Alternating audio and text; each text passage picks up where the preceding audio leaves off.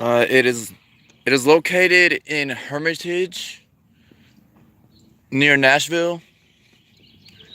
This was the home that he would have retired in after his presidency, and they said inside that his wife, I believe, only lived in the house for 7 years until her death, and then he lived there for quite a while.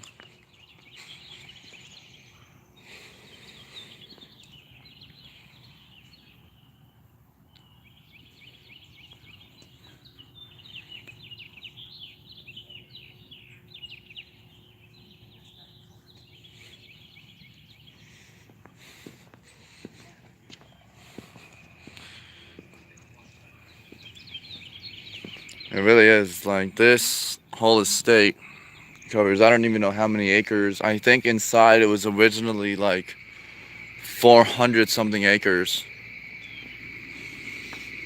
And it really is. It's just now becoming springtime in Nashville, so it's getting really pretty. It's still a little chilly today, though. Yeah, so I think this was a slave's cabin, as you can tell by the conditions. But like, I'm sorry I couldn't stream the inside of the mansion, guys. It's just because it is a historical building, and like everything, they said everything in there, at least 90% of all the furniture and things in there are original to the Jackson family. So, for example, the bedding, the wallpaper, the draperies, everything in there was authentic of the period or was owned by the Jacksons. It's like they even had clothing, dolls, china sets, things that belonged to the family in there, which was insane. Like they even had Andrew Jackson's nighttime slippers by the mantle of his bedroom, which was phenomenal. But they said in his later years, he actually had one of his servants sleep outside of his bedroom in his later years, so that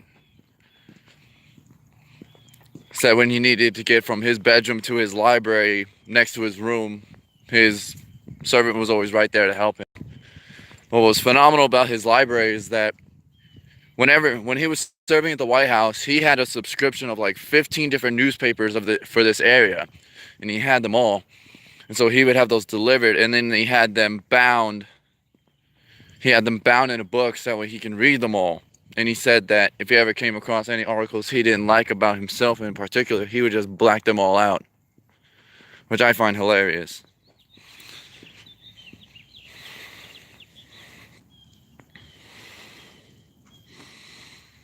What I find miraculous is that they actually have them in there still to this day. And they weren't even neatly put on a shelf or anything. They were just there like on the floor where they would have been probably when he died. So to see that is amazing. And actually, I don't know if you can see, but just through those trees, you can see the encampment they have for the War of 1812. And I'm going to go stroll through there later. And they say that you can actually see Andrew Jackson. So I'm going to definitely do that later. That'll be neat to have on the replay.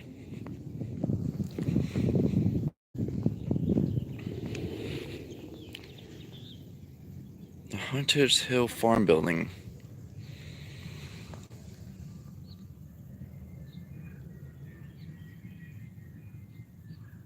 Oh, okay. Oh yeah, I forgot to mention that there was a fire that occurred in the Jackson's mansion. I think sometime during, I forget when. I think it was sometime during the War of 1812. And the original wallpaper in the entry hall of the mansion, Andrew Jackson's wife loved it so much that he had it specially reordered. In fact, they said after the fire, they said it was the first thing he ordered to put back in the house, which I'd find miraculous. And in the, I guess, family room where they had all the instruments and things there. They said that the piano in there that Andrew Jackson's granddaughter played, that he bought for her on her 7th birthday, was original. It was the piano that they played, that she would have played. And they said he bought it at about for $450. And they said that land back then was about 50 cents an acre. And so the piano inside the house was about 900 acres of land. Was worth like 900 acres of land back then, which I find amazing. Hi Becky, I saw that you joined in. How are you? Right now I'm just walking the grounds around his mansion. Unfortunately, they couldn't let me stream inside just because of the significance and for preservation. But I'm just trying to go through some of the facts that I remember from inside. So like I was just going over after the fire how Andrew Jackson reordered the wallpaper that his wife loved so much. And how there was a piano inside the family area that Jackson bought for his granddaughter that is still there and is original.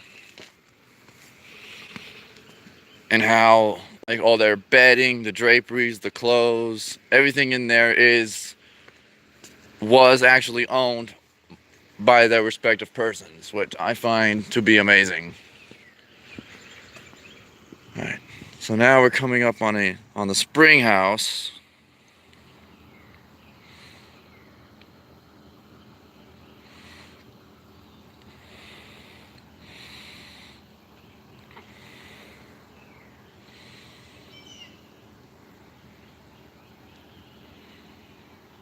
Oh, okay.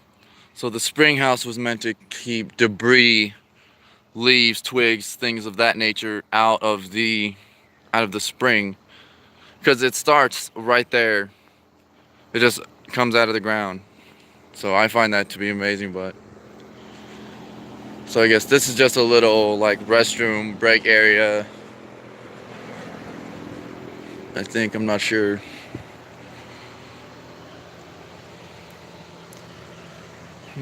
Well, there's something inside, but I guess probably due to historical significance, they sealed it. Yeah, so the mansion wasn't the original house, they said, that was built on the land. So originally it was a 2-story log cabin that they had built. And then they had this, and then they had the like a slave's cabin next door, which I took pictures of that. I'm not sure.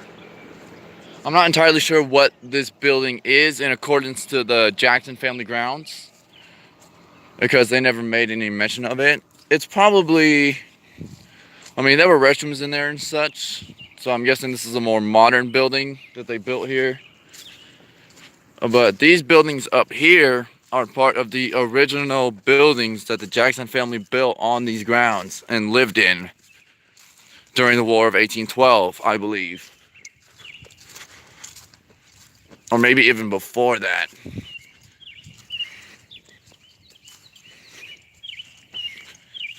Maybe if I read the signs, that'll give me a little more information.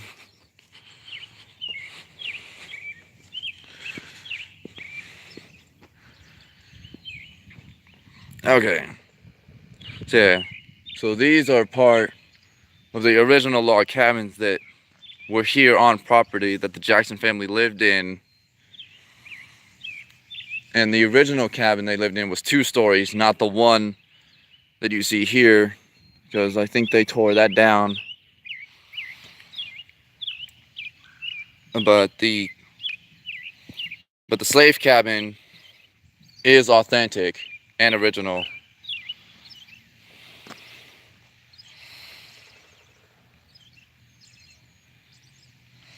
These log buildings tell a remarkable American story unlike any other. From 1804 to 1821, as a 2-story farmhouse and kitchen outbuilding, the first Hermitage housed future U.S. President Andrew Jackson and his family.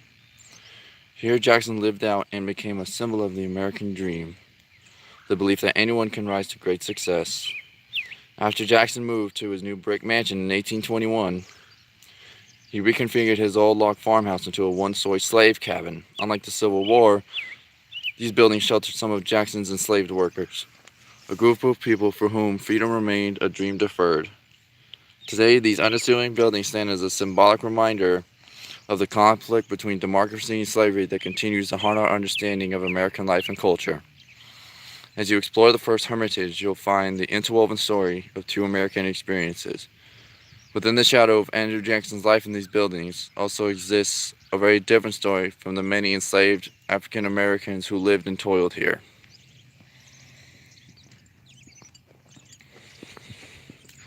So, wow.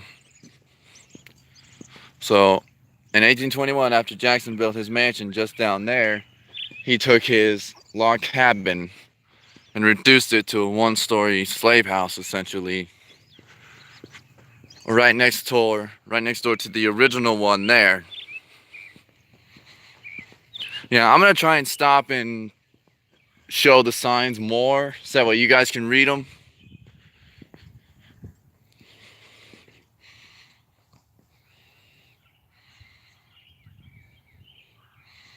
Okay, so these signs are about the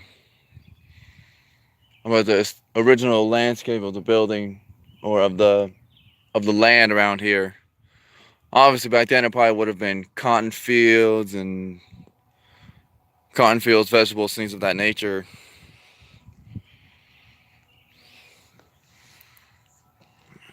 There we go.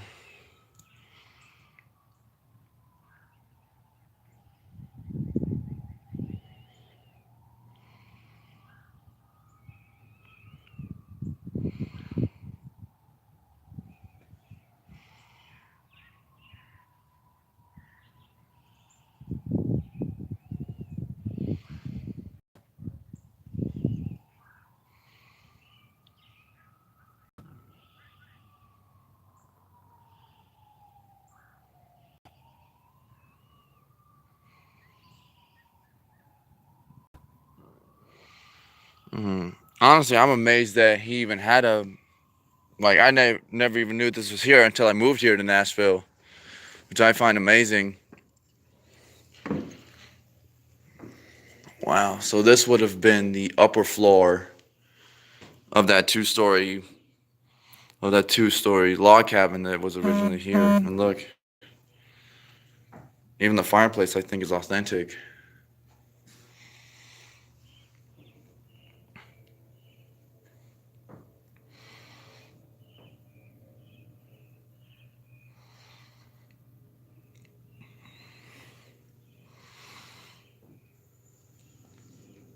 Oh yeah, I'll definitely show the pictures on the walls. So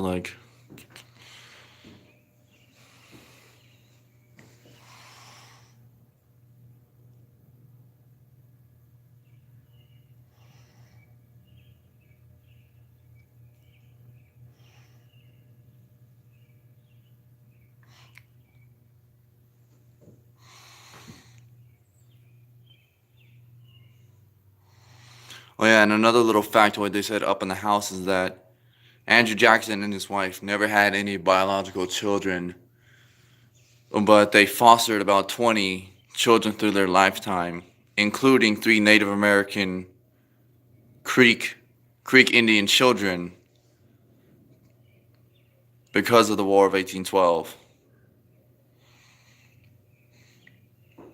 And because he never had any heirs, he actually adopted one of his wife's, nephews, named him Andrew Jackson Jr., who became his heir. Because during this time, women were allowed to inherit land or property. So, to stop leaving his wife from being destitute, he adopted an heir so that way she could continue to live here, even though she only lived in the house for 7 years until her death.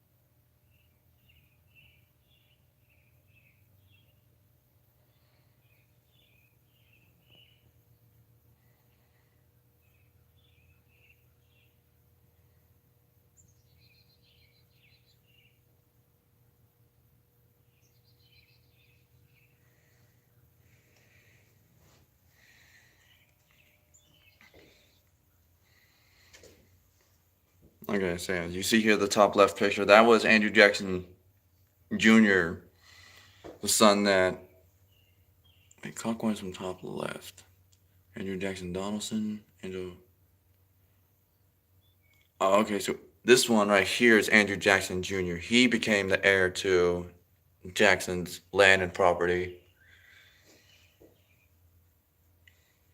But like again, with 20 kids, like in and out of his life. Obviously, these were the four that spent the most time with him. And they said,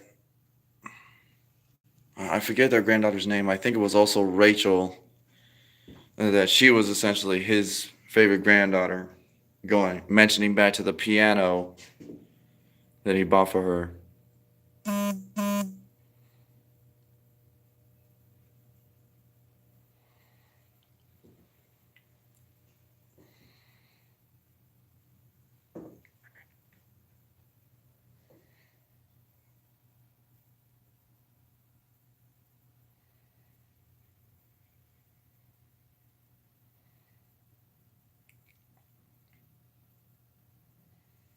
Oh wow! So the china right there, that was found. That was found on the property. That wasn't in the house. That was just somewhere out on the property. Which, amazing that it even lasted this long. That it wasn't dug up by people. So obviously these were the slave quarters back here, like very tiny, very cramped. And like it would probably either be very hot or very cold in here. Like just being in here feels cold.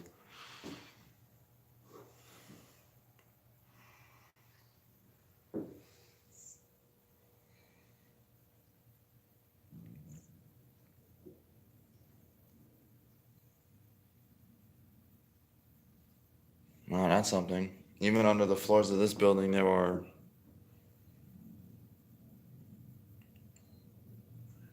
was a cellar under this building. Honestly, that's incredible to me.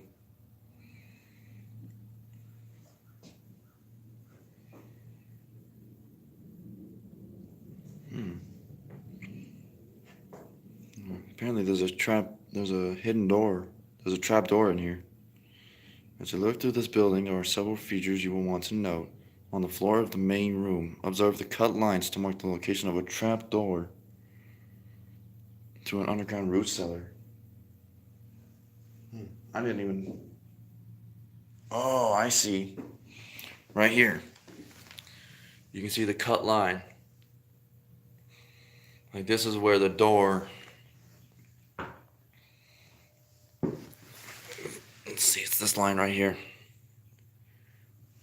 This is the line of the door that would have led down to the root cellar.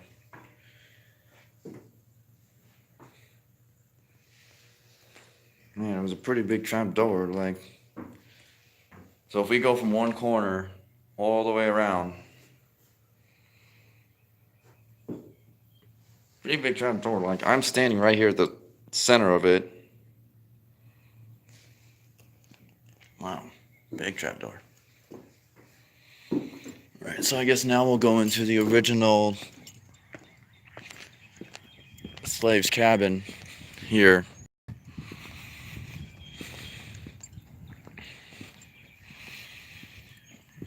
Wow.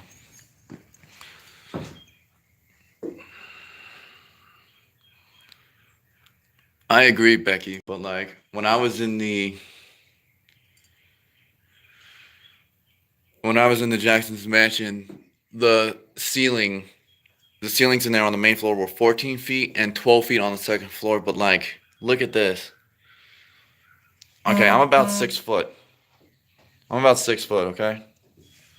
So here's my head and here's the ceiling. Literally like look, like right there. It's like the conditions in here are insane. Like to go from the grandeur of the mansion to having to live here and sleep here at night. It's it's just amazing. It's like I can't even imagine how anyone lived in here. Well, look at these artifacts from in here.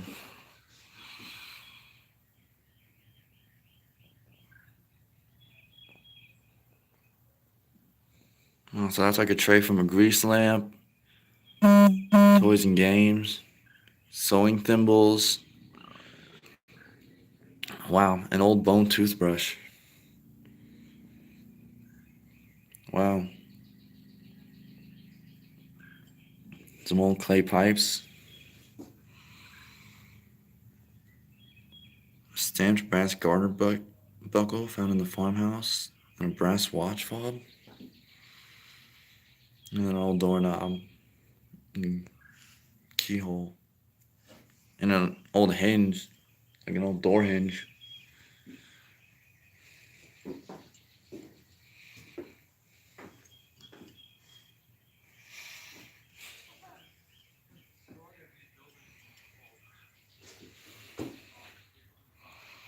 Okay, so yeah, like here's a layout of the grounds.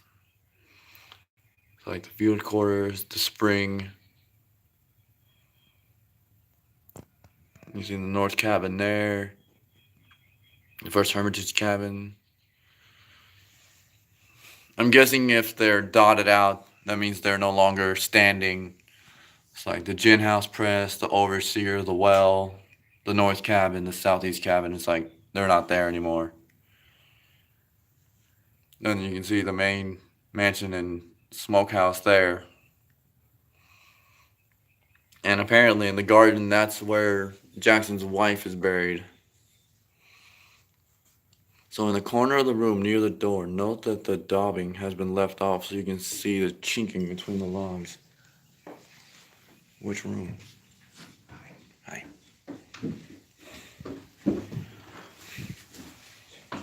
And isn't this crazy? Yeah. In the mansion with 14 and 12-foot ceilings, and then you come in here, it's like... Yeah. Opposite. Can't stand up.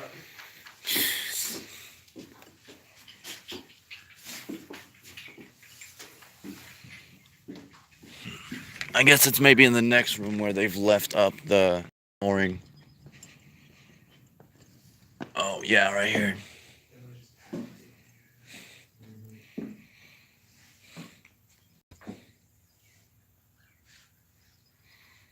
How would he say staying here?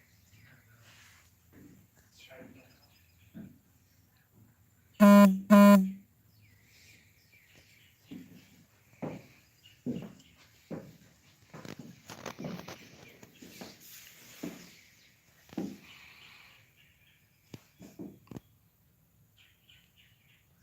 three small groups housed 150 slaves.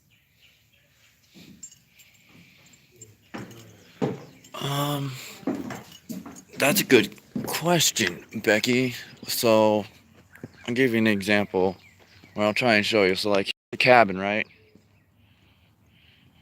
So here are the cabins, and right over there is the mansion. I'd probably guess, if I had to guess, it's probably about maybe, I'd probably say it's 2 to 3 football fields away, I'm guessing. Let me go back in and look. You caught me off guard with the, how far are the cabins from the mansion question. Let me see.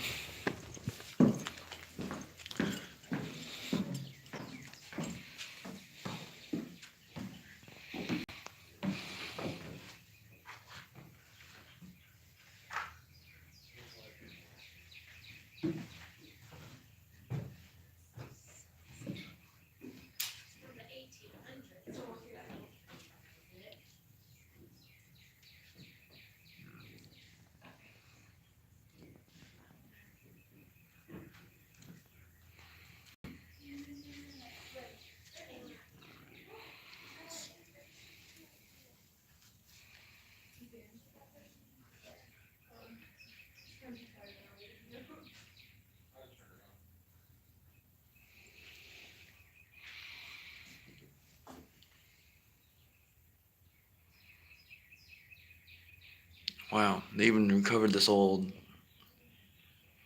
branding iron from one of the root cellars, and obviously it's backwards, but I think those are the initials for Andrew Jackson. What I find amazing is that this building is just held up by pieces of wood like that. Yeah. Yeah. Cool.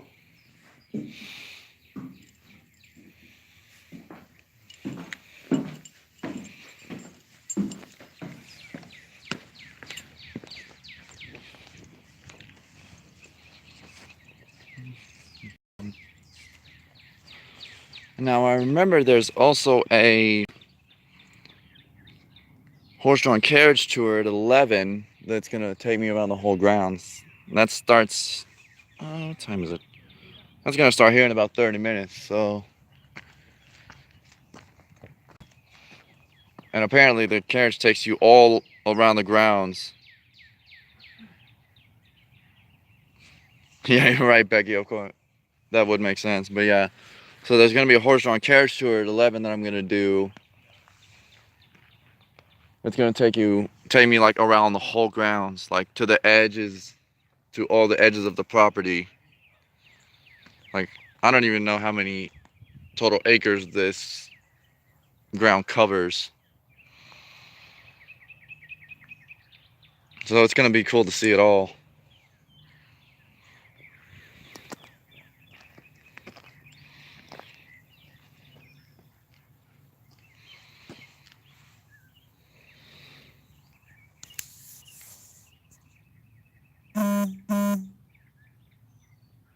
Yeah, I'll get closer to the picture so you can read that.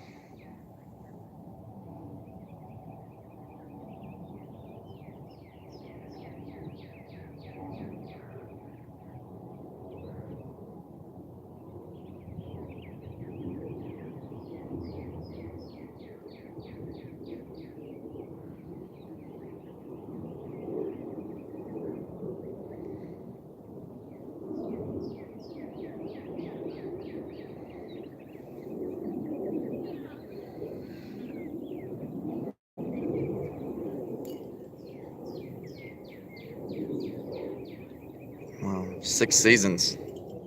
It's like I don't even know how they judge the seasons, but it's probably the warmer months. So to go 3 or 4 months over the course of 6 years excavating around here, God, I can't even imagine all the artifacts they would have found.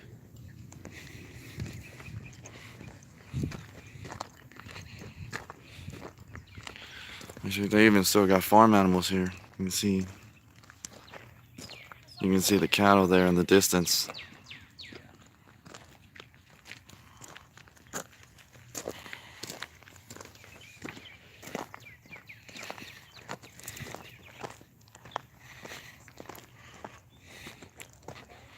Oh yeah. So like back to that layout map they showed I'm guessing this is the foundation of that one cabin that is now no longer here. And even this one was probably about the same size, maybe a little longer than those over there. And so I'm guessing the conditions weren't that great.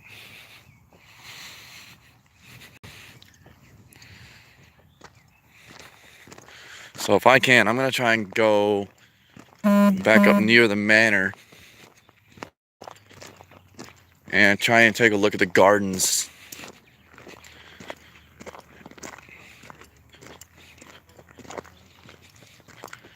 to see if Andrew Jackson's wife is indeed buried there.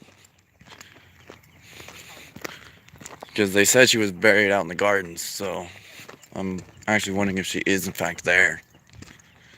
Which it would be cool if she is.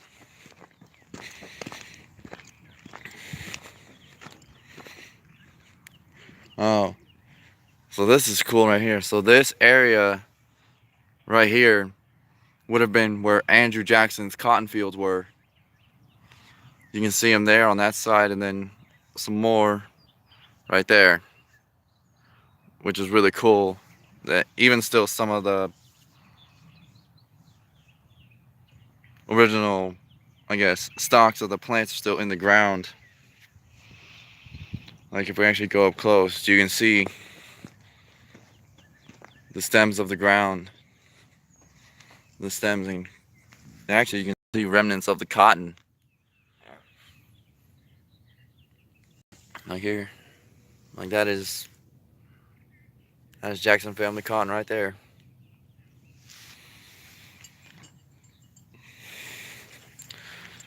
It's like I'm wondering how he sold his cotton, whether at like regular selling price or if he tried to.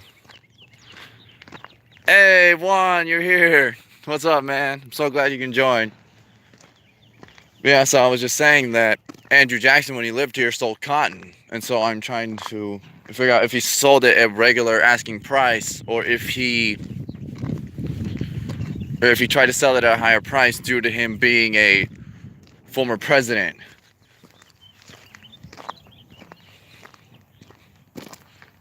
Oh, look at the, I just realized, look at the size of these trees here. Also, I remember this little factoid. So in the upper bedrooms where the kids would have slept, where the children would have slept, they had something laying over the carpet to keep it protected. I'm not sure what the regular asking price was. Oh, that would have been a great question to ask for the tour. Oh, that would have been a great question to ask for the tour. Ah, bummed.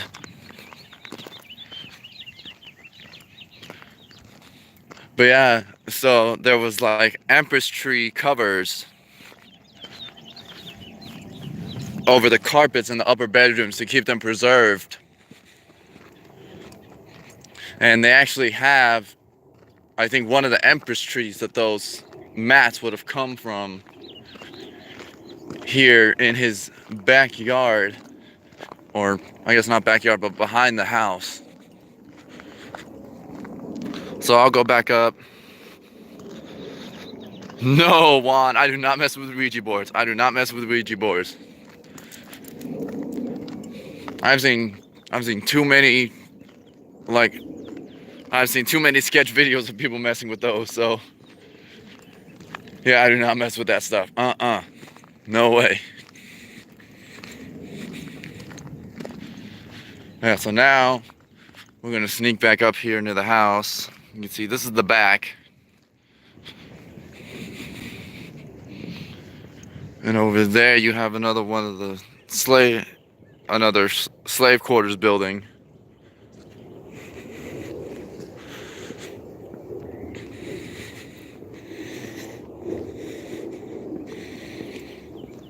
Let's see, I'm gonna go find that Empress tree again.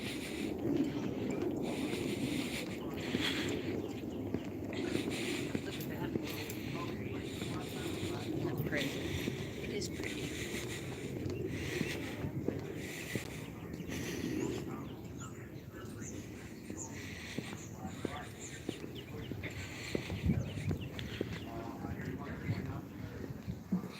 So you can see up there, fully accessible balcony.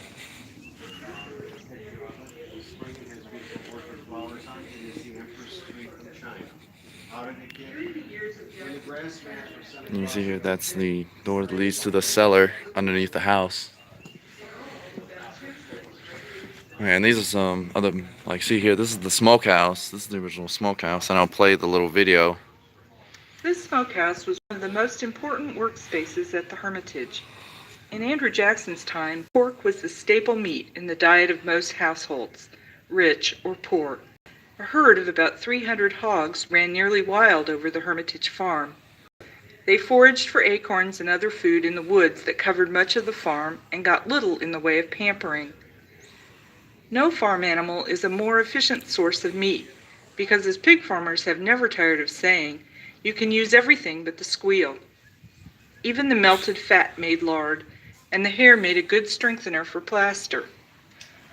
Late fall butchering and smoking produced some 25,000 pounds of cured pork every year to feed the Jackson family, their guests, and about 140 slaves. Wow, 140 Before slaves. refrigeration, salt curing was the only way to prevent meat from spoiling. After slaughter, workers buried the hams, side meats, and shoulders in salt in the wooden troughs you see here.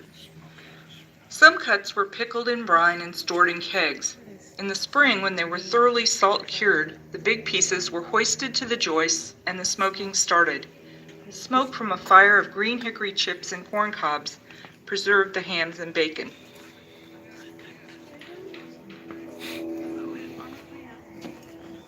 Well, that's funny.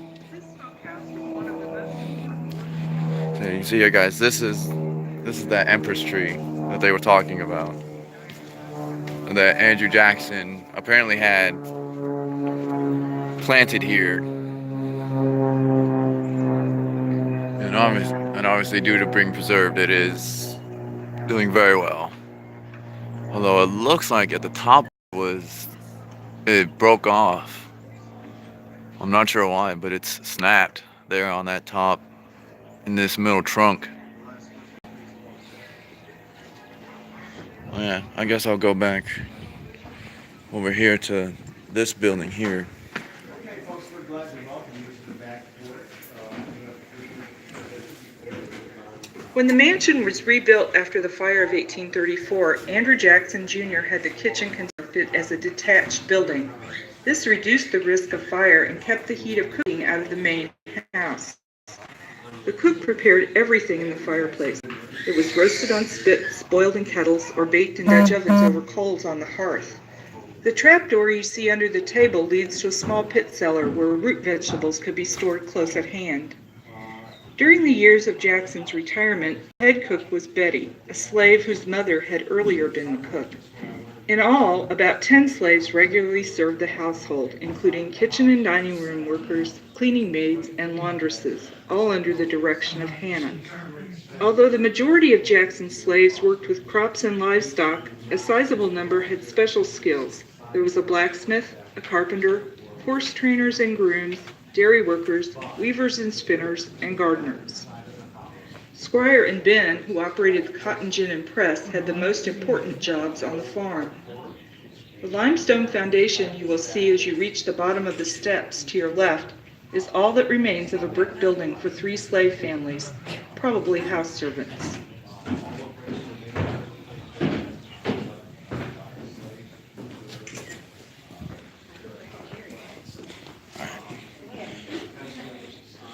Alright.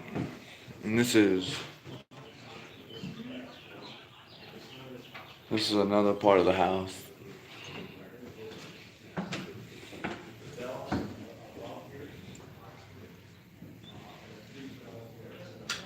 The Jackson family rarely dined alone.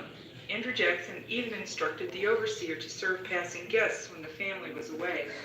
They ate their main meal of the day at about 3 o'clock in the afternoon, so artificial lighting was not usually needed in this west-facing room. The glossy finish of the furniture and the blue-painted walls reflected light as well. What may appear to be linoleum on the floor is a reproduction of the patent oilcloth bought for the room in Baltimore. It was a very expensive and durable floor covering used in the White House also. Far from being modern inventions, the Venetian blinds were a bit old-fashioned when the Jacksons installed them.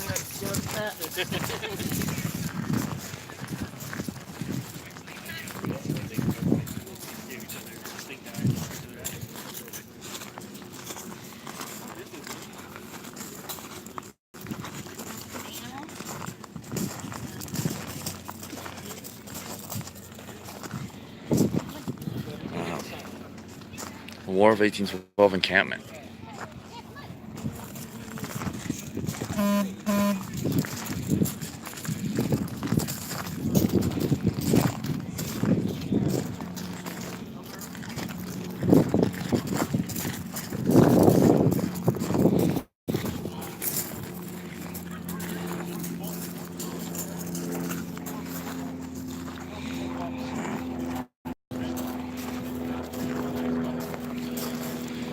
Can you imagine being a soldier in 1812 and having nothing but this little tent to protect you from the elements outside?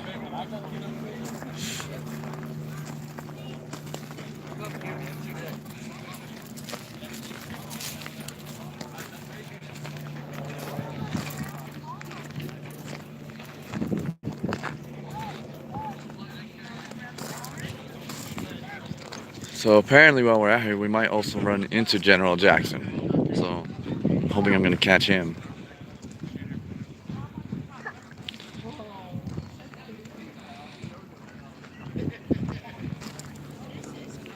K&K Mercantile. Let's see what they're selling.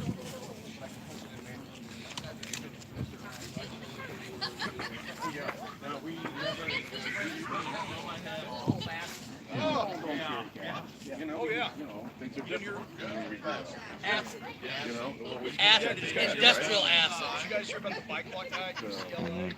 Pipes, belts, bags,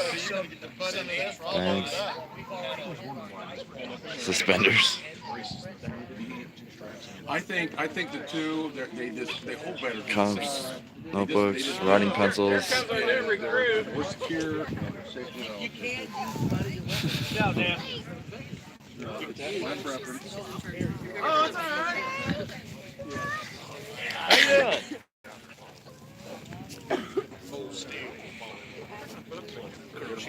doing? Motivated. I got him moving.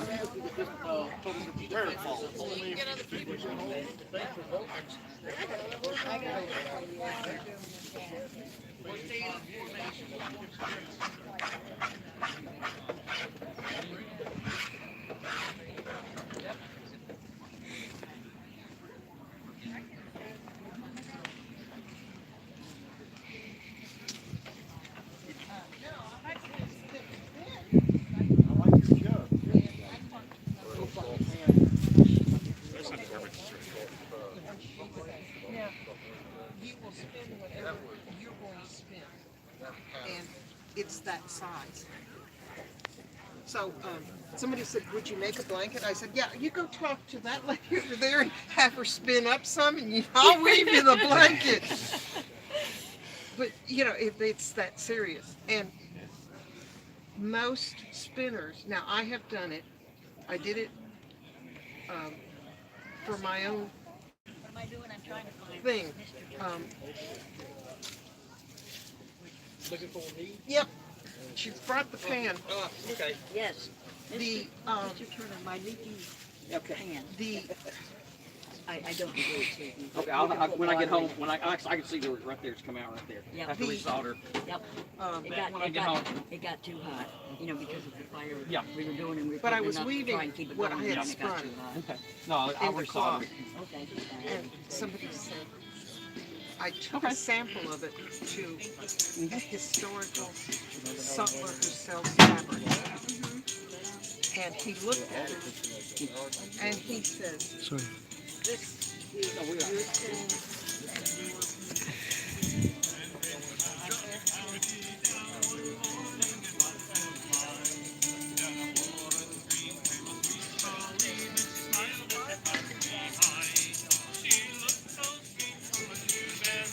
Oh, look at these old, like, military flags.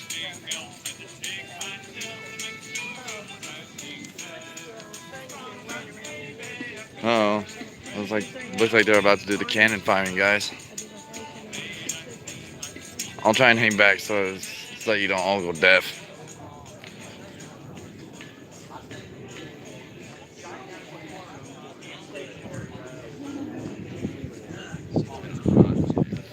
Like the storage trailer. Last time we were in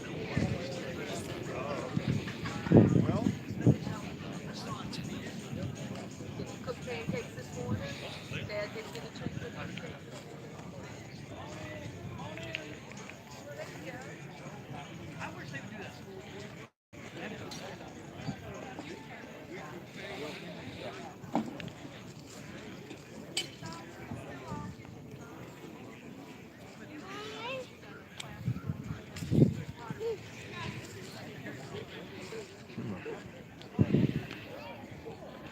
So there's cannon.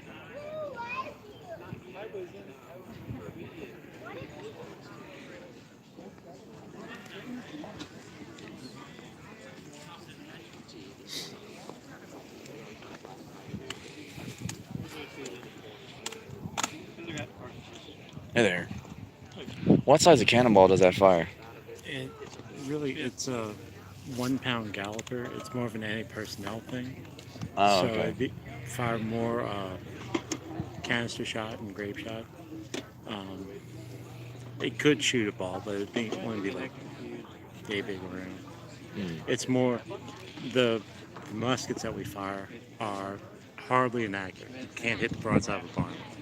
So you train to everybody's lined up shoulder to shoulder and fire. Well, you kind of want to disperse that crowd, so you roll this thing up. Okay. And And you hope through the scattering that. yeah, Okay. they'll get the picture pretty quick. Oh, okay. So what time does the cannon firing take We're place? gonna try at 11. Getting set up now. All right. Duel takes place in about 5 minutes on the other side of the fence. Those who want to see the duel.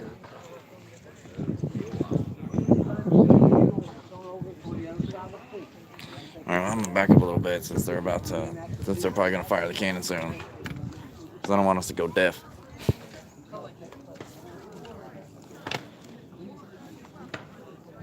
Yeah, so essentially when it comes to cannons that they've used in American warfare, like that is definitely not the biggest one.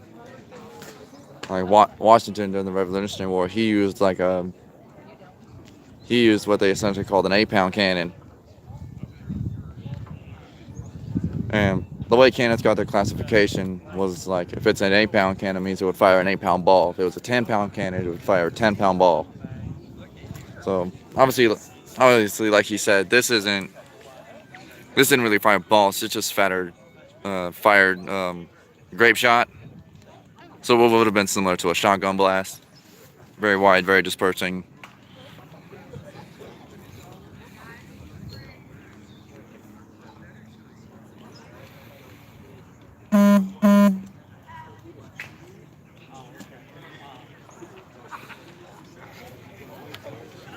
I should really mute my notifications when I'm streaming.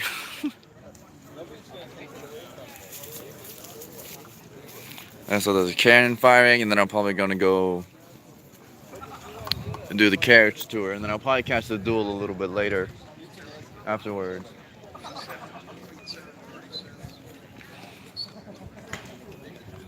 Yeah. I'm wondering how the soldiers are classified according to their uniforms, because obviously we have the guys in red, and then we have the gentlemen in blue. So I'm trying to figure like how they're classified, or I'm guessing where they're from. I'm guessing the blue are probably French, maybe, unless this gentleman.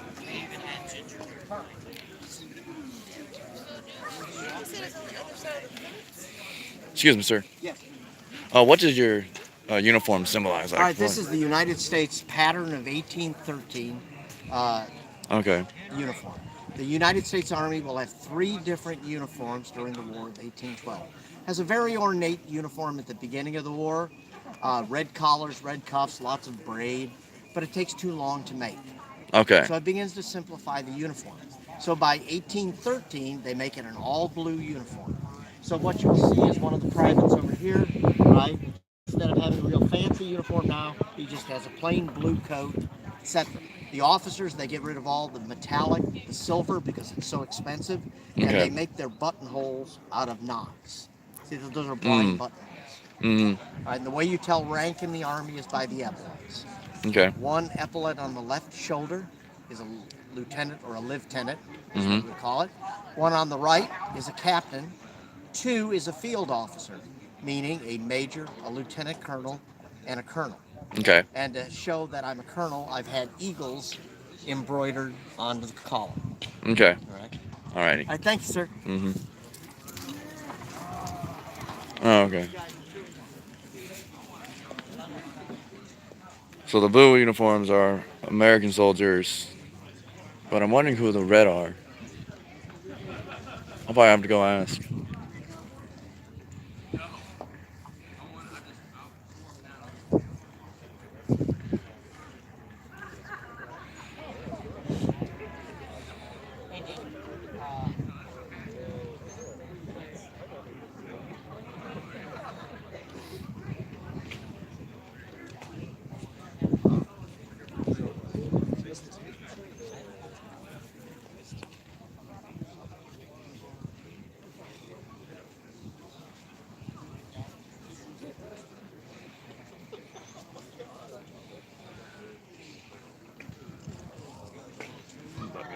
A little bit more for this.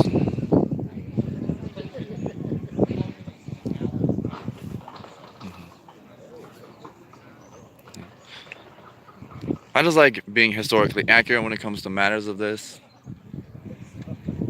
because I've had family that has served in the military since even the Revolutionary War. So I like being accurate in matters of this.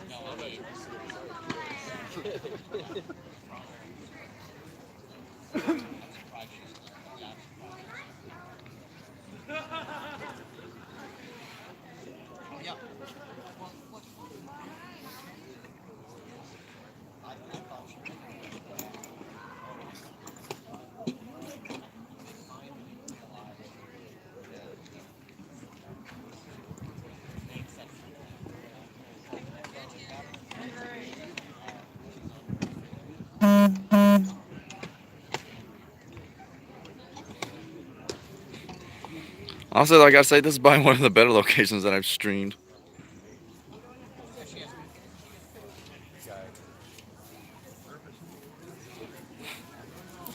And most of the places I stream, I have like bad connection, so it's nice being in a place where you stream out in the open like this. Then you don't have those pesky connection problems. Becky, you probably know what we're talking about.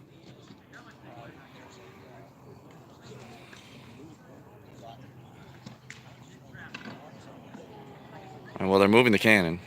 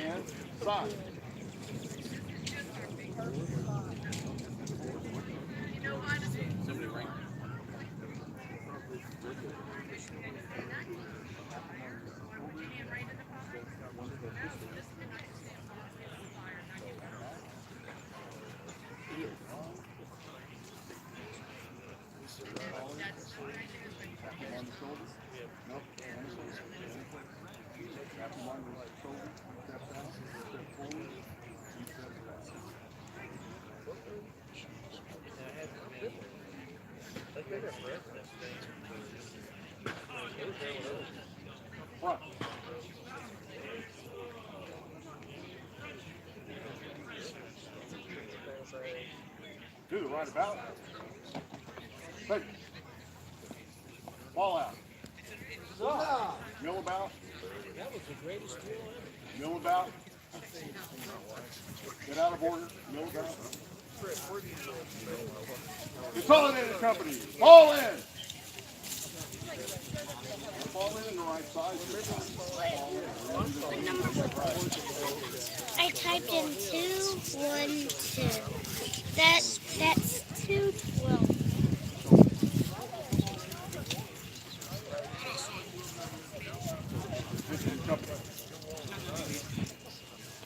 On the right lane, right? Face.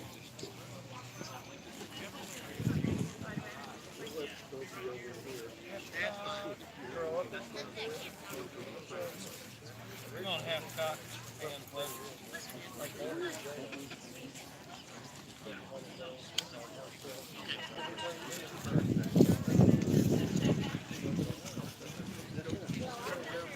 Rank hand, side. Back, back in the line.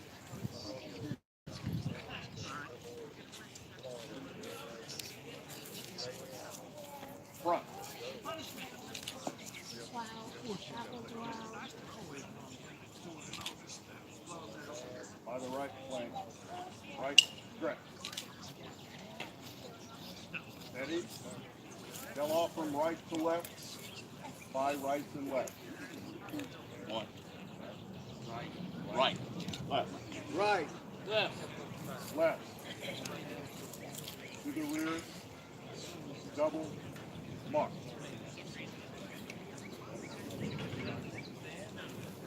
By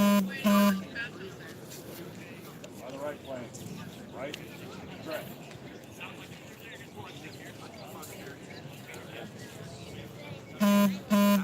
Ready?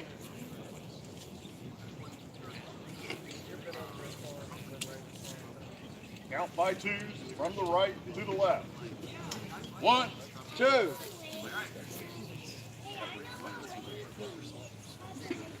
As you were. Rear range. Rear range. By the left flank. Left. Face.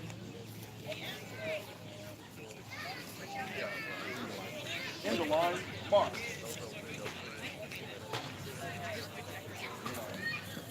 Those are nice, crisp turns. Step out past the in front of you.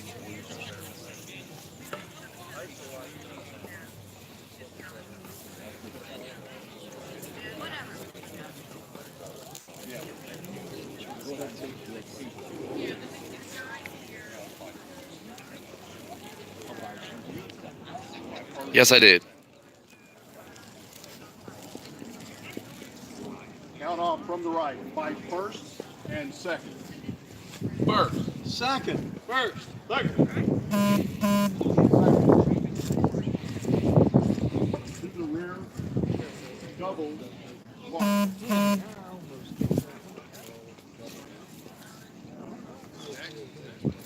Right. Correct. Ready? Now you see the inherent problem with this. Which is why I just bring them back in the line. Rear range. By the left lane. Left face. I can tell if that says Henry.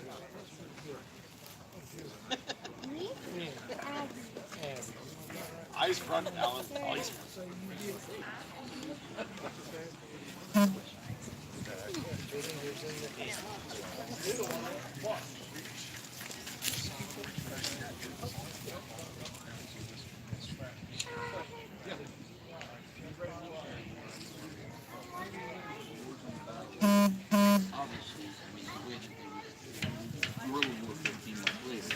How did they take the time for loading it, or were there regiments behind them? No.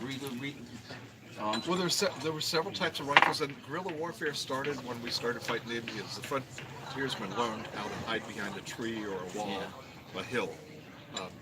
George Washington was an old fogey that was trained like an English soldier, so they lined up in red coats to turn shooting at each other. See them from a distance. Okay. George didn't want rifles in the army because they're too unwieldy. They used a shorter barreled gun that was lighter weight. They could put a bayonet on it, so they'd shoot a few times, and that was picket warfare. He said rifles are useless. Didn't want them until the end of the war. If you wanted to join as a soldier in the Revolutionary War, you had to provide your own musket and your own bayonet. Towards the end, when he realized how accurate these were, what damage they could do, or what good they could do, you had to, if you came in with a rifle, you were required to have either a scalping knife or a tomahawk, because frontiersmen were coming back to the East Coast, or some of the battles of the Revolution were fought in Kentucky too. But yeah, it was kind of different. They are kind of unwieldy. The thing is, with a musket, what the English were using was a much bigger ball.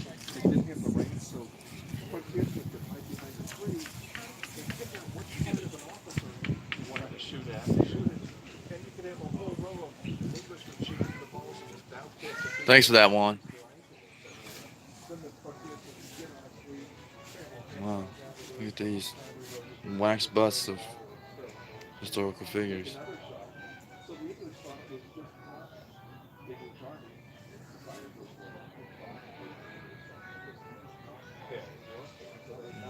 Yeah, and you can see here that's Rachel Jackson, Andrew's wife, and then Andrew himself.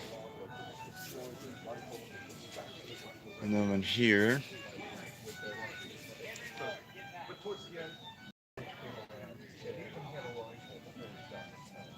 wow, look at that Pocahontas from her time when she visited England, I think it was. Marie Antoinette, old Ben Franklin.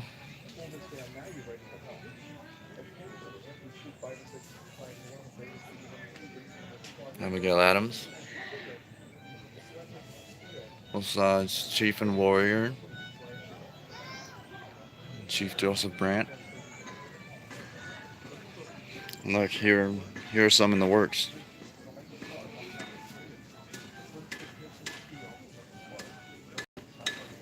Wow, look, they got Abe Lincoln in there and a couple others.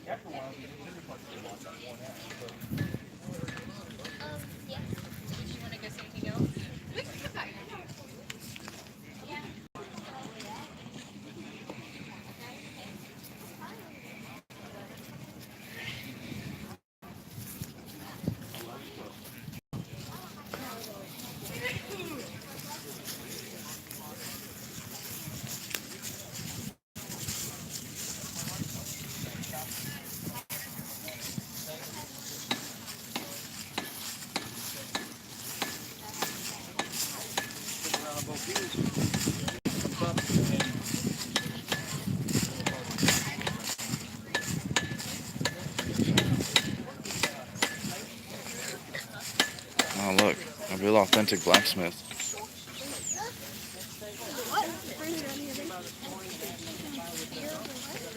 Make your sandwich? Sure, no problem.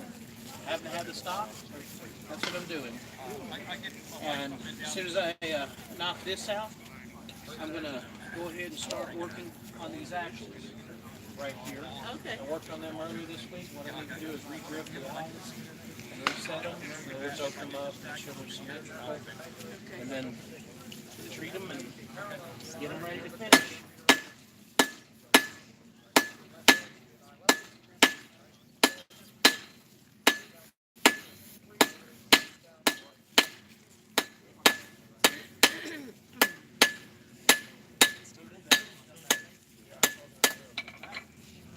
Did most Army camps have a blacksmith traveling with them then? Depending on the size of the Army, the size of the company, yes, yeah, they probably would. The blacksmith would have his own wagon relegated to him. Inside of that would have been the bellows, the forge, the anvil, and the tools needed to do the job. Yeah. He probably carried some fuel with him, but he would have known how to allocate fuel from natural resources as they're traveling. So if we get out someplace, the moment the Army goes to break, all of our fires that we're going to be extinguishing, that's fuel. He takes all that. That's charcoal that we can now use. If not, we get to an area, we're going to be there for a while, we can actually form pit kilns. Yeah. We can carbonize our wood there. We can do mound kilns. It's the same process, but as with pit kilns, if you're not paying attention and you go up to check the air, it's really easy to break through that mud and fall in. That's bad. Heard of barbecue? Wow. That's what you end up with. If we'd have passed a busted out wagon, burned down home, something like that, they take all that. We might have had a moment or two to go through and scrounge for metal. If not, myself and the quartermaster would have most probably issued pay certificates to whoever we picked up the raw supplies from. Oh, very interesting.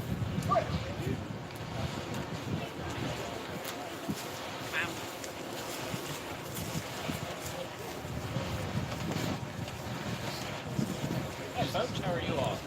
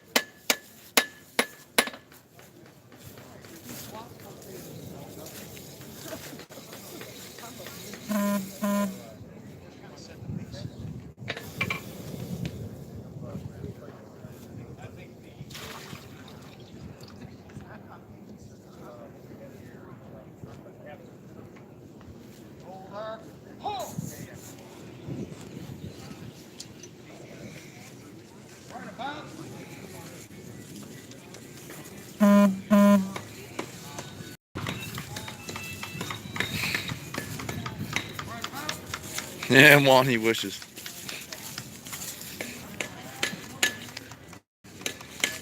He wishes he was that cool one.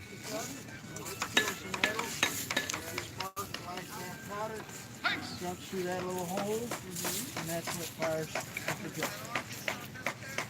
Will it ever not work? Like you'll trigger it and nothing happens? It can cause problems. Now, what I mean by that, if that vent hole is plugged, or if this is damp, or all of the above, or this is not lined up properly, then that's called a flash in the paint.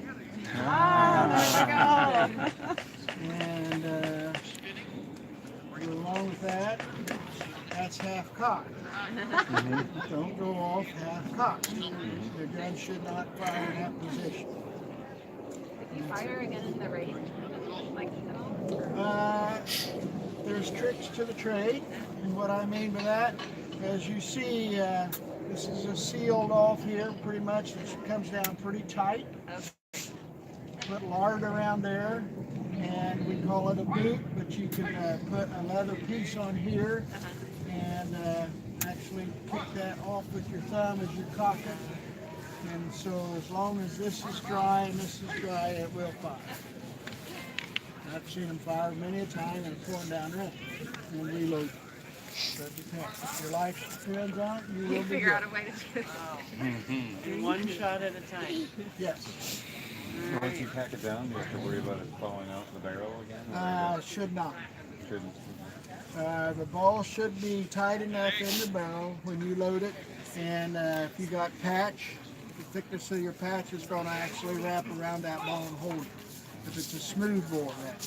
Now this is a rifled barrel, and so rifling, it will cut into that lead a little, and so it goes down in and it comes right back out the same way it went in, only now it's spinning. And that's the accuracy. That's the acceleration and all that. How long does it usually take to reload? Very good question. In the militia, the standard is 3 rounds a minute for every 11 seconds on a dead run.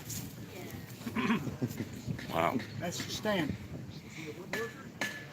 In accuracy, a smooth bore to the corner of the building over yonder, that's about 80 yards. Smooth bore, I might hit you. Now, if you look out towards the back, see that gray building way down yonder? Mm-hmm. Yeah. That's about 300 yards.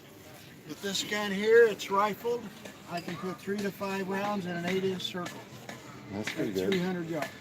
Wow. So I could get a headshot on every one of them standing down there. I will find you. Thank Any you. other questions? I can talk No, all that's day. good. Yeah. Thank you. Now that kind of accuracy, does that come immediately or does that come after lots of practice? A little of both. Like I said a minute ago, your life depends on it. You're going to be good at it. Women are just as proficient because they're protecting the family and all that. And and the gun will do its job. I mean, it is built to be accurate. And so unless you jerk or flinch or something, the gun should be very good. Okay.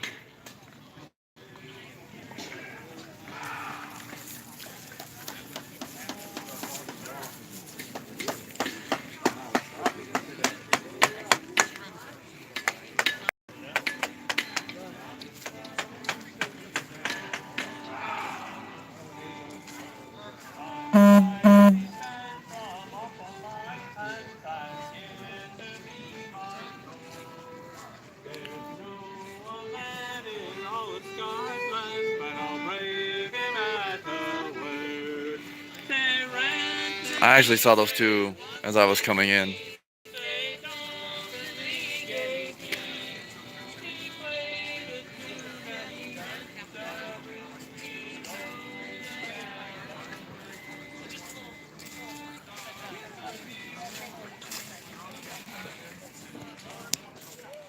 Down to 57%. I should probably plug in my charger. There's no Wi-Fi back there.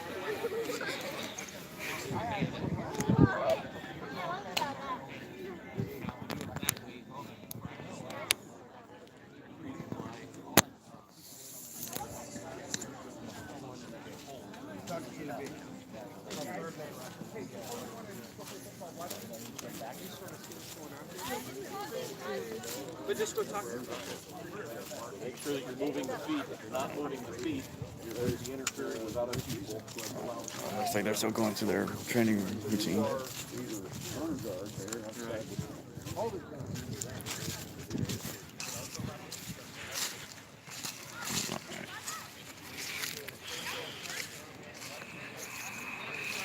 Sorry, I'm trying to hold my phone, guys, and plug in my charger at the same time, which is harder than it looks. I mean, I had a tripod, but they said I couldn't bring it onto the grounds, unfortunately. So that was a bit of a bummer.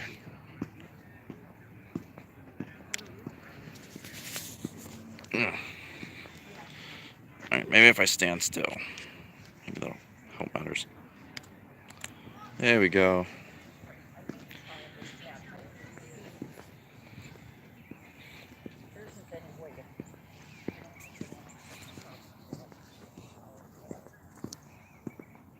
Alright, there we go. And it's charging, sweet.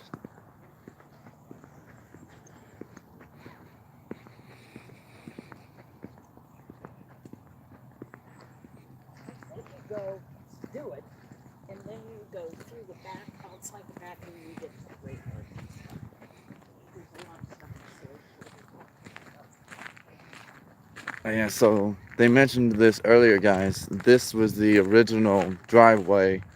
Well, basically, yeah, the driveway for the mansion where carriages would have come up the road, down there, and then merged right to go around the loop, and then dropped off right at the general's door. Yeah, that was the thing about Andrew Jackson, is that he didn't like being called Mr. Jackson or Mr. President or anything like that. He preferred to be called the General. I guess because he was proud of his military ranking.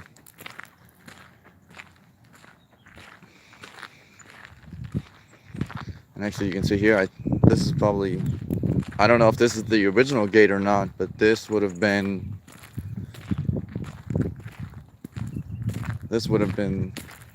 or this gate probably wasn't here during the time when Jackson lived here, but these pillars were probably here when Jackson lived here. These were probably like the boundary mark of his driveway. As you can see, it does lead out to the road there, but you cannot drive on this road at all. Yeah, very funny one. Very funny. Yeah, you think it's two totally different things. Alright, I'm gonna head over to this duel area to see if the duel is still going on. And if not, I'll just catch it later. But then I am gonna look at the map to find out when the next carriage ride will be.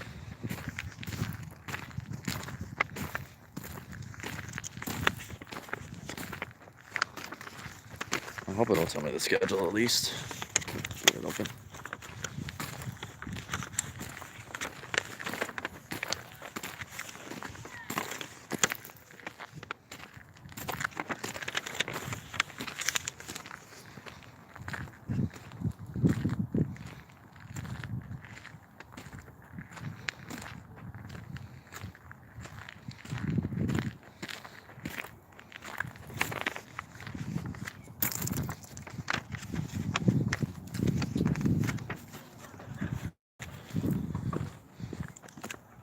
Well, I didn't have the times, but I can probably head up to the office and find out.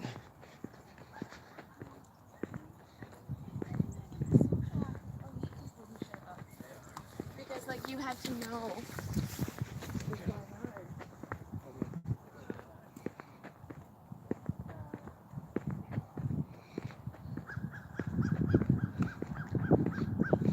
Well, it looks like the duel's over, but I'll find out the times.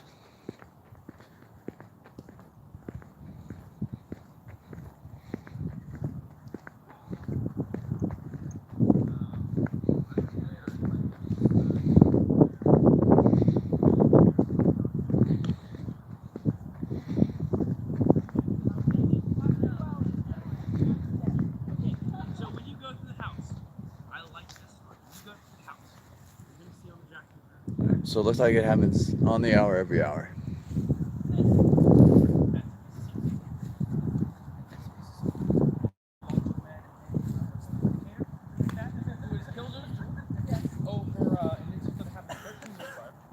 And he died, left his family in immense poverty.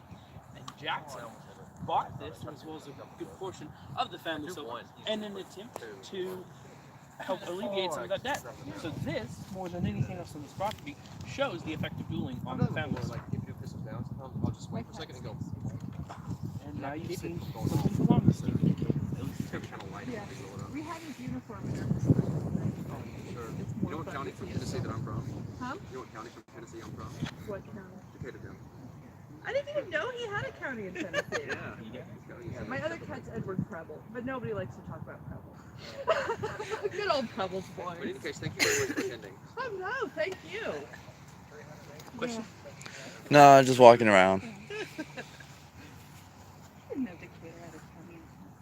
I don't think it's the same Decatur. It might not be. That's okay. We can pretend. Just like Rachel's father was in the House of Burgess and technically was in Williamsburg, but I don't think he ever served in our capital. But I like to pretend. Nobody's gonna argue. There you go. Nobody's gonna argue. All right.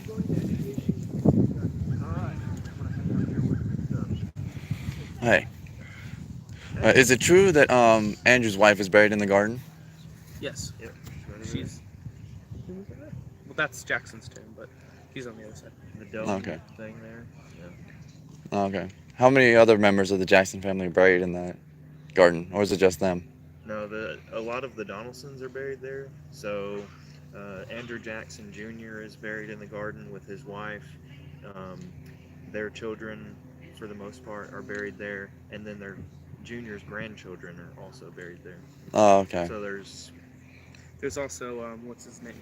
Oh yeah, Ralph Earl, the good friend of Jackson's who painted him and lived here at the Hermitage, is also buried in the garden. Oh, okay.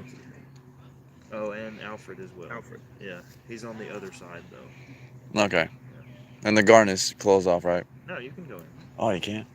So if you go around, you'll see the gate on the side of the house there. All right, thank you. Kinda, yeah. Wow, that's good news, guys. We can actually go in and, get close to their graves. Obviously, I don't want to, like, tread on them too much, but actually being able to go up and see their graves that's pretty cool.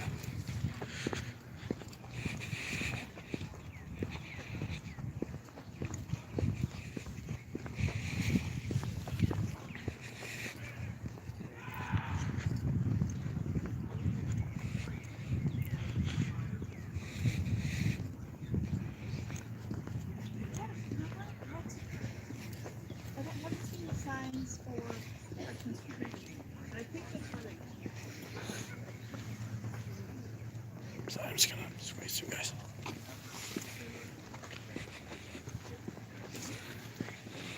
So at one time this was a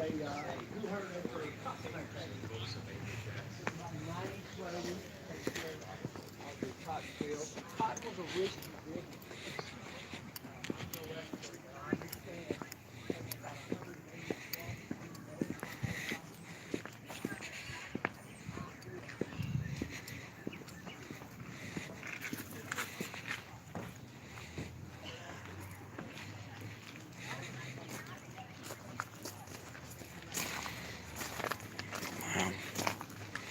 Amazing that after all this time, like well over 200 years, close to 200 years, this garden is still so preserved.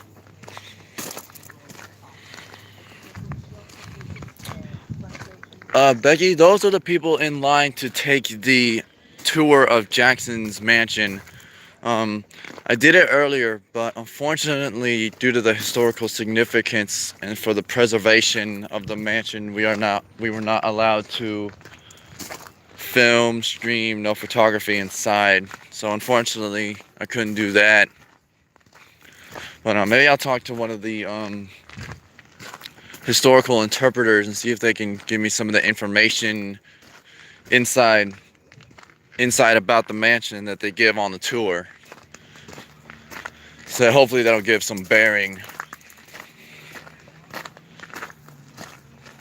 That'll give some bearing to some of the facts about the mansion without actually seeing it, sadly. Alright, well, it looks like we're coming up. We're coming up on the graves now.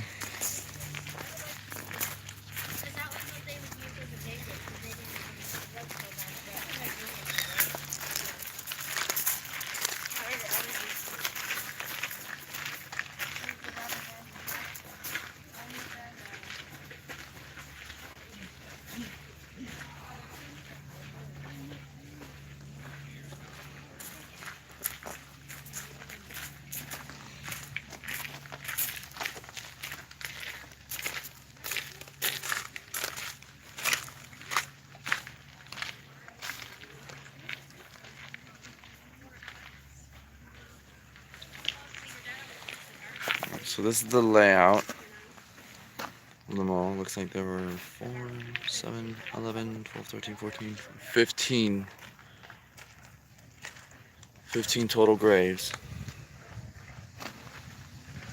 And these are probably all of his descendants.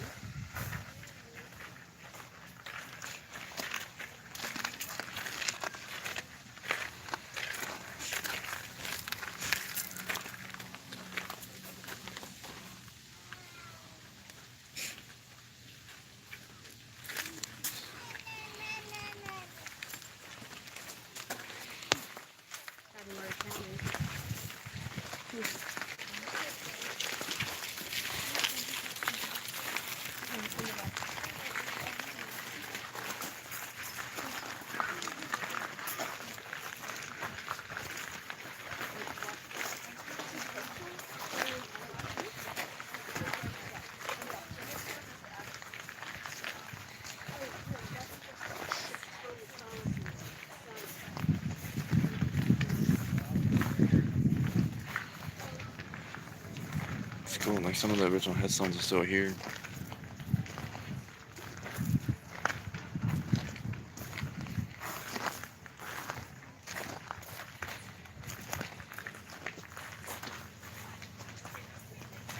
Right over there, that's Andrew Jackson IV.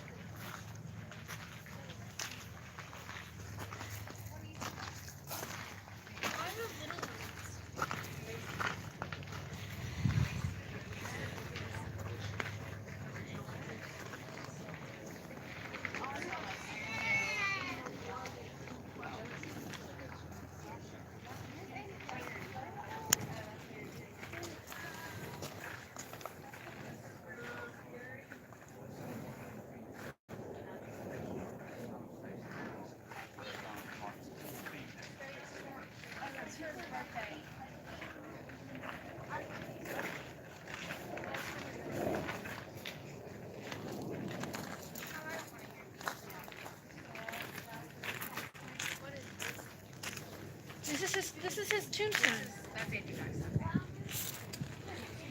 Yeah, his wife was buried here first.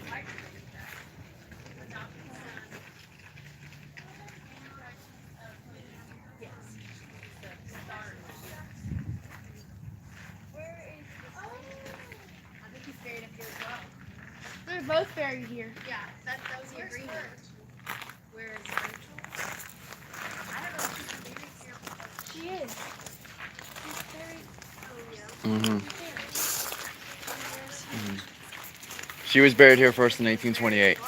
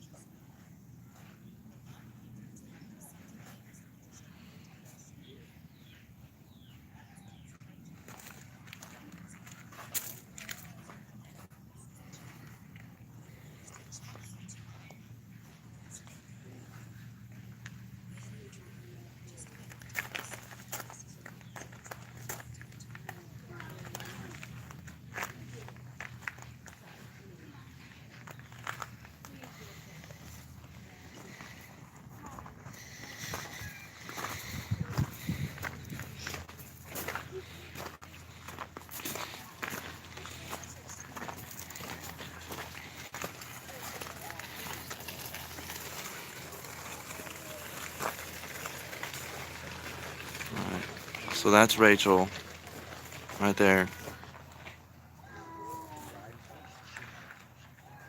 Wow, there's actually a lot written on her headstone. I'm gonna have to go back and read what the inscription says.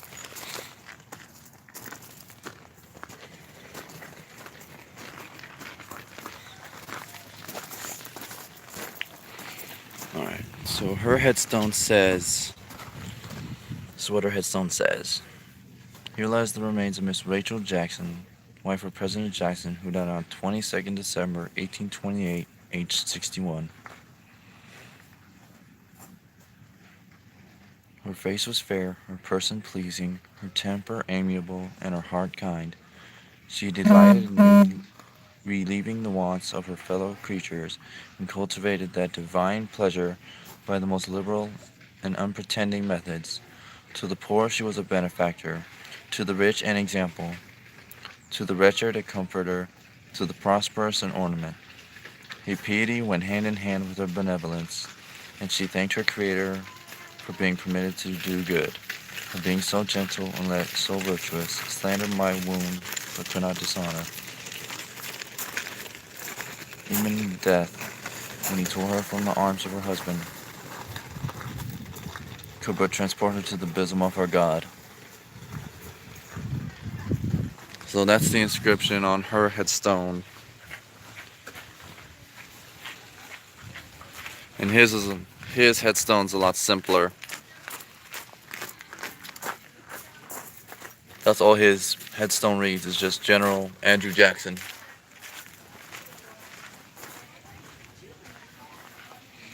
I'm sorry.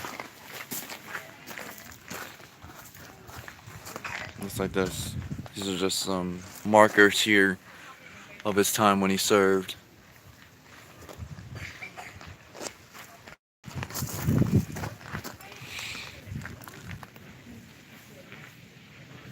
So I guess these are just little markers to commemorate his time as a soldier.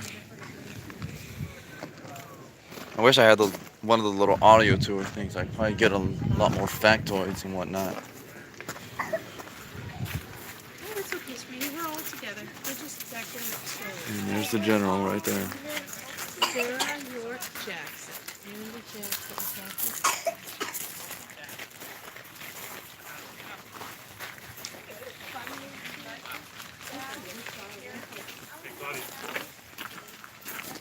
Claudia.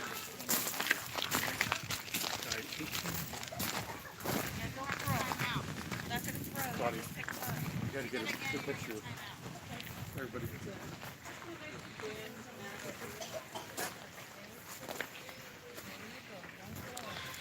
You know, this tomb to me is very reminiscent of the Jefferson Memorial in D.C. I think it was the Jefferson Memorial.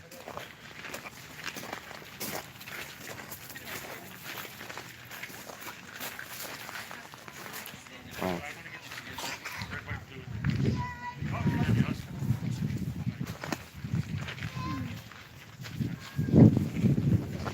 It's cool. That bench back there was dedicated to former First Lady Laura Bush when she visited in 2017. So apparently some former presidents and first ladies have walked these grounds before.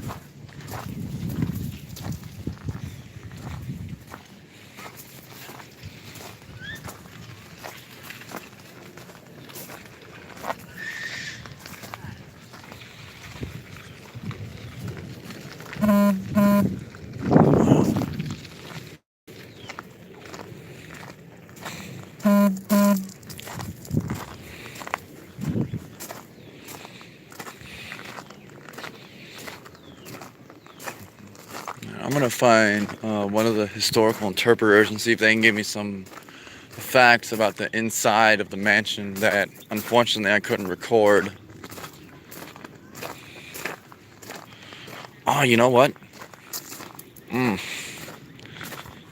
But like I would have to stop the stream to do that. I was gonna say what I'll do is I'll take the tour and record the audio of what the people are saying. But I would have to stop the stream to do that.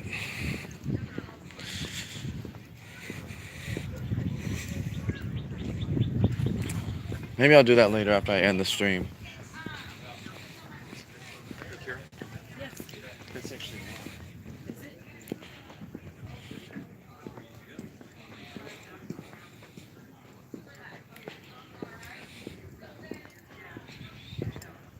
Hey there. Hey, can you give me some of the facts about the inside of the mansion? I can, or you can go inside and see it yourself. Oh yeah, because I took the tour earlier, but I wasn't allowed to Right. stream in there on my YouTube channel. So I'm just wondering if you can give me some of the facts about the inside of the mansion. Sure. In regards to like the fire and the repurchasing of her wallpaper and things of that nature. Sure. Let me Awesome. give it a shot. All right. So, the house itself was first built in 1821. And in the 1821 house, Rachel, Jackson's wife, had ordered this French wallpaper that was French by design and production. It was block printed, but it tells the story of Telemachus looking for his father Odysseus. Well, that was fine through the 1834 fire. And the 1834 fire that damaged the downstairs as well as the upstairs, that had to be replaced.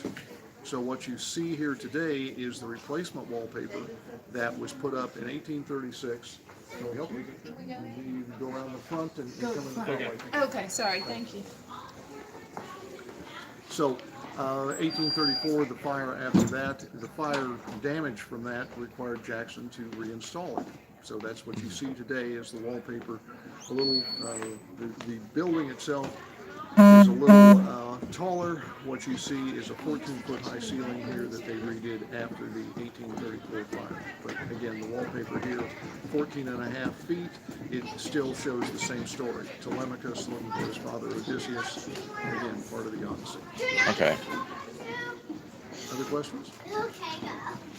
Yeah, just like any other more facts about the inside. Well, the inside of the winding staircase that you see here was part of the post-1834 fire reconstruction. It had been a very utilitarian staircase that went up and turned, but this now has a flow to it. It has the curve to it.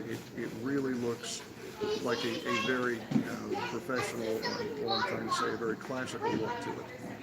Okay. And so the factoid about the newspapers that Jackson had subscriptions to. What you see in his library are a variety of big books that are there, and those are bound newspapers. The ones that you see in here today were bound as of 1832. They were all published in 1831. Jackson subscribed to 15 newspapers from around the country in order to have an idea of what people were talking about and what the issues were. He had to do that because at the time we did not have a national rail service and did not have a national telegraph system. But we did have the U.S. Postal Service, and that's what he relied upon. The newspapers would get to him a little bit, well, we'll say around 2 weeks after their publication date. That was still timely enough to let Jackson and his staff, again, know what people were talking about. And that's what you can see here today. They're stacked up on the floor. Oh, okay.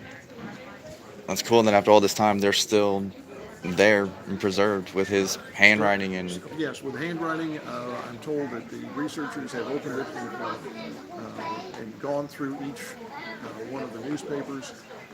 And Jackson would apparently, if he liked a story, he'd have a good comment in the margin, and if he didn't like a story, well, he would let you know about that with comments in the margin. So Okay. I also heard that sometimes he would just black them out. there was some of that too, so you ask yourself, I wonder what Jackson could have done with the internet. Oh, no kidding. So when Jackson died, I heard his son didn't really take care of the plantation. Andrew Jackson Jr., his son, inherited 1,099 acres and this house.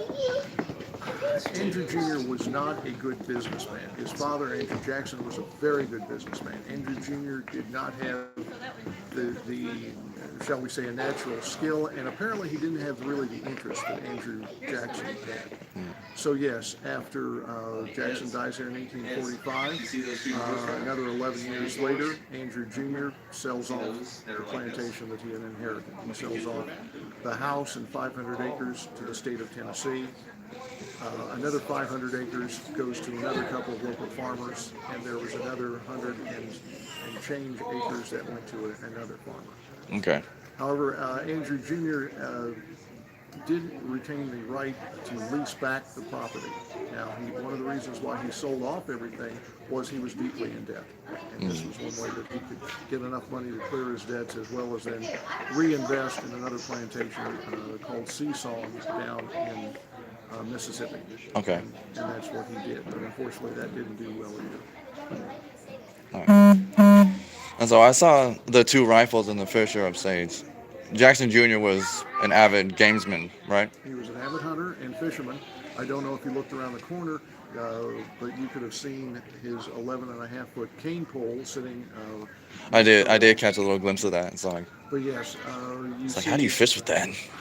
Very carefully. I think, obviously, away from a lot of overhead. But, yeah, true. Yes, there were the two weapons in there. The long gun is a fowling piece, and it was found here on the plantation, and we put it in there to again point out that Andrew Jr. was an avid hunter. The shorter weapon that you see here was his personal weapon and is engraved with his name. Oh, okay. And where was that gun found on the grounds? The where longer one? was the long gun found? Yeah. I don't know. I mean, very interesting that it lasted that long. Well, very interesting. I don't know when it was really found, and you sort of ask yourself, that would have been, one would thought, an expensive, I mean, it would be virtually priceless. Well, I wouldn't say, well, now it would be priceless, but at the time, you wonder why a weapon like that, how would you lose it, is the question. I agree, because it's like about how long? About maybe? About, 60 inches or more. 5 feet. So about a head and a half shorter than me. I mean, I'm about 6 feet, so I'm about. Yeah, about shoulder height on you. Wow. How do you lose something like that? And like, how do you fire something like that? Because I heard their weapons like that were kind of inaccurate. Well, I would say you're probably right to some degree. I tell you, if you really want to know about the accuracy of those, I'd go over to the encampment and talk to some of those guys. They might have more information. Yeah, actually, one of the gun cleaner said that actually with one of the rifles he had, he could, I think it was that gray building right down there. He said it was about 300 yards from his tent. He said with that rifle, he probably could have hit like an 8-inch target with that rifle, which I found that's pretty darn good accuracy considering that period. Yes, it would be.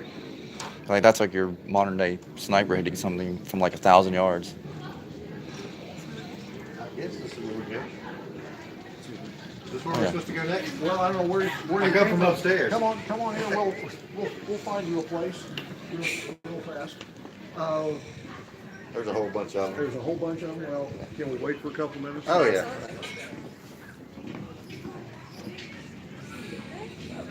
How you doing? Good. You can turn up the temperature about 5 to 10 degrees for me. Great.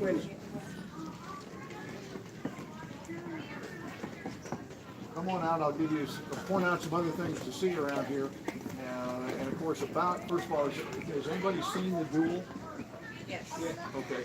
If you haven't seen the duel, that'll be every hour. On the hour over here by the left front of the mansion. The duel will run every hour on the hour until 3 o'clock. Also, we've got the encampment going on today, and there will be events going on there about every hour on the hour, such as infantry drill and ceremonies will be out there. They'll have weapons demonstrations, etc. So if it's getting close to the hour, there'll be something going on over there. What you are on now is the rear of the house, which if you would come to see Jackson, you probably wouldn't have seen, because this is like being, anybody here in the restaurant business? This is like the back of the house in the restaurant business. You wouldn't, you see the nice front, but you don't see the work area where we'll be slaughtering hogs, boiling water for laundry, those kind of things. But here today, if you want to see the garden and see Jackson's tomb, follow the brick path here to that side of the house where you'll see the entrance to the garden, and the tomb is in the right rear corner of the garden. You will see a text panel that is on the far side of the tomb, and it tells the story of, it tells the epitaph that Andrew wrote for Rachel. I think you'll find that very surprising. You'll see his family's tombs, family graves, little cemetery on the right side of his tomb. Then out here you have Alfred Jackson's cabin. It shows what his life was like as a emancipated man. He had been living here, lived here his entire life. First half of his life he lived here as a slave. Second half he lived as a free man, and that shows his life here as a free man. About 150 yards out, you'll see a couple of slave cabins.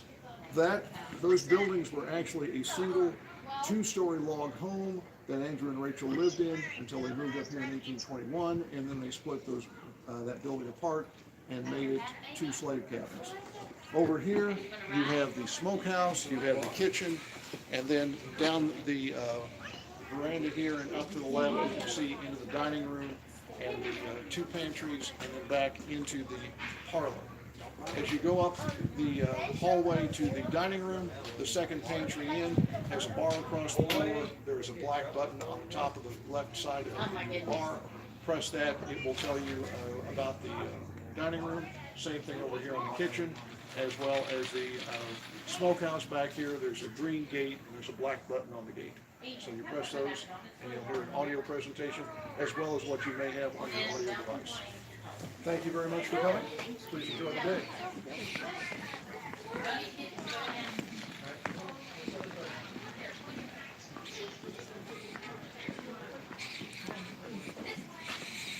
So, maybe what I'll do here in a while is I'll see if they'll allow me to record the audio of the tour, so that way I can hear all the little facts, and then I'll try and upload that in a slideshow. So hopefully I'll be able to do that. Yeah, unfortunately I just missed the most recent carriage ride, but I'm definitely gonna do that. Hey man, do you know how often the carriage rides come around? Every 30 minutes, or I'm sure one of these guys can tell you, give or take, or you can just wait by the poplar tree over there. Oh, okay. And then when he comes back, just hand him. Alright, thank you. So about every 30 minutes, and since one just left, that means one's probably going to be going on here hopefully in another 20-ish minutes. Well, that'll be cool.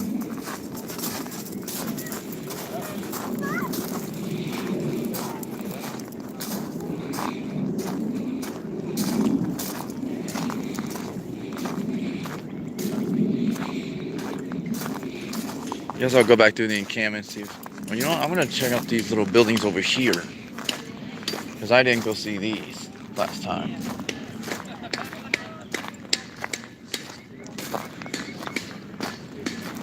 Okay, but earlier when we were at the blacksmith over there, like, did anyone else think his outfit kind of looked like Kristoff's from Frozen? Like, am I the only person who thought of that?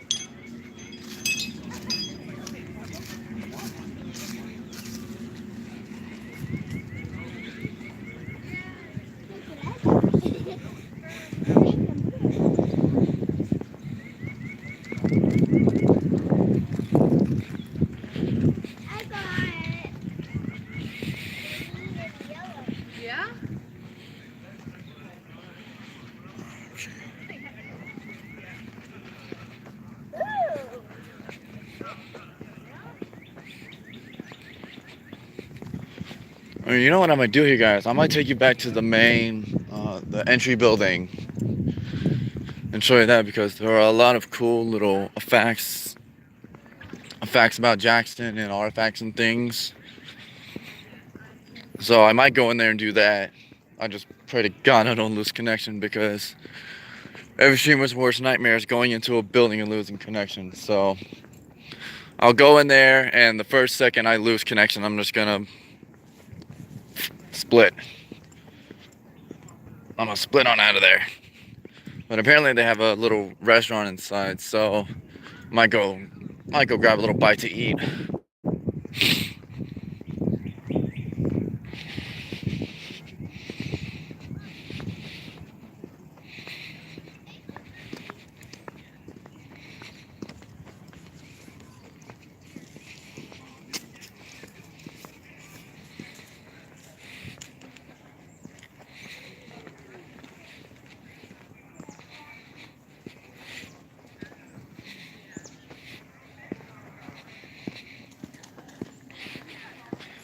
Okay, well that leads to the Hermitage Museum store.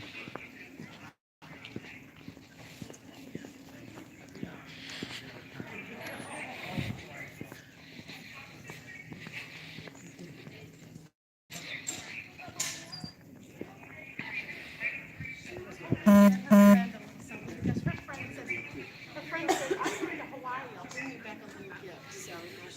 tearing the favor and give.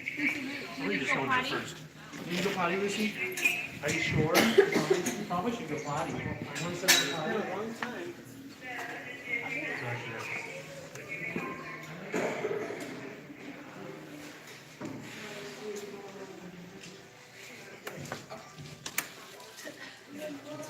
Oh, boo boo. I love you. Yes, I do.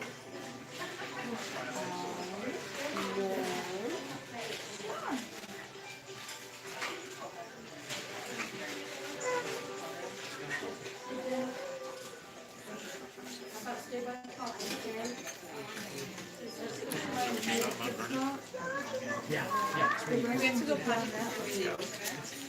Oh, here she is.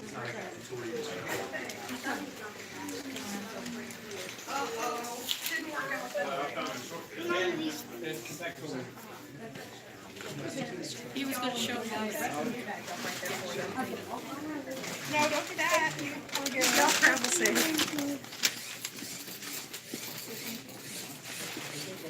All right, Becky, have a good day.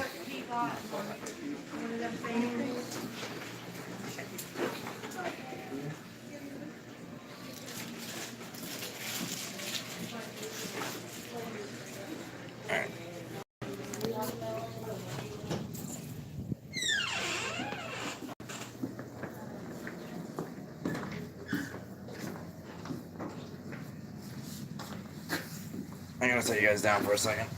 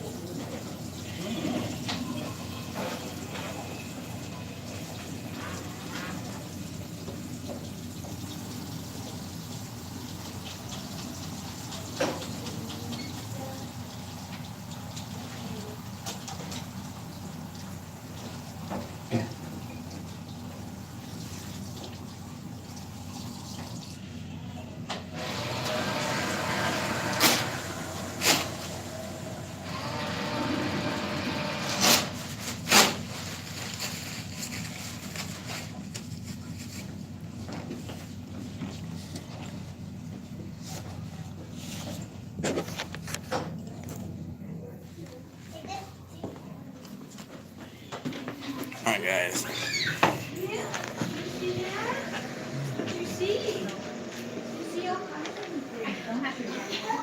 Maybe I'll get a little bite to eat.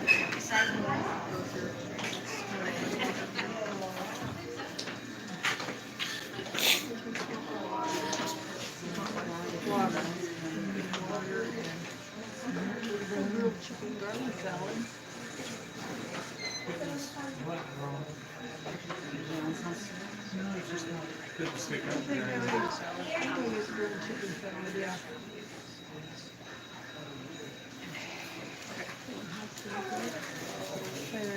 You ready, Danny? Yep.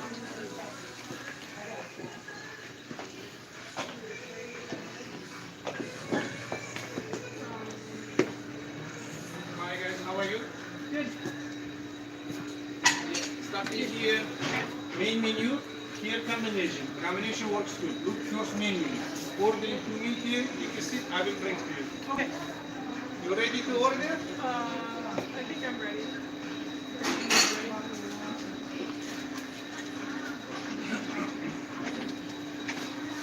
I'll have the grilled chicken garlic salad. Okay, garden salad, what dressing you want? I have arranged Italian balsamic on the side. The Italian. Italian. And what you want drink? Fountain drink, homemade lemonade, and sweet tea. Yeah, I'll bring sweet tea. Just Okay. And sweet tea. Okay? Is it? Free. Okay, ma'am. I'm gonna have some hearty chicken salad. Garden salad. With the Okay. Italian. What is Italian? And bottled water. Okay, ma'am? And do you offer any discount for members? Or is there? No, for employees I have one. Sorry. No, it's good. I just want to make sure. It's okay. We just For military too. If military, no problem. Okay? If military? Veteran. On the ham sandwich salad. Ham salad sandwich? Yeah. Okay, ham salad, rojitini, huh? Okay, rojitini. And maybe you combo, look, combination two, rojitini, ham salad sandwich. Chips, drinks including. Okay. Okay. Chips and drinks including. Price down, you know. That's it? Yep. The number is 7. All right. 35, 28.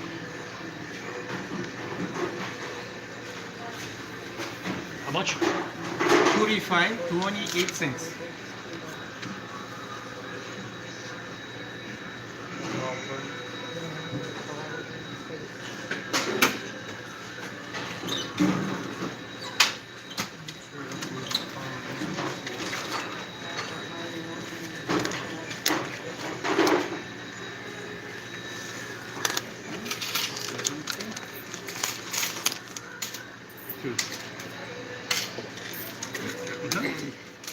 Your receipt? Thank you. And 1472. Thank you. And don't forget your number. Yep. Yep. Thank you. Okay, man. Thanks very much. There, just this for me. Just this? Okay. Open it for you.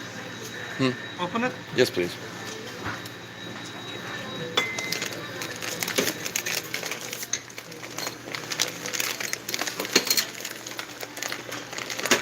Thank you, sir. You need it or put the garbage? You can throw it away.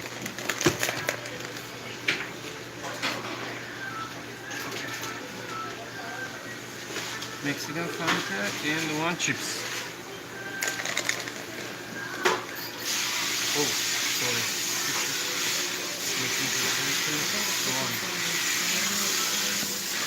Mexican Fanta and potato chips. 6.53. Scar. Need the signature. Please push the note in.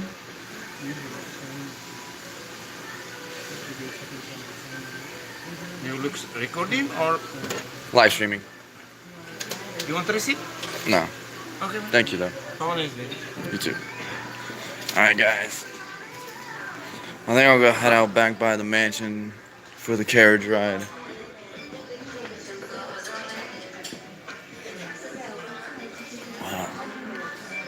Look at this painting, guys.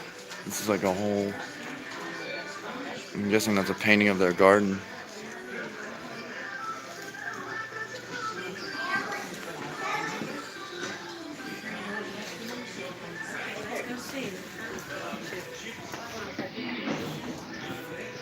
Get rid of all these notifications on my phone.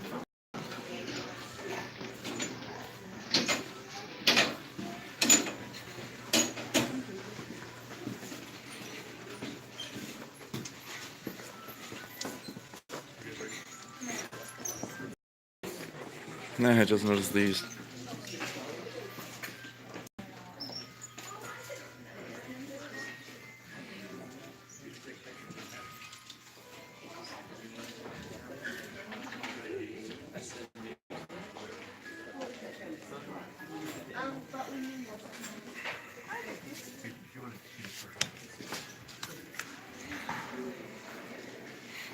And this door.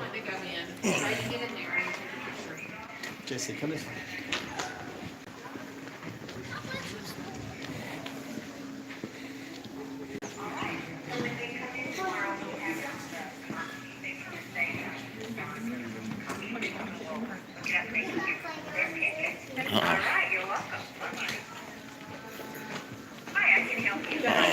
Food packets are smoking. Great. Oh, I just have to.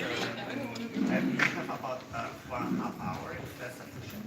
1.5.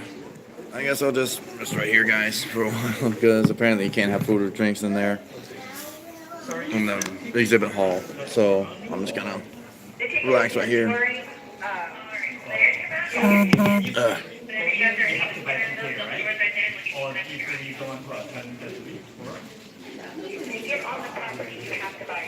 Yes.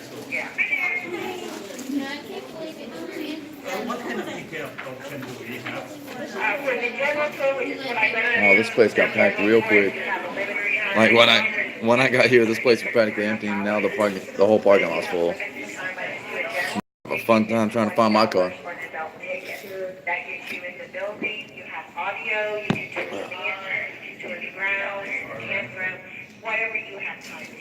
I see. All right. Just give me a second. Wait. Now, what's your name? Over here. 37076.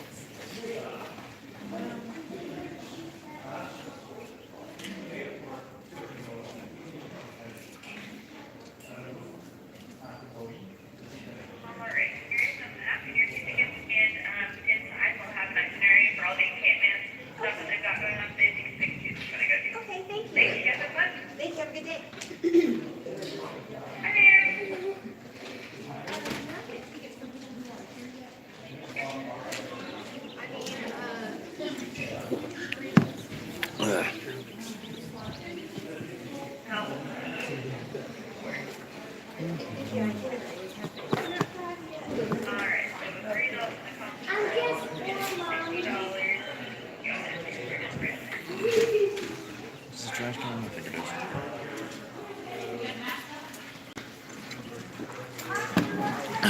Okay, now I'm gonna head into the exhibit hall.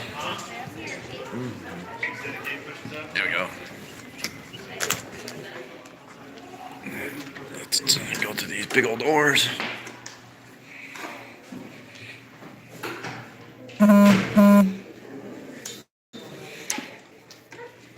Man, they have an auditorium in here. It shows a film. When you go outside, they'll be right there. Okay, thank you.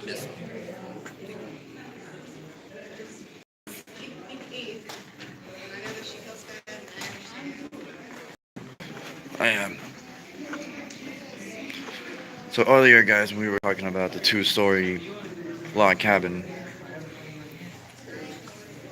This is what it originally looked like. So like you had the attic there, you had the second level, and then you had the first level. Obviously though, I think, though, what Jackson did is he left this level, made that into one of the slave houses, and then he took this level and put it off to the side as another one. And then that was another house on the property. I'm trying to remember which one it was. Oh yeah, here we go. See the people.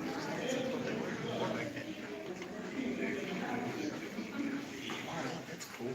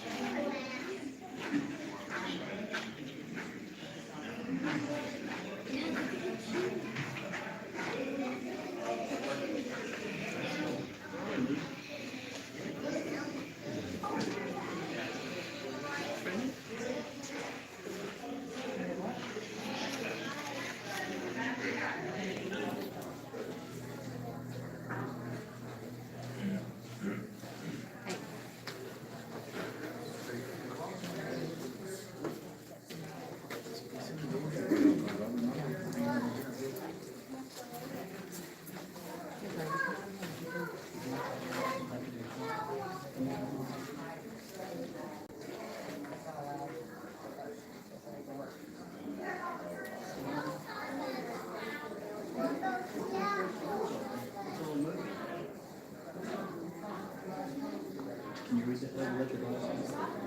Pretty good.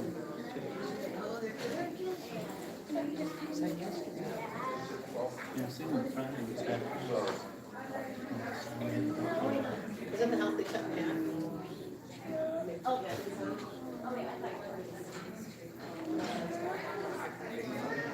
Which one, honey?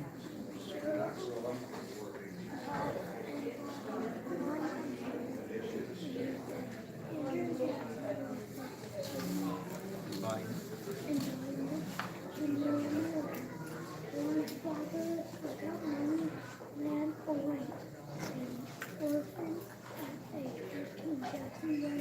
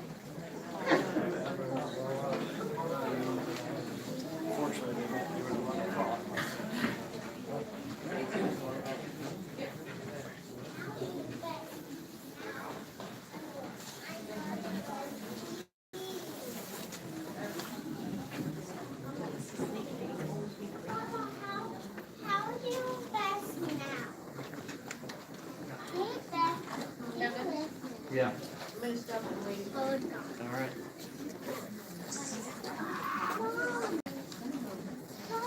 How will you do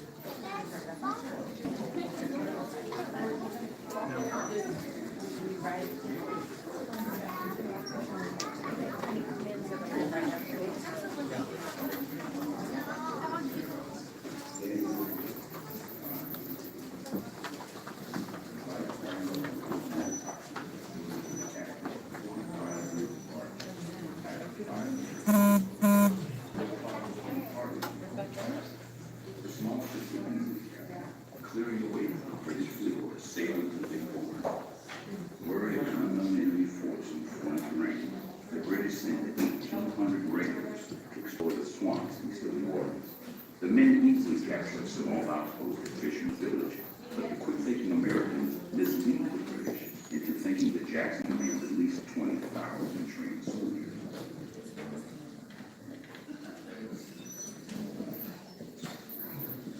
British forces under Lieutenant General John Keane marched south along the Bayou Mazan, sloughing through the mud and swamp until they come to the plantation home of Jock Hillary, leader of the Louisiana militia.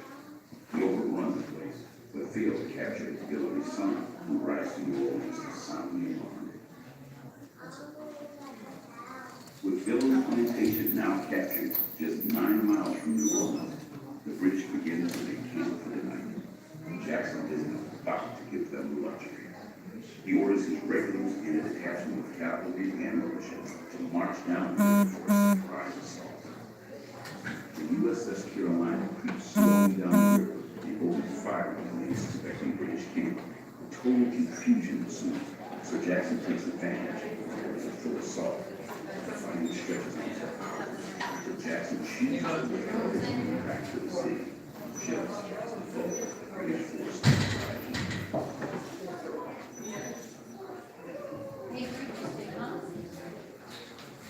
Maria? Let's go see if there's anything back here.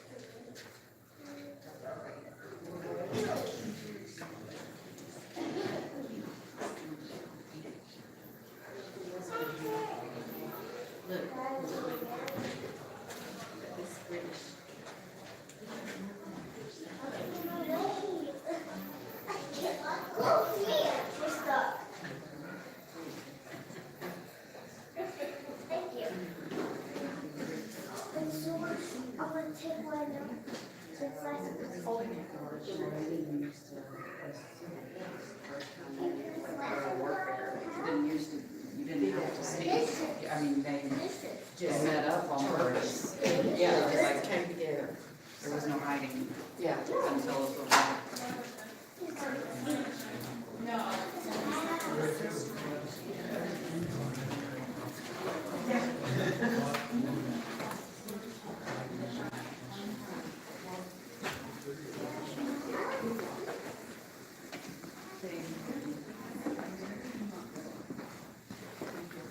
Thank you. Thanks.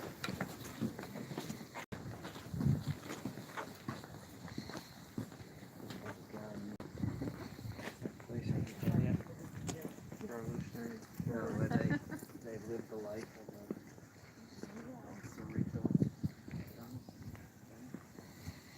Yeah.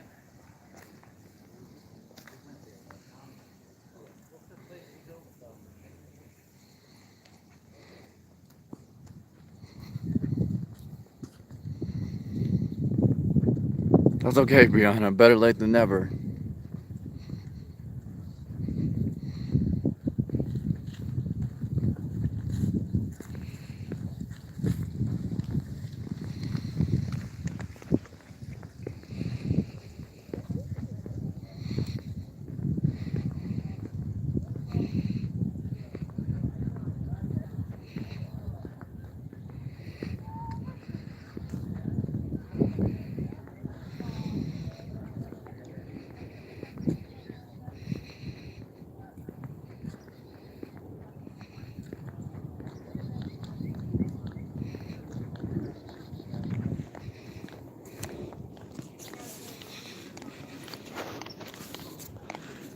Hey, excuse me, man.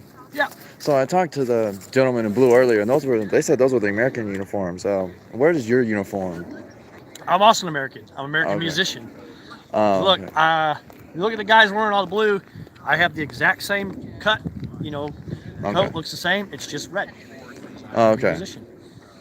Okay. So is that similar to like how some of the U.S. Marine Corps band, I think, has the red uniform now? Like they base that out of the tradition of dressing the musician in opposite colors. Oh, So okay. that's why the Marine Corps band and even like the old guard for the 3rd Infantry in the Army, they also wear the red Continental uniform,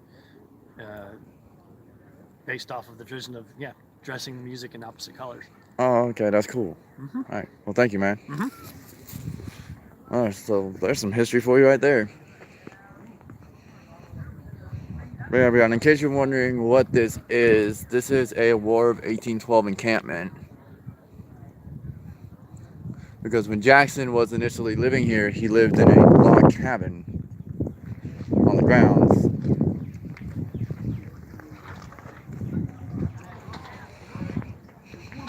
And I believe he actually was in the War of 1812. Looks like they got a little old-fashioned mess hall in there.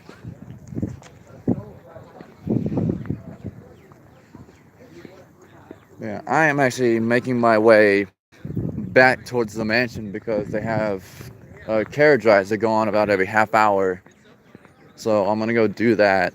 And apparently the carriage ride takes you around almost the entire property, like nearly to the edge of the property. So I'm gonna be able to see a lot more on the carriage versus what I would see walking on foot. So, and I actually think I see the carriage, so I'm just gonna cut through this way.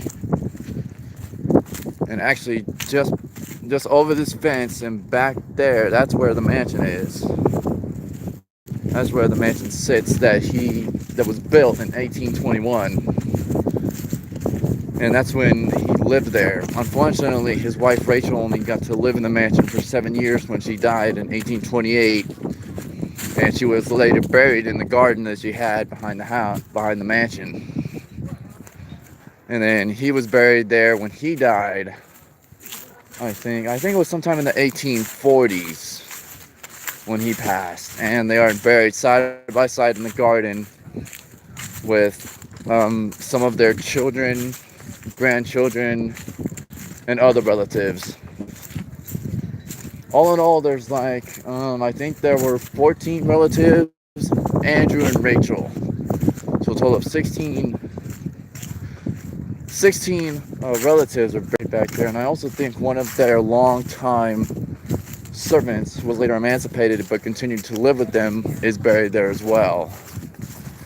And I'll go back and show you that again later, or I'll go back there and show you again later, but right now I want to get on this carriage ride because I don't want to miss it.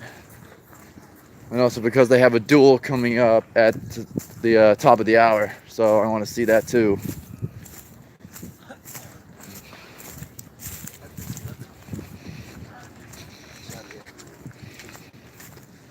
Yep, so they have the two carriages.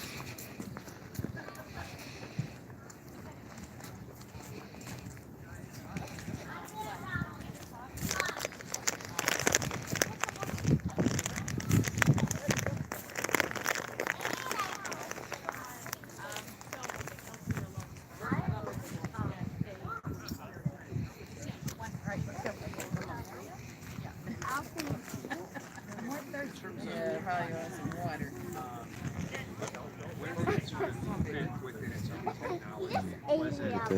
Was it technology that was ho-hum and been around for several generations, or was it something more emerging at the time? Yeah, I think it was emerging at the time. And when Eli was designed, he actually found the third home. Took that job, that cleaning job, one day. I mean, not necessarily a condo. But as soon as a front door realized Touch him. Touch him. So yeah, it was pretty interesting. And drastically it changed the economy. Because the whole country it wasn't, it didn't just feel set. The northern states were benefiting as well because a lot of that crop was going north and in the back. Never been to a horse. So cotton was instrumental in bringing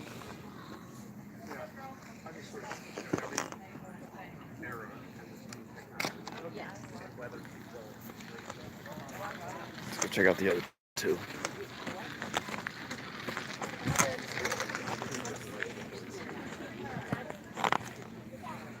Oh, I see. These two are tied up, so they're currently not being used. They're just, I guess, taking a break.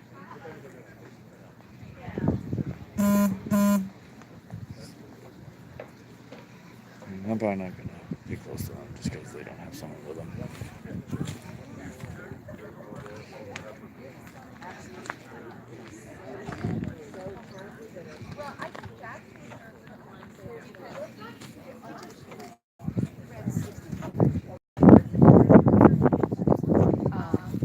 We have another wagon.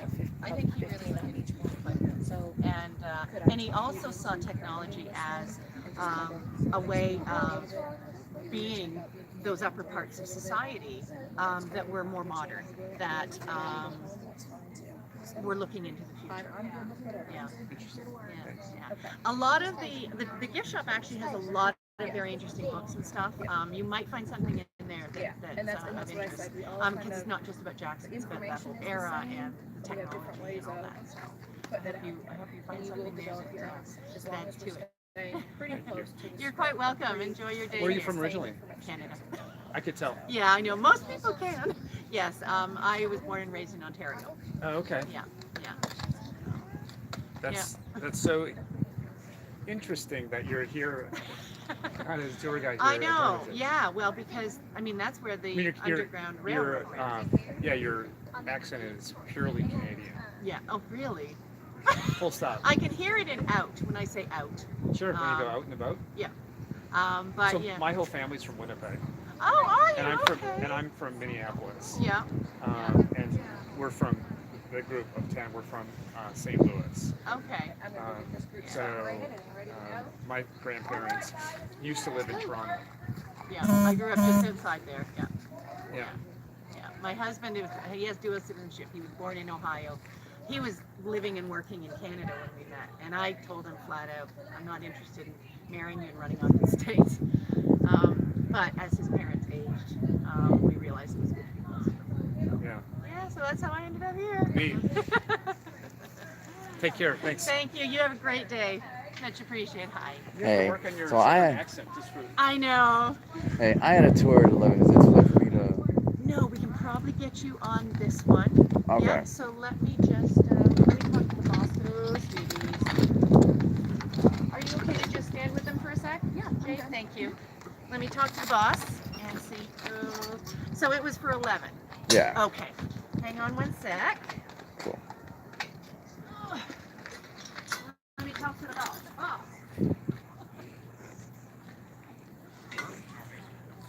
So what breed of horses are these? The gray one and the dark one over there are Percherons. This is a spotted draft, and the reddish brown is a Belgian. Oh, okay. And how long have these horses been here? Honestly, I'm not sure. This is my first day, so I started at 9:30 this morning. How I'm fun. not sure how long they've been on the property. I know when I was here 4 years ago and took a tour, there were horses here and they're offering the tour then. So. Oh, okay. Hi, I'll be able to get you on this tour, so just sit tight. She's going to load up, and then I'm going to move around, so right, you're cool. in the right spot. And you're going to just stand around and walk around? I'm going to check out the encampment and stretch my legs and touch them. Want your jacket? You're doing all right. Okay. All right. Are you a sleepy monkey? How long have these guys been here? How long have these It horses been here? varies. He's 8 years old. This is his second year. She's 16. She's been here a lot longer. We have 6 horses total. So Okay. they've all been here varying lengths of time. Okay. Do you know if she watered her team? I don't know if she did or not. She did. Yeah. She did water her team? Okay, good. Then I'm going to go ahead and water these guys for now. Oh, of course you wouldn't know. You were with me. Sorry, Jim.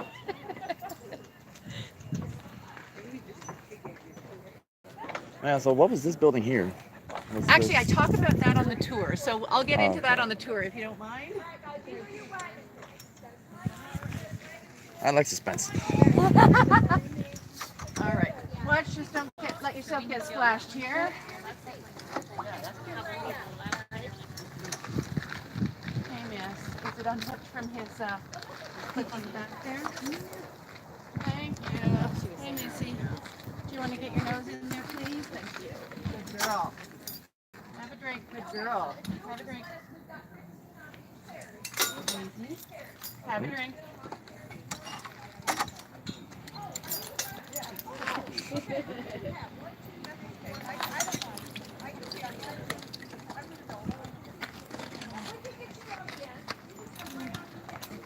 Try again. Try again.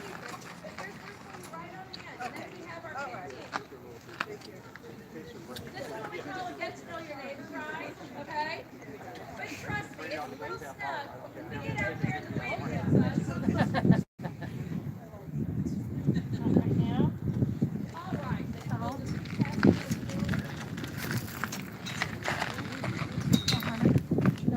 Good boy. Have a drink. Have a drink. Have a drink. Good boy. You can lead a horse to water.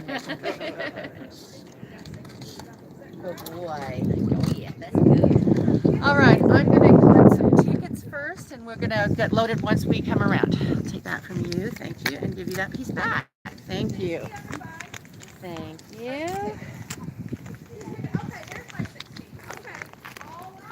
You'll notice that they're perforated on one end. If you tear off the smaller piece and give me the larger one, that would be great.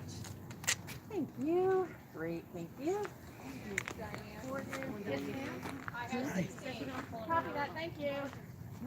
You. Thank you. Oh, pictures. Stand up and get a good one. Turn around and wave and smile.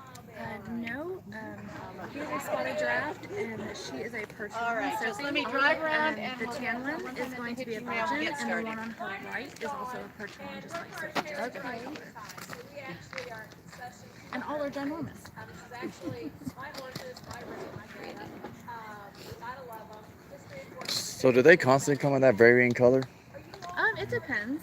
It depends. Belgians are most classically going to be that color, with the tan and the flaxen mane and tail. Spotted giraffes, of course, are going to have a spotted coat color. They can be anywhere from black to a liver and white, and a red and white spot. That is the only employee who likes this horse. I promise. Gray horses are not born gray. Against blondes. Not fair. If y'all want to listen to this to Dawn Spiel too, go ahead. All right. So, just to get started talking about the Hermitage, at its peak, there are just about 1,200 acres here.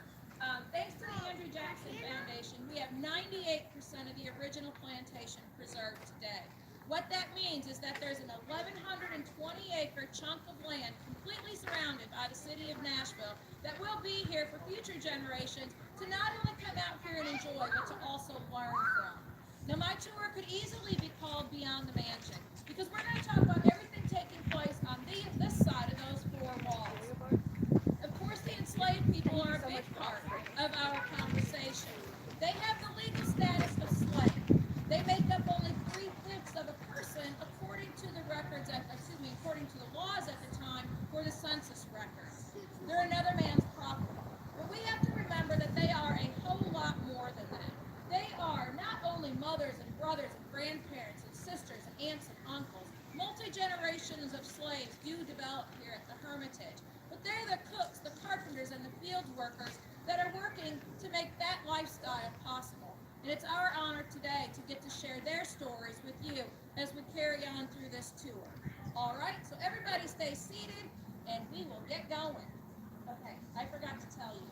You see, sometimes they have accidents, and there's a shovel back there. Do you mind shoveling? He's like, no. Oh, you got horses, huh? So you know what I'm talking about. Doesn't even bother you, does it? I won't make you shovel it. Okay. Okay. All right. I'm going to try and get in here just a little bit. And every once in a while, I'm going to help you by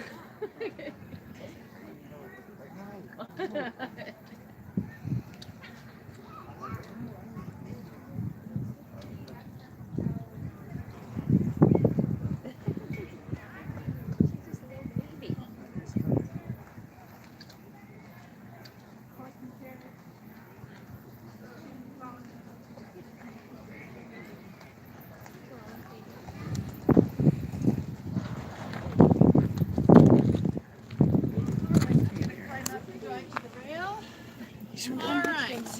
Everybody stand back. I'm going to drive around to the rail. Step up so. Step up so. Thank you. Do you want this back up there? No, that's okay. Thank you. Actually, yeah, you probably should because she's going to want to water her feet first. Thank you.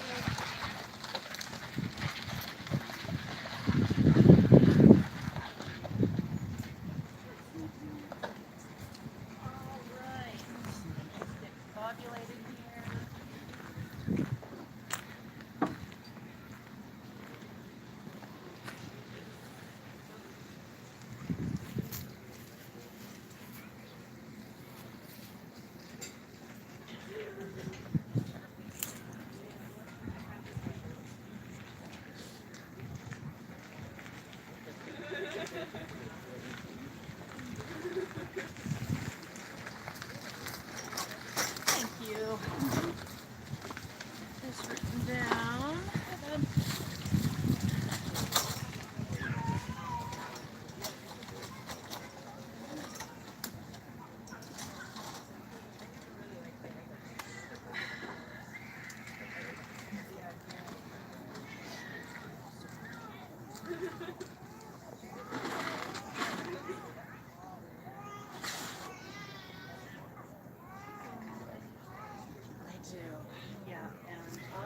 I guess I'll walk around a little bit. We wait.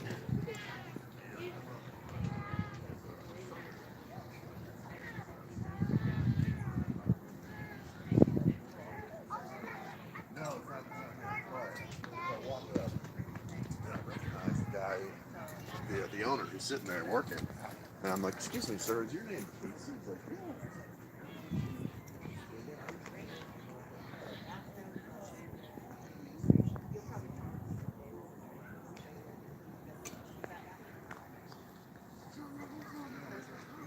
Okay, there are baskets in there. Yeah, they're not that one. But yeah, that one, like I said before, it makes a big difference, especially on going in to the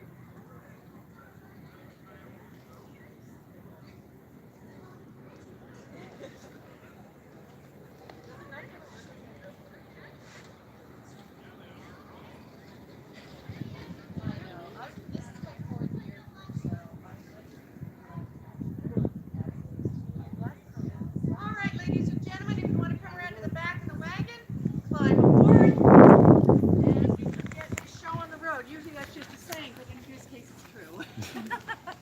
We do have a full wagon, so yeah, cuddle up. Sit next to someone you know or someone you'd like to get to know. Ask.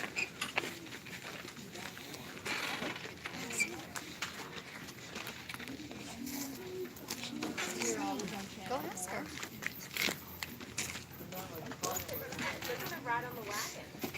Welcome aboard all. My name is Diane. I'm going to be both your tour guide and your driver today.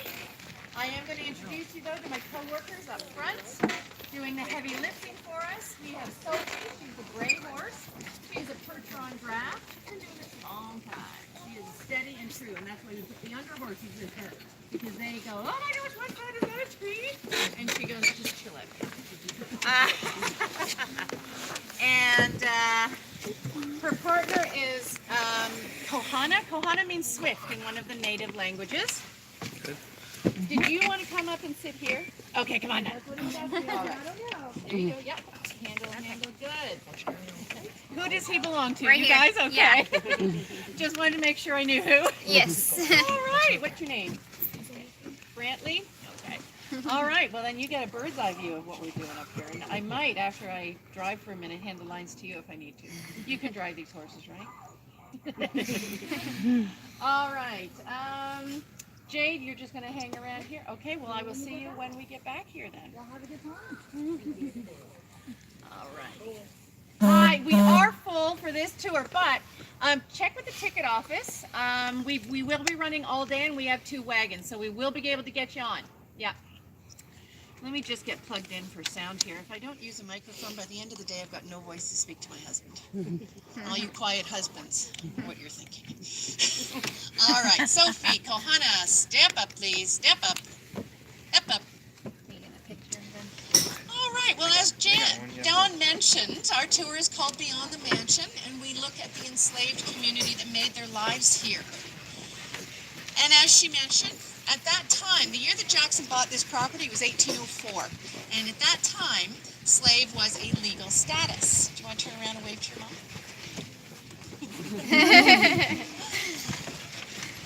As well, at that time, slaves only were considered 3/5 of a person on the census roster. Now, that was known as the Northern Compromise. The northern states didn't want to count the enslaved as people in the eyes of law at all, because it would have meant more legislative seats in government for the southern states. It had to do with population. So they came up with this Northern Compromise. We are going to talk about what these people were beyond all of that. They were husbands and wives, aunts and uncles, brothers and sisters. They were also skilled artisans. If you think about everything it takes to run a home, a mansion, a farm, all of the work is done by the enslaved community. They weren't simply field hands. They were cooks, bakers, butchers, blacksmiths, carpenters, bricklayers, leather tanners, and workers. All of those jobs were done by the enslaved community. And a lot of them, right here, the area we're in right now, this is called the North Yard. It sits on the north side of the mansion. And if we were driving through here 200 years ago when the Jacksons were here, and this, in fact, was the road, we would have a much different view. We would be surrounded by an enslaved workforce doing their daily jobs. Things like making candles, making live soap, chopping firewood, tending open fires, boiling water for laundry, or maybe rendering the bones of butchered animals. Back then, animals they weren't fenced in, they free-ranged. And they had here cattle, sheep, chickens, and hogs. So they would have been wandering around us like now. And pork was the main protein source, so they slaughtered between 200 and 300 hogs a year. And the butchering of those animals would have taken place back here. So with the foot traffic and activity, it would have been barren of grass. It just would have been hard-packed earth or mud. The 2 cabins we're approaching is what we call the first hermitage. And that's what Andrew and Rachel called home when they first arrived here. It was the larger of the 2, the one with the brick chimney that they lived in to begin with. It was 2 stories at the time. It was pretty nicely appointed. It had hand-painted French wallpaper on the walls. It also had a floor covering throughout. They built the second cabin just a year after they arrived. And that was to serve as a kitchen, but also to house the first 9 slaves they had. So 9 people called half of that smaller cabin home. And that was standard slave quarters. Society had very distinct views on what was appropriate for enslaved housing, right down to the square footage. All right, sweeties, step up. Hang on to your hats and loved ones. I'm going to let them go in a minute. Come around, good girl. Up, step up. There we go. Oh, yeah. I told you, hang on. Good, sweeties. This is kind of like downshifting. It makes it a little easier for them to go up a hill when they're in the ducky speed. There we go. Good, sweeties. Now, when the Jacksons bought this property, it was only 425 acres. They had those 9 slaves living in that half a cabin. And at that point, they only farmed about 50 acres in cotton. At its peak, however, this plantation was almost 1,200 acres. They had 150 enslaved people here. And they were farming between 200 and 300 acres in cotton. Cotton is a very labor-intensive crop. I've got some here. You can take a look at that, pass that around. Notice how the cotton fibers grab a hold of all the little bits of nuts and bugs and twigs, I like to call it. You can also feel buried in the cotton itself, you can feel the seeds. So that would have to be cleaned of all of the bits of leaves and things, and of the seeds as well, before it could be sent off to the baler and pressed. Now, if you didn't have a cotton gin, that job was done by hand. But the cotton gin was very efficient at cleaning cotton. Now, Jackson didn't have a cotton gin here to begin with, but he got one up and running within 3 years. And it wasn't so much for his little 50 acres, because that's a small cotton crop, but he also knew that if he had a gin here, other farmers would bring their crop here to have it ginned and pay him a fee. And for a long time, it was a nice little sideline income for him. Step up, sweeties, step up. It was also one of the ways he was able to increase his cotton plants so quickly. Oh, sweetie. Because the arrangement at the time was whoever ginned the cotton got to keep half the seeds. So he was gaining seeds from growers all over the county. Pretty smart. Now we've stopped here because this is where the cotton fields began, pretty much as far as the eye could see, out and back, on nothing but cotton. So this field from tree line to tree line is about 50 acres. So picture something 6 times that size. That's what they had when they had 300 acres. Now that bright green square there, that's where the cotton gin stood. And there's no remnant of it now because it was made of wood, and that just didn't last over the years.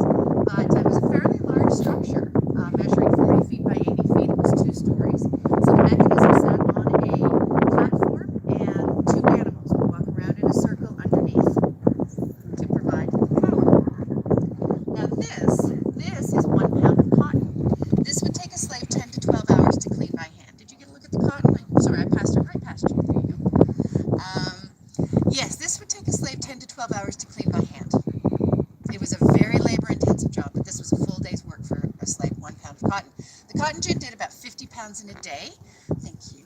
But being a machine, it didn't get tired. It didn't have to stop and eat. It could go on almost indefinitely. All it required was those 2 animals providing power and 2 enslaved workers feeding cotton into the mechanism. In this case, Jackson only trusted 2 of his slaves, Ben and Squire. They were brothers, and they pretty much ran the gin and the press nonstop.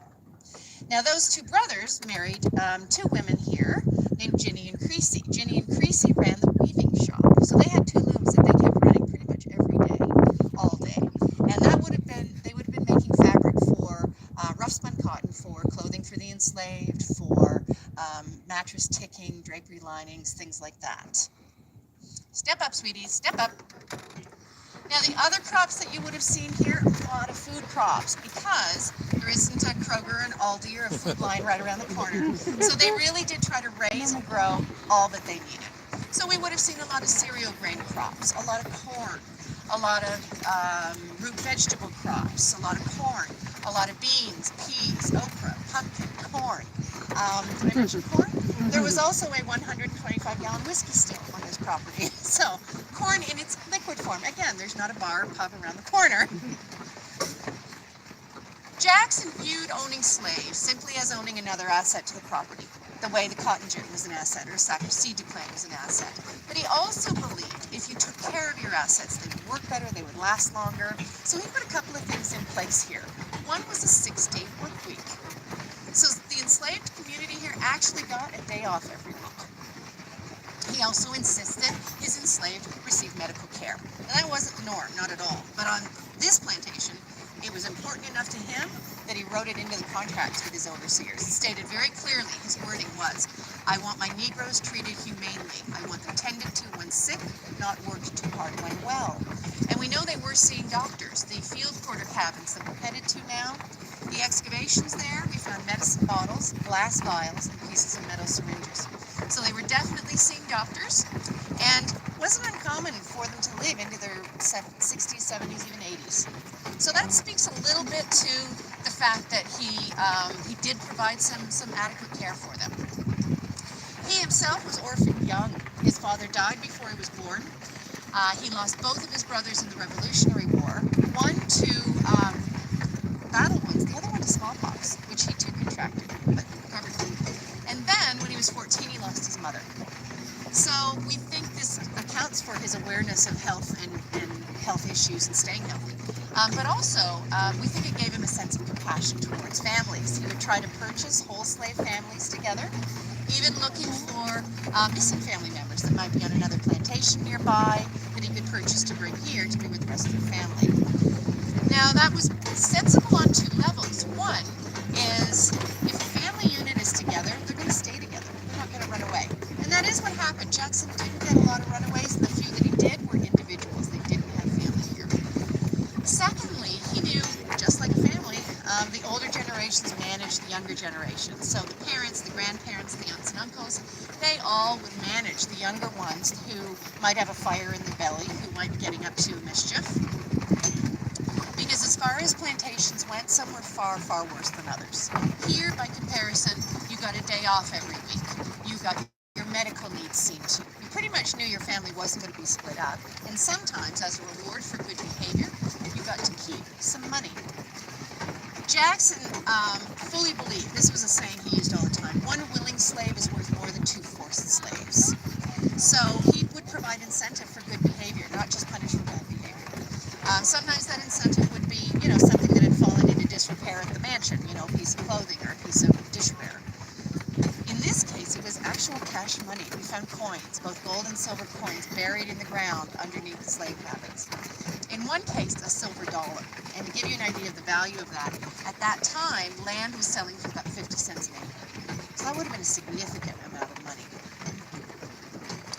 Now, for all that, Jackson was still a strict taskmaster, prone to fits of temper, and would not suffer fools, would not allow himself to be disrespected.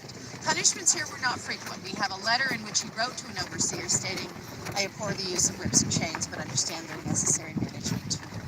So punishments here were not frequent. When they did take place, they were harsh in the form of whipping and always public. Because imagine the community being gathered together, it could very well be a family member you watch being punished. These footprints that you see here, these are the footprints of the field quarter cabins. This is where the field slaves were housed. There were 4 cabins originally. The 4th one stood where the grouped off trees are. So they were set up like a quad. You'll notice each footprint is divided in half. So 2 families would have lived in each building. Whether you had 2 children or 10 children, that was your living quarters. Remember Ben and Squire and their wives, Ginny and Creasy? Between them, those 2 families had 21 children. So that would have been 2 families. Right there, that was your living space. Imagine, even at this, putting all of us in one half of that building to live. Crazy.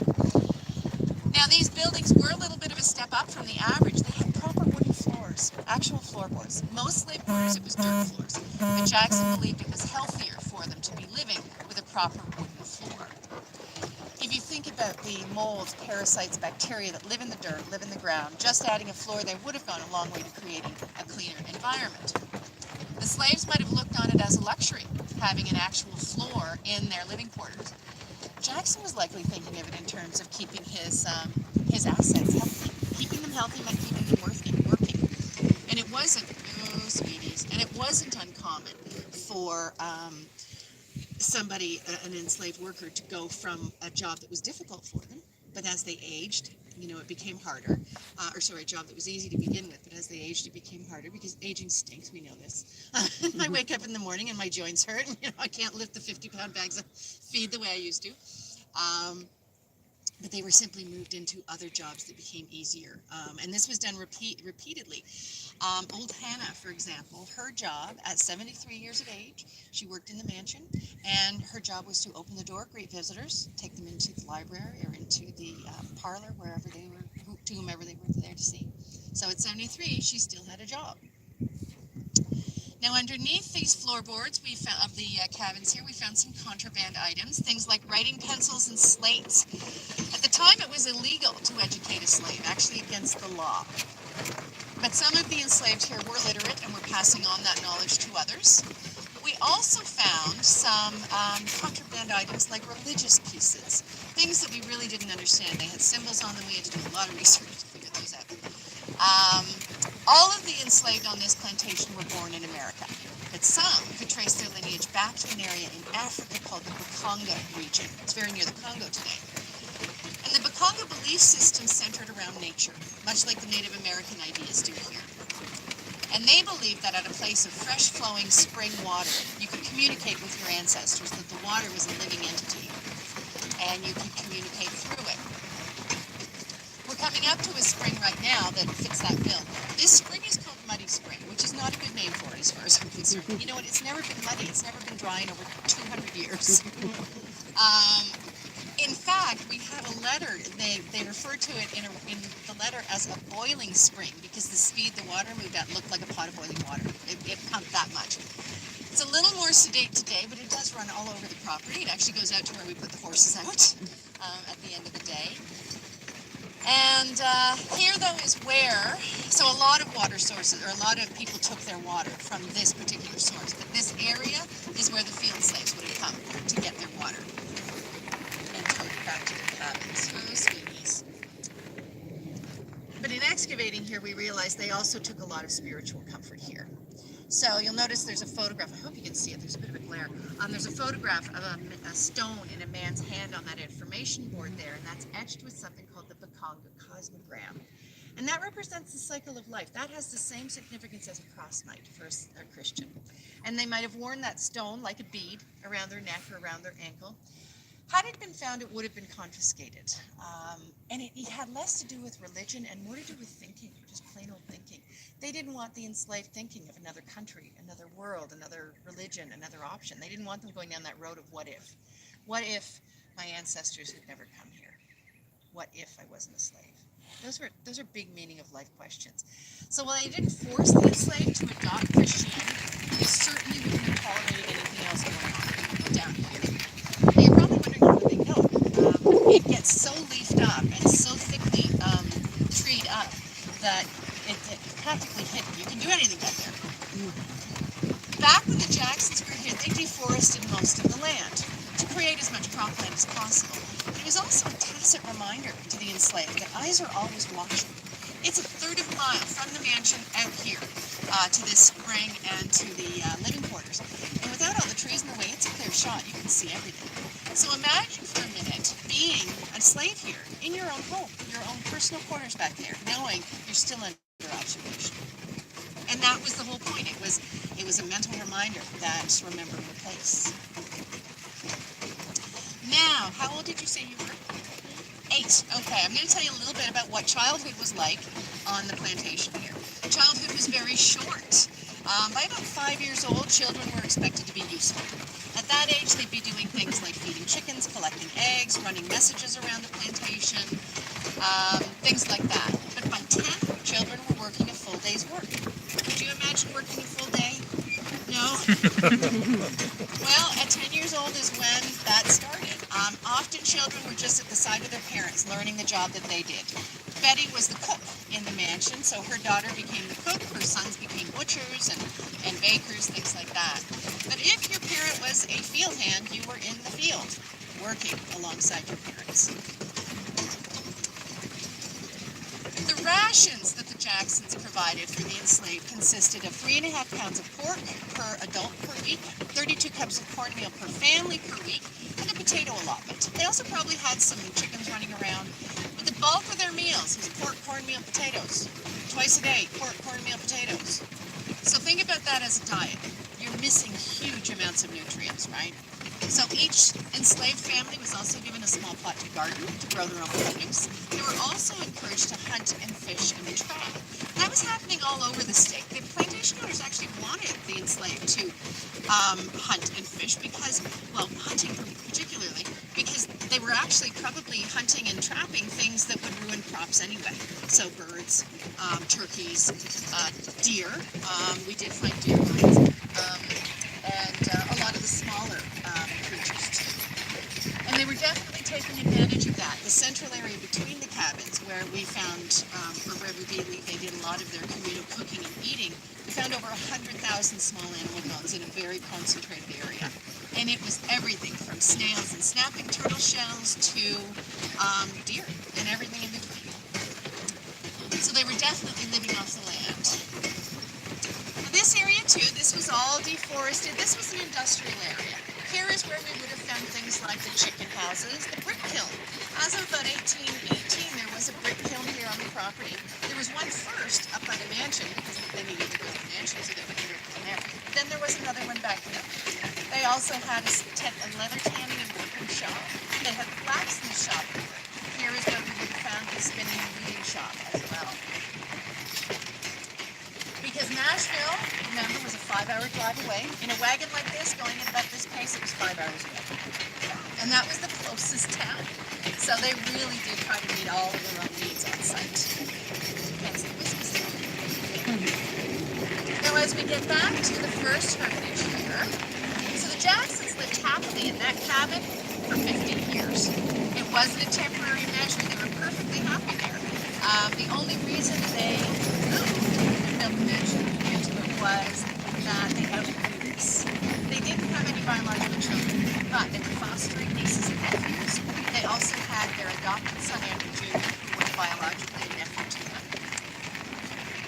And they were also raising Lincoya, the Native American boy. So they simply ran out of room. Even with 2 stories, that only would have had 3 bedrooms. So they moved into the mansion in 1821, and at that time decided to make this first cabin slave quarters. Now, it would have been highly inappropriate for slaves to live in a lavish home, remember it had wallpaper and floor covering, but also a 2-story home. And that just had to do with society's views of the day, that slaves were considered lowly. To put them in a 2-story home would elevate them, literally, but figuratively as well. Rather than let that building go to waste, Jackson had it modified. He had it raised up on scaffolding and the ground level floor disassembled, and then the rest of it lowered back down to create a 1-story building. So what you're actually seeing there is the top floor and roof of the original 2-story structure. There were a total of 4 slave cabins in this area, and that was the housing for the enslaved working in this North Yard area, many of which were skilled. They were the butchers, the blacksmiths, the carpenters, the butchers. Now when I say original top floor and roof, they are. This property was never overrun during the Second Civil War, and preservation efforts started very early. So while we have replaced some of the shingles and some of the chinking, those buildings are pretty much original. Oh, that's a picture of this gentleman walking towards us. Stepping back in time. Yeah. Just ahead of us, you can see a white fence there. That white fence encloses the formal garden, which is a lovely spot. Not so much now, it's a little bland. But in one corner of which you will find the tombs and graves of the Jacksons and a few others. One man who I think has the most interesting story on the property, and that's saying something. His name was Alfred. Alfred was born in the kitchen of that first hermitage back here, born into slavery, lived here his entire life, and died here. So even after emancipation, when he was a free man and could leave, he didn't. He stayed. He simply moved out of his slave quarters and into this cabin that we're coming up to, called Alfred's cabin. So he was here under all 3 generations of Jackson. President Jackson when it was thriving and successful, and then Andrew Jackson Jr., and then Andrew Jackson III. President Jackson died in 45, so he didn't really see the deep downfall that it took. But that's what happened. The younger generations didn't have as much business sense, and they made some very bad business decisions. And it got to the point that the family had to sell off land, family furniture, family heirlooms, all to raise money. The whole time, Alfred, there in his cabin, as a free man, he was earning a wage. He was actually getting paid for his work here. So when those estate sales came up, he was able to make some purchases. He purchased a water cooler, a mirror, and President Jackson's own bed, the very bed the president died in. Oh, wow. There's a photograph in that cabin. I believe it's of his son Augustus, and you can see those items around him. So if you haven't been in there yet, do check it out, but watch your head, Mary, no doors. So it got to the point that the state stepped in. They purchased the mansion itself and a good chunk of land. And in 1889, that is the first time the mansion was open for tours. It was the Ladies' Hermitage Society that refurbished it and opened it up. And of course, they needed a tour guide. Well, there was Alfred, who knew everybody's secrets and stories and lies, probably. So Alfred was the first official Hermitage tour guide. Imagine that, going from an enslaved worker to tour guide of the mansion. Now, Now they also wanted back the items that he had purchased over the years, and they made him a fair cash offer, counter offer, suggested he would give them back those items, and they gave him a burial in the form of garden. You can see a gate standing open on that white picket fence. It's right through there. Now the ladies had to stand up to some of society's backlash to that, but they did. They held his funeral in the main hallway of the mansion, and he is buried right across the gravel pathway from Andrew and Rachel. Now as we come round the bend here, you'll notice another footprint. That's called the triplex. That's actually the maintenance building there. It is old. It's not as old as the rest of the buildings, but a lot of those bricks were kilned here on the property when there was a brick kiln, so a lot of those bricks are 200 years old. Yeah. This footprint that we're stopping by right here, this is called the triplex. This is where the mansion slaves were housed, some of them anyway. Actually, Alfred and his wife Grace lived in one of these in the middle. And they had 2 children, Sarah and Augustus. A lot of her sewing items, she was a seamstress here, so a lot of her sewing items were found, and knitting items, and they're back in the museum now. For any of you that might be avid knitters, you'll find them back there. So these bricks too were killed here on the property when there was a brick kiln, almost 20 years ago. They would have built this at the same time they built the mansion. They started the mansion in 1819, and it's 2019, so 200 years ago. Yep. I just imagine if they could talk, if they could tell their stories, what they saw, what they heard. Yeah.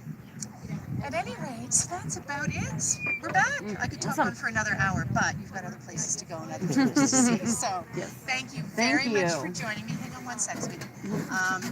And please back down the ladder carefully. Do you want to come and do another picture for your mom? Face round. Face round. Actually, here, hold the lines. Hold the lines, yeah. Hold them up so she can see. Yeah, hold them up, buddy. Thank you. I got the brake on. No problem. Here's the plan. All right. Thank you again for joining me. I'll ask you to back down the ladder, same way climbed up. So we'll save her with the candles in front. Enjoy the rest of your day. Thank you. Thank you.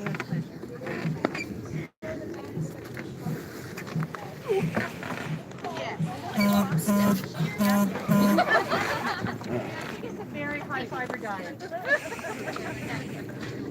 Yeah, yeah. Careful as you go. Have a good day. You're quite welcome. Thank you so much.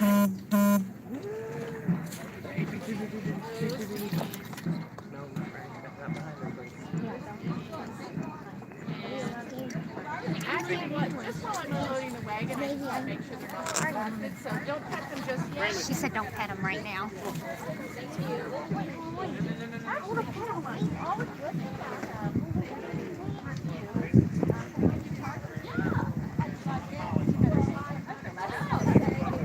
If anybody, okay. Thank you. Thank you, much appreciated. Can I give you a card to do a review? Yeah, if you don't mind. Thank you. Enjoy your day. Thank you so much. Have a good day.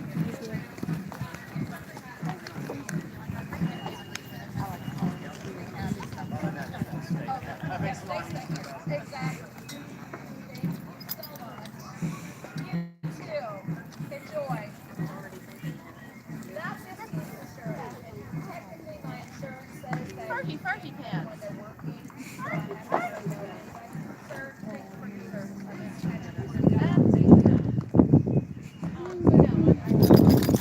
Keep in mind that their head weighs about 10% of their overall body weight. So her head's probably about 160 pounds. Oh my God. If that moves fast, you know you're going to win. So 160 pounds? That's about what I weigh. Oh my gosh. Curl up there. You're about the size of the head. Good Lord. Hello. Do they Oh, you're sleep itchy. standing up?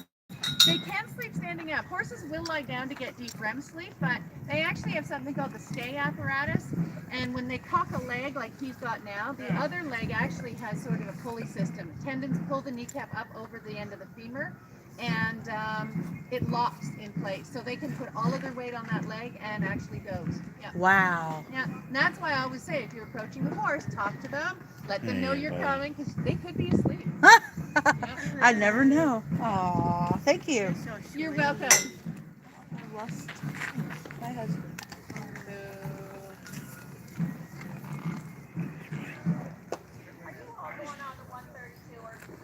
Okay. I was just going to say, we're going to definitely give the horses a good rest. Let's go to 15. Perfect.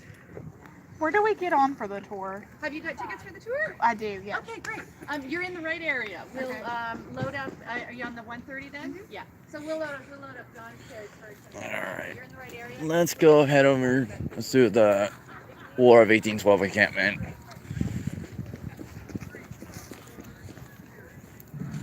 What time is it? 13:14. I just missed the 1 o'clock duel. I'll cast at 2 o'clock.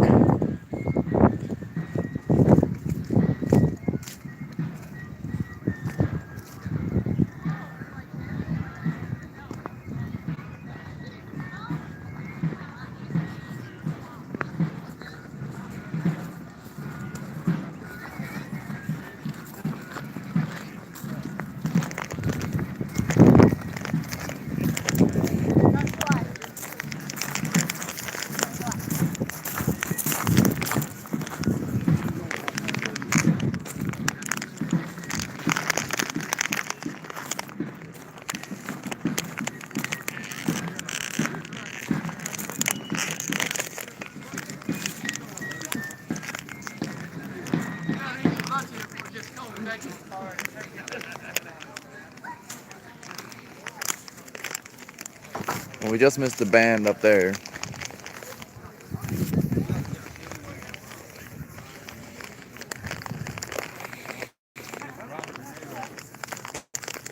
Feel free to ask questions. Is that hot? No, it's cool. Just have that.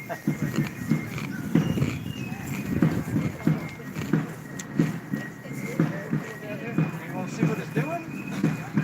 I'll stay right here.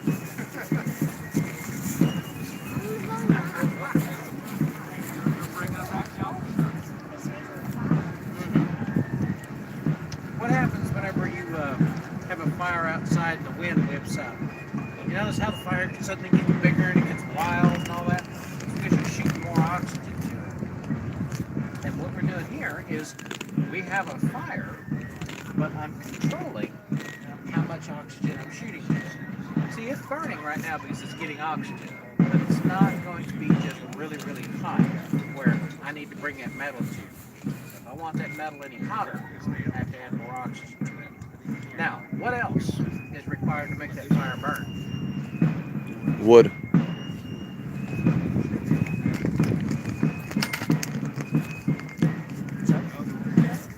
That's my fuel.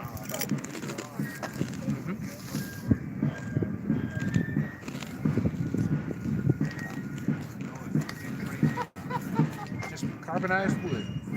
Now, I can make that in a kiln. I can make it in a ground kiln. I can make it in a mound kiln. If you want to know one of the best places that the blacksmiths traveling with the army got this from? Every time the army broke camp, where the fires were, exploded it out.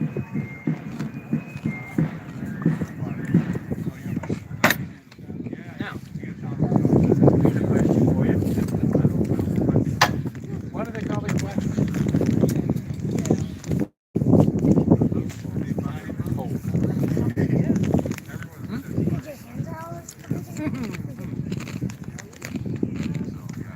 Why do they call me a blacksmith?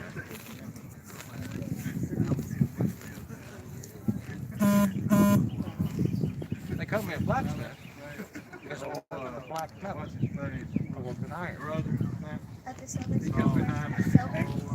And if you worked with copper, you would be a Coppersmith. Worked with gold, Goldsmith. tin, bronze, Bronzesmith. pewter, iron.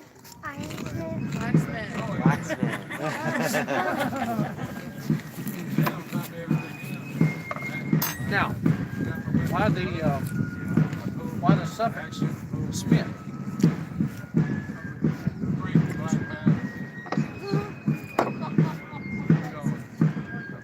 What did you say? Why the suffix of the word smith, or the end word? It's a compound word, blacksmith. Why the name Smith?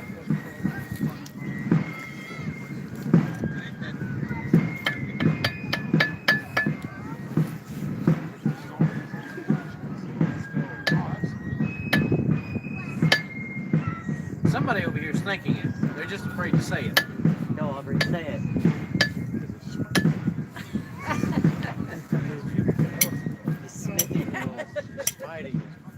Smith, to smite, to strike, to smote. You know anybody by the last name of Smith? So, what do you hit? Let me guess. Your sister, right? Yes. Way to go. That's what that covers. So, if you find usually somebody with the last name of Smith, they somewhere along their original family lineage, they were somebody that usually struck something. Whether they were a woodsmith, a stonesmith, a blacksmith, they were somebody that usually used a tool in which struck. Now, blacksmiths of the time out here, as a matter of fact, you'll find that blacksmithing was still very prominent in our society up to the 1950s and 1960s. There were some of the old blacksmith shops still running full bore in the early 1970s.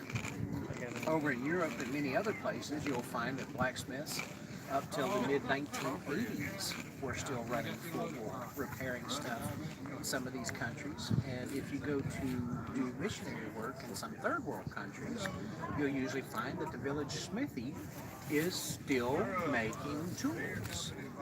Here in the Americas, it has become more of an art form as well as a craft. But the nice thing is anybody can do it. And one of the interesting things that I find out is many times students will come up and say, oh, well, I can't do that. Why can't you do that? You can ride a bike, you know, you can get up in the morning and go do something. Believe me, you can blacksmith as well. And one of the best mediums of teaching on how to become a blacksmith, or at least what this hammer and that handle there does, is Play-Doh. Do you know what it means to, what happens when you take Play-Doh and you rub it between your hands? You know how it gets longer? It turns into a Play-Doh snake? Well, I can do the same thing as long as I get this metal hot, and what I'll end up doing is either striking down at an angle or with my round face. And the whole time I'm doing that, it's pushing that metal out, okay? Now, what do you do with Play-Doh if you want to put two pieces of Play-Doh together?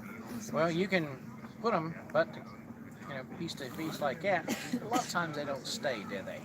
So we find that if we angle the pieces so that they match in like that, that's one of the best ways for forge welding. Have you ever upset Play-Doh? Have you ever upset metal? And no, that doesn't mean sit there and go and make the metal upset.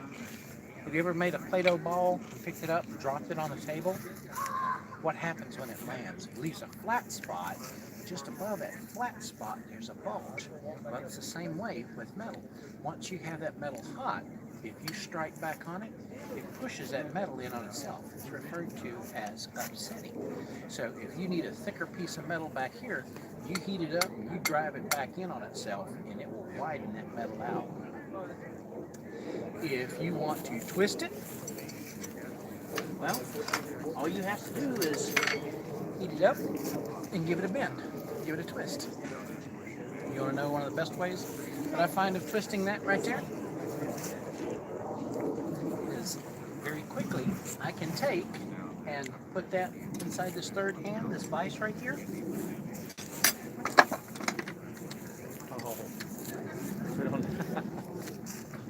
Lock it down real quick. Just give it a quick twist. And the nice thing is when you heat up that whole piece and you just twist, usually about 4 complete revolutions, and that twist will go and run down the entire length of it. And you take that end right there and you'll hammer it out to a point or a finial. You hammer this end out to a point or a finial. And the nice thing is you can actually bend these. You can make nice little twisty looking grates if you want something. And then you just brad this over where you've actually punched through and run it up to another piece of metal like that. You can brad that over so it locks in and stays in place. There's so much that you can do with this stuff. I think I just blew your mind. Cool, thank you. Thank you folks for coming out today. So, as a blacksmith in the Army, what kind of things would you be forging here? Any of the wagons that needed to be fixed, trace chains, hookups, toolbars, axle nuts, anything made out of metal on the wagon, hinges for any of the toolboxes, ordnance pieces, not the ordnance barrels themselves, but if you needed to, like the trunnion pins or trunnion caps, wedges for locking things down on the ordnance, those types of things I would have made tools for them, I would have made nails for them, possibly worked on horseshoeing if necessary.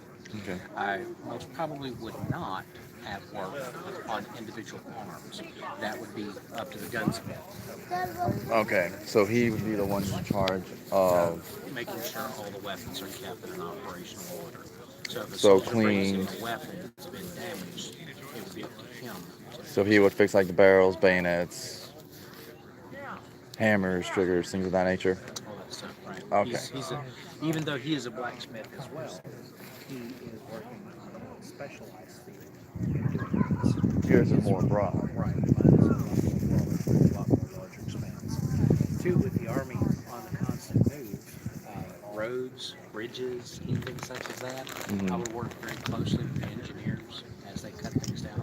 Like here, making axes, So axes would be for them to clear a road, but two, those trees that they felled, they would be using those, in some of those areas, if there was low muddy spots, it would eventually become something like a corduroy road. It would grow into that. Later Okay. on in history, you see those documented.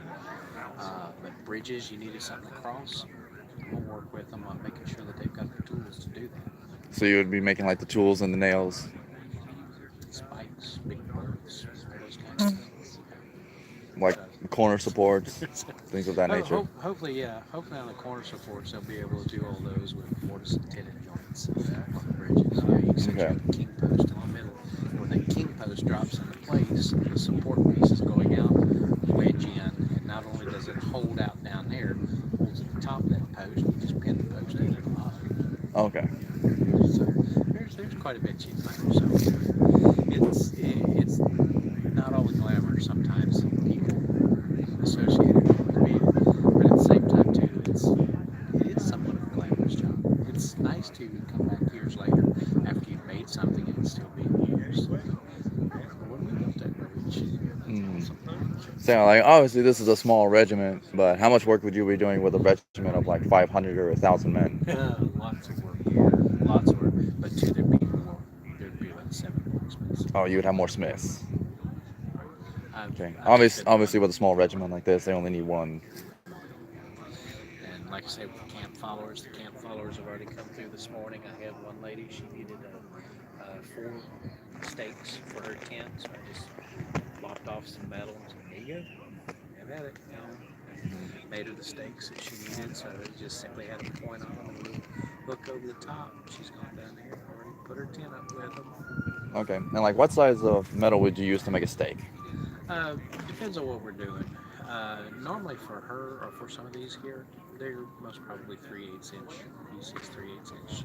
And how big is a 3/8? Okay, this is quarter right here.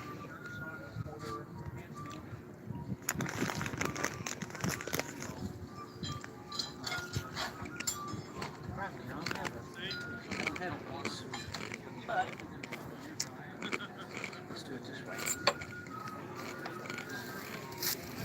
Okay. Where the 2 is, we'll count that the baseline. Okay. You have 1/8, 2/8, which is a quarter, 3/8. So from there to there. And just imagine 3/8 square like that offers a good amount of support when you're anchoring it into the ground. These pieces here, this is 1/2 inch. This is 1/2 inch that I have on these stanchions. Okay. And the reason for that is, you see how open this is? Yeah. A lot of times this is like a kite, and it just, Yeah. and I don't want to be up underneath here working and have this thing come down on top of me. And at the same time too, You want it aired out because you don't want all that heat right, trapped, because then there's possible risk of like heat exhaustion or. which has been known to happen. I mean, I definitely bet on like a hot summer day out here. It's like. They usually say, oh, the coolest place is right next to the forge because you're sweating so much. I'm like, No. It's like the sweat just evaporates right off your body. The second it beats.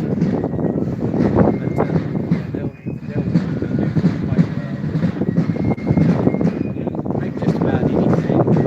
Usually the first time I try it, you know, and that's when I find it takes the longest because I'm learning the technique of what I need to do to finish the project.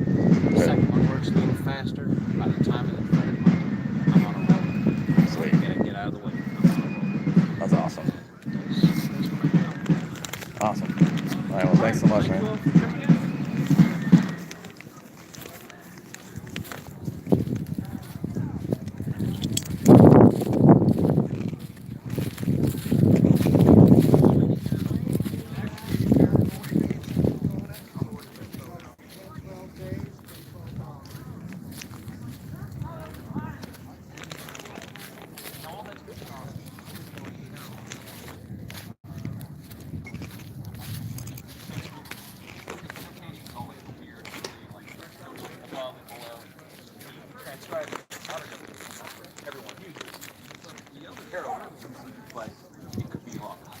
It's not. I can read the original. No, no. There may be an error in there somewhere. But like roast beef, like with the tune we play for supper, it's got double drags and stuff in it, but then it's got this weird thing in the middle that doesn't make Yeah, it doesn't any even sense. line up with the melody. No, it doesn't make any sense. Yeah, it's let's see what.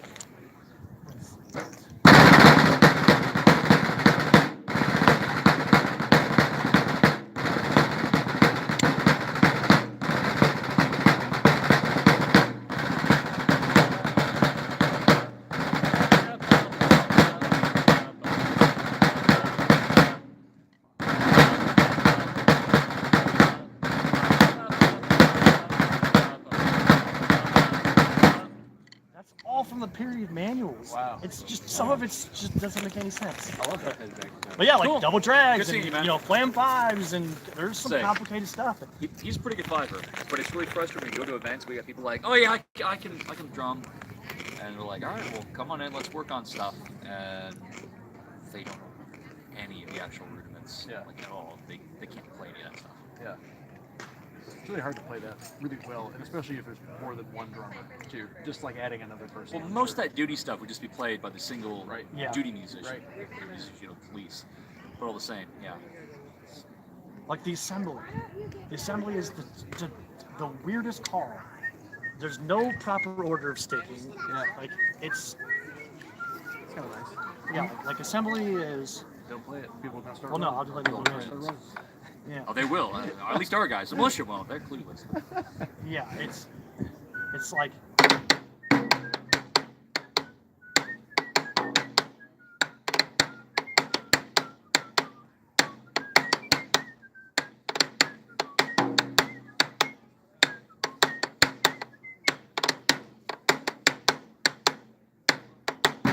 And there's like the left and then accident left and then left. You know, it's. But that's got a sound though. It wouldn't sound the same if you were to alter. It's definitely distinctive. Yeah. But I don't know why. Yeah. I don't know why they did. Because there was no right way to drum. No, I back know. then. And there's like weird things like 6-stroke rolls that, you know, start on the left and then you like the next rudiment is also on the left. And you're like, I can't do this. I noticed you lead a lot with your left hand in the open rolls, right? Like everything's left-handed. It is, okay. 10s are left-handed, 7s are left-handed. I mean, 5s aren't. 5s are still right. 11-stroke rolls are left-handed. I feel like some of those pieces you already played, we had a different roll structure when we played them. Yeah. What? We played them the way that any normal drummer would, reading. But that this is the traditional Yes, way. Yes. Okay. Traditional. This is straight from the original Well, music you manuscripts. got. Yeah, I got Asher. I got a bunch of the books here. Come look at some of the notation. Come look at some of the. And that's like the cool stuff. Like, you know, we have the original 14, musician's manual. Yeah. But you can pull all this music from it. You look at it and you go, wow, this is really weird. I wonder why it got 1970s happened. Well, because people wanted to play it. Most people didn't want to put in the time into sitting down and actually learn reading the old notation. Sure. And George Philip Carroll, I mean, he was, drum major for the Old Guard way, way back, and he was involved with Williamsburg. He knew what he was doing, and no one really questions it either way. It's like, you know, most of the songs that we play, fife and drum corps related, like they're written by John C. Moon, and they're written by, you know, written in the 1970s. So that's the actual 1812 manual that we use. Ashworth was the drum major of the Marine Corps Band of Music in 1812 and compiled this, and it was the official, authorized by Congress music manual. Wow. It's on the left. You know, if Congress authorizes it, like, you better take it serious. Well, it's just this was the standard, the normal music that was supposed to be played by everyone. And then you got stuff like this. The hard, but not as hard as the pony stroke. Okay? I guess that's just an accent it. I don't know. It's Well, say, and then there's other drum manuals from the same period that have written out, like it'd be like 7. Yeah. Flam. They have it written, the word flam out, and then 7. Let's see. And it's like, you're gonna have to know how this tune goes and know what this is. It's like, how many different tunes did they know? How many different tunes did they play? I mean, well, for the regular duty day, you probably knew. That's what I put. 20 or 25 that were kind of the required. And then you have daily duty calls, but then you'd learn any number of, you know, march tunes. Is this a drag? For parades, is that for what that's reviews, indicating? all sorts of extras. Even still, like 20 to 25. And then that's your 16. They would just play on a daily basis. Your meal calls, your reveille, your 7, retreat, troop, etc. Wow. And then with the weird. So that's left, right, left. So this is one where it's just right now, like 7 stroke, 7 stroke, 7 stroke, right hand, left hand. Yeah. Oh, come on. You into drumming? No, I'm just a big history buff. I mean, I have family that's fought in the American War since the American Revolution. Gotcha. I mean, I had one relative who partook in the Boston Tea Party, and I'm distantly related to Josiah Bartlett, who was one of the signers of the Declaration. Yeah. I'm distantly related to him. It's So I have family that goes way back, huh? Yeah, way back. I'm glad you're interested in it. But trying to keep the knowledge alive. Some complex stuff. It's like, I noticed you guys are in red, but why is your flutist in the gray? Well, because he's militia. militia musician. He doesn't have a uniform. He's just wearing civilian clothes. He and I are actually private soldiers in the army. Okay. So, you know, so I'm wearing the exact same uniform he is, just in red instead of dark blue. Musicians will wear reverse colors, so we're in red. The rest of the army's in blue, just so we can. Yeah, it's like they said earlier, similar to how the Marine Corps bands now wear the. Yeah, that's the exact same reason Marine Corps still wears the red coats. It's just the traditional reverse colors of their corps. Well, that was the same of the troop. But also important for you guys to know, like, the difference between your red coats and the other red coats, the bad red coats. We're right with the company. I mean, everyone in the company knows us. We're not going to get separated. We just stay with the company. So there's no problems. And also, like with the uniforms, the simplicity of it. It's versus the ornate, heavily detailed. That's just due to economy. The U.S. Army, our first sergeant is wearing the 1810 uniform. That we started the war in. I think, And yeah. braid all over his chest and all the tails and rows of buttons. And in 1812, And didn't he have the eagles on his collar? Or was that your? No, that's one of the officers. Oh yeah, that's one of your officers. But in 1812, they simplified the uniform to basically this, but he would have red cuffs and collars, and they still did braiding all across the chest. Okay. And in 1813, the war was not going well, so look, make it cheap, make it quick. So they stripped all the trim off, just went straight blue, and musicians with the straight red. So they started with the infantry wearing blue with red cuffs and collars, and the musicians would wear red with blue cuffs and collars. And when they just simplified it all, they just went from all blue and all red. One of our sergeants walking around has an old. That's what I was telling him. I was hoping I could just point him out, but I'm not seeing Sergeant Rosewitz around. Probably making his rounds. Yeah, he's off doing sergeant stuff. Which basically means being a giant babysitter. Yeah. Typical sergeant stuff. I mean, my dad was a sergeant in the army, so. You understand. At least from what I've heard. I didn't know much growing up, but unfortunately he passed in October 01, so I never knew him much. But apparently he was a bit of a hard ass. Some of this is just absurd. Although, of course, the rank of Double sergeant now drag, probably the doesn't music hold as in much as it compound did time. in this period. I'm It's sorry, like, sir. I mean, the rank of sergeant now probably doesn't hold as much. Yeah, it would be about the same. You're still in charge of a group of guys. You're the one who has to keep them Yeah, I from can take looking those bad in back. front of an officer. Or else it's somebody's yelling at you, so therefore you're yelling at them. Evolution or drum notation. It's a vicious Some cycle. similarities. Nothing's ever changed. About it. Mhm. I mean, it's the way it works in my job. My boss yells at me, and then I yell at the people below me. It's a vicious cycle. Included in the music cores, a couple of those. Mm-hmm.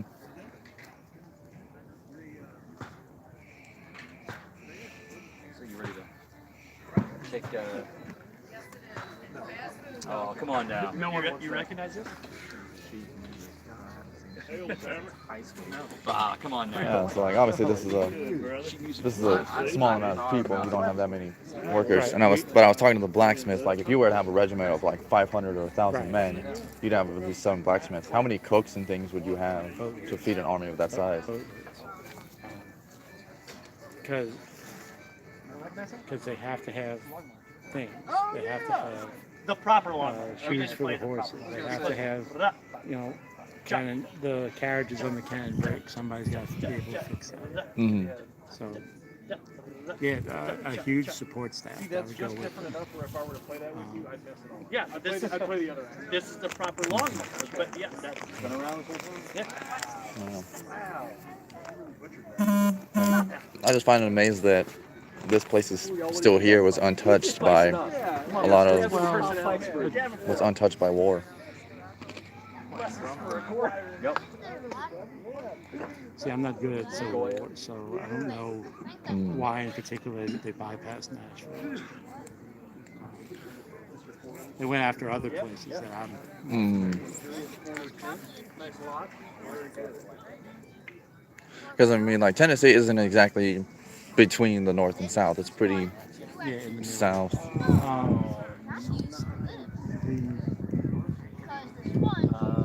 The other thing was, Scott McMahon. I would say they went to the ends of Tennessee. Because one end of Tennessee's got the river, the other end of Tennessee's got the road where all the mountain that goes through the mountains. So it's basically like it's like a bowl, it's like a valley. Right. And the middle, there's not so much here in the 1860s. So Makes a good color. they don't need to cover I mean, the worst thing for an army is to march through and then just get attacked from both sides. Well, it depends. Depends on what's going on. Sometimes, I love it. in this time frame, they're forming up solid lines. I'm a little and bummed. So firing this is at based one off the original. One of the reasons why Napoleon is revolutionary is because he's deliberately weakening one part, left, center, right, in order to take 2 parts and attack 1 part of yours. And the hope is his part can hold out while he goes and wipes out everybody else. That was his contribution to state of the art. And then they figured out his tactics. And it also was good. At least Potter's a little better. Even at 7th form as we are. 15 minutes of the duel. Thank you so much. Alright, well yeah, it is about 15 minutes until the duel, so I'm going to start heading that way. Sit down, rest a little bit, rest my walking feet. Now what I'm going to try to do is, I'm going to try and go and take the mansion tour again. But I want to see if I can at least record the audio. Not necessarily record video in there, because you can't do any photography. But I want to see if I can record the audio of the various tour guides throughout the house. And then see if I can upload that. So that way you guys can at least hear all of the facts and things about the mansion. And I'll probably put in some of the pictures that I've taken today And then I will take in a little slideshow, just that way there's something to go with it.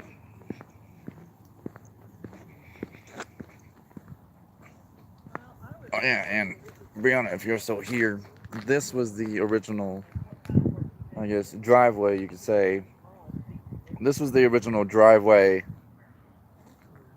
for the mansion.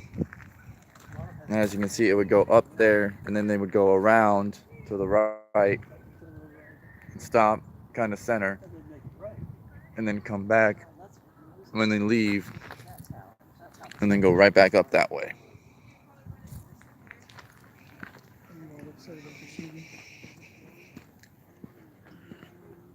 Yeah, very long driveway. Like, it would probably, like, me walking would probably take about the same time it would take a carriage to get up that driveway.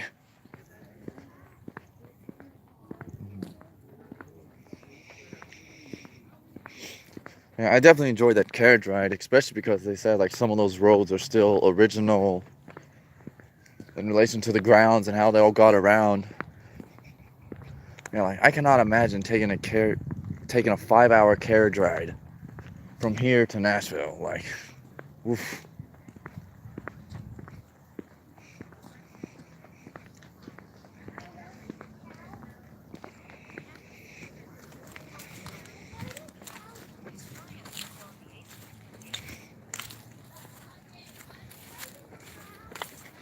I mean, I'm gonna get a seat here for the duel.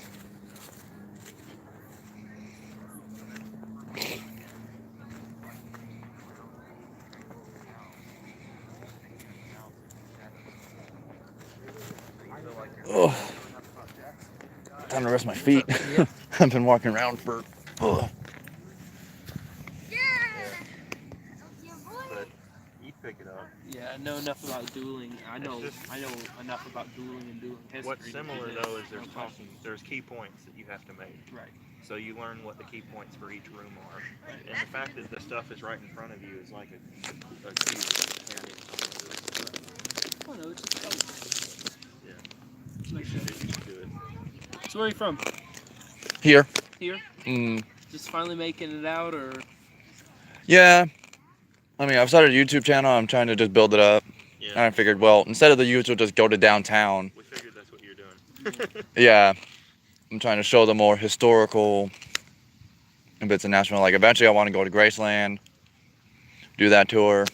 Yeah, that's a good one. Mm. Well, definitely, like, this one is so deeply steeped in American history. Yeah. Right. This is a cool property.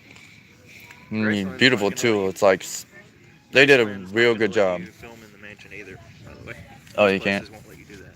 Okay. Because they don't. Yeah, what I want to try to do is see if I can at least record the audio. Yeah. And then just put in like a picture slideshow with it. So that way they can at least hear facts about the mansion. Yeah, I get it, but with their standpoint, they want people to come here. So if they watch your YouTube thing, you got to leave enough for them to want to still come. Oh yeah, that is true. Yeah. Hi there. Hey, is this where the duel is? It sure is. Duel? What duel? This is where we're doing our demonstration of agricultural techniques and influences at the turn of the 19th century. This is a sit around. No, this is where we're gonna have the duel. The next one's at 2 o'clock, right? Yeah, this is an hour short, so it's 2 o'clock. I would like an agricultural techniques demonstration. We actually had that here.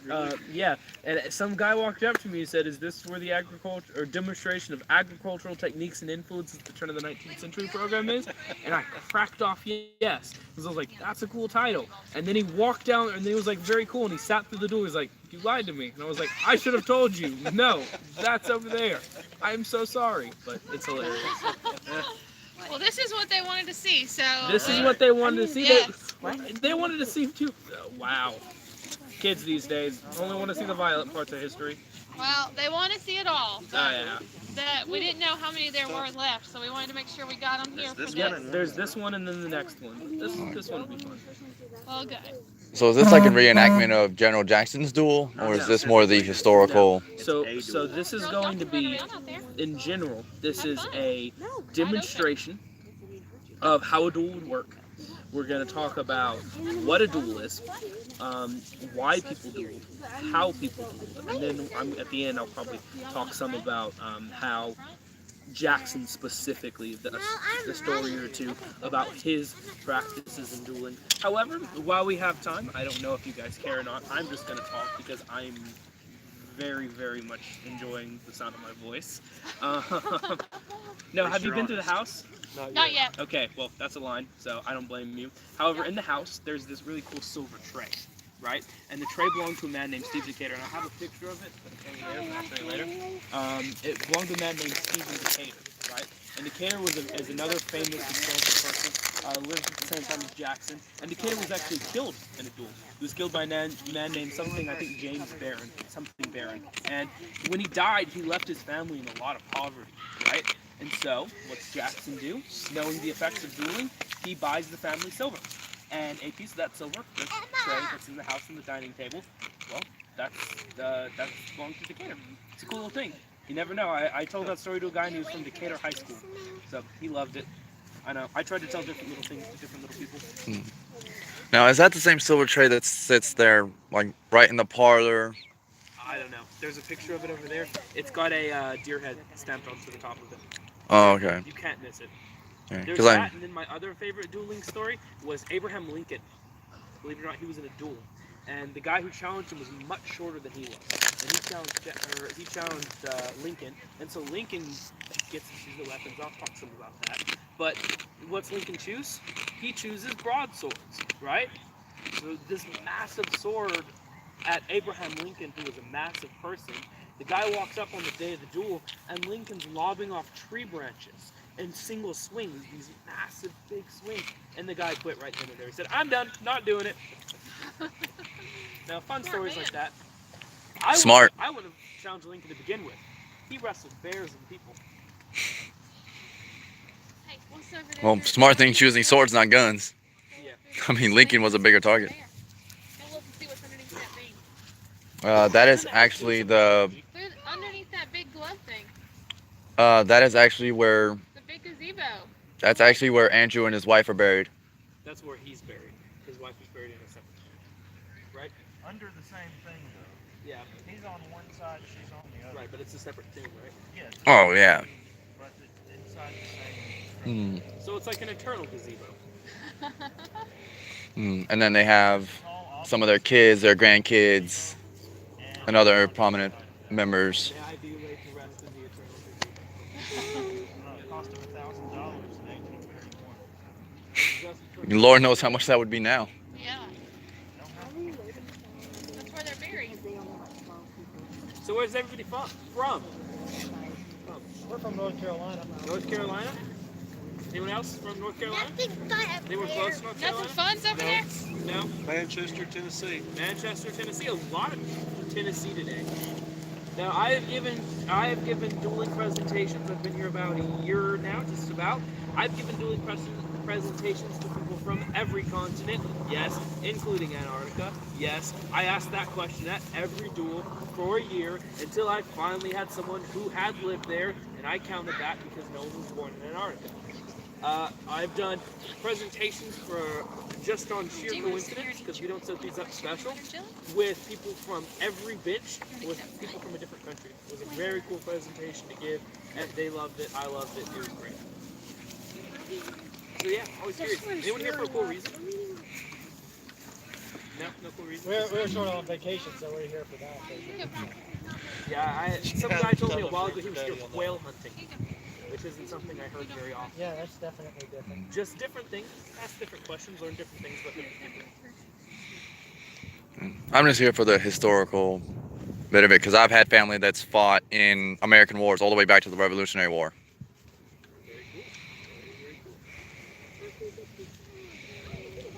Isn't that from, didn't they talk about something like that before stuff? I'm not sure. Yeah, Lieutenant Dan. Yeah, Lieutenant Dan supposedly had somebody fought and died in every single war. Yeah. Up to Vietnam, which is another show. Yeah. Yeah. I had one ancestor who actually partook in the Boston Tea Party, and I'm also distantly related to Josiah Bartlett, one of the signers of the Declaration.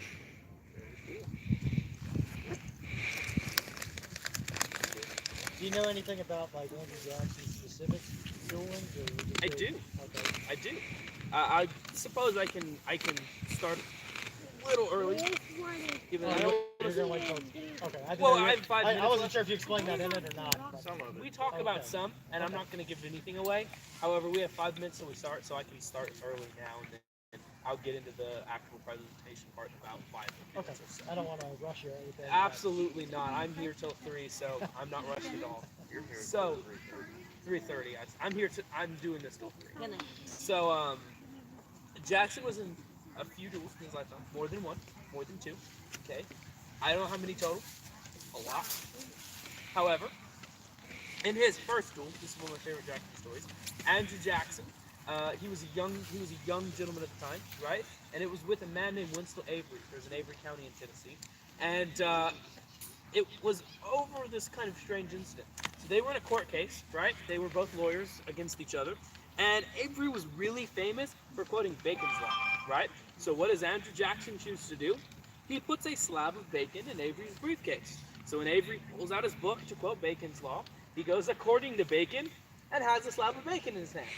So what does Avery do? He gets up and he absolutely berades Jackson. He says, no wonder this man is losing. Look at who he has for counsel, and absolutely insults Jackson. So what's Jackson with his famous temper do? He scribbles the issue to challenge the issue to duel on the piece of paper. He walks over to Avery and slams it on the table.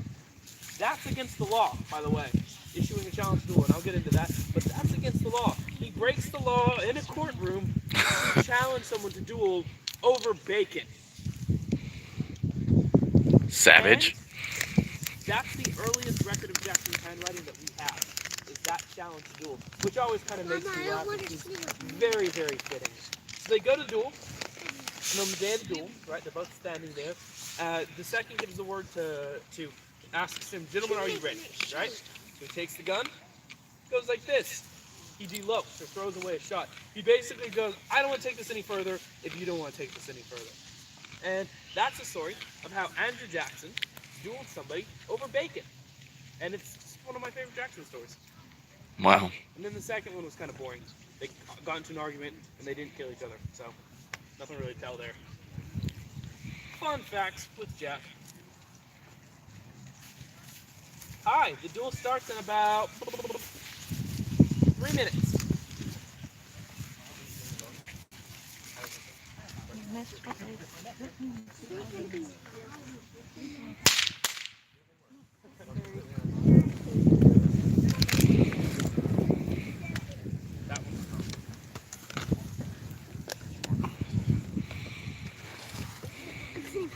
No, stay. Just sit there. I love that they go, if you listen after the shot, they go like a bullets fly. Stay still and watch.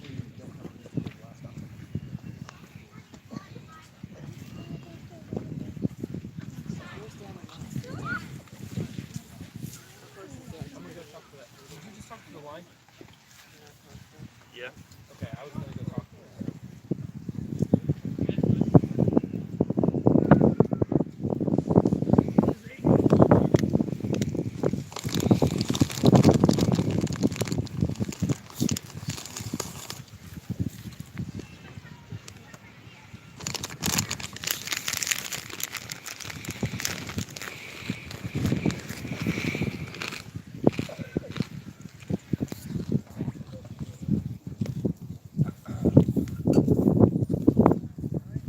Get these last couple of attempts to settle in, and then we'll get started.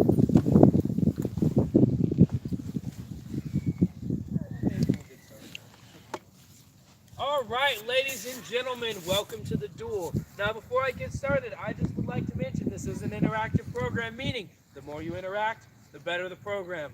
All right, so today we are going to discuss how two gentlemen would have fought a duel in states like Tennessee and Kentucky at the turn of the 19th century. Now, the reason that we have this duel here today is the man we have all come to remember, Andrew Jackson. Now, throughout his lifetime, Jackson has gained sort of a reputation for being a notorious duelist. However, would anyone care to take a guess as to exactly how many duels Jackson actually fought in during his lifetime? One. One, at least one, or we wouldn't have this here today. No, it was more than that.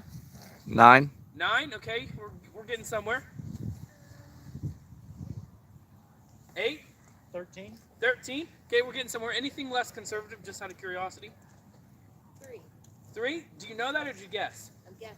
That's a great guess because that's the actual number. And this Wow. surprises a lot of people. We hear this term, notorious duelist, and we think he must have fought in 207 duels or 109 duels. And that's quite simply because if you were to look it up online, the Washington Post, the Huffington Post, they would tell you Andrew Jackson fought in 207 duels.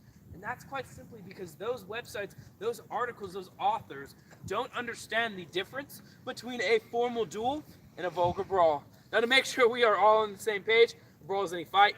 It can be with guns, without guns, swords, knives, a pickaxe. If it's a fight, it's a brawl. However, a duel is something far more specific.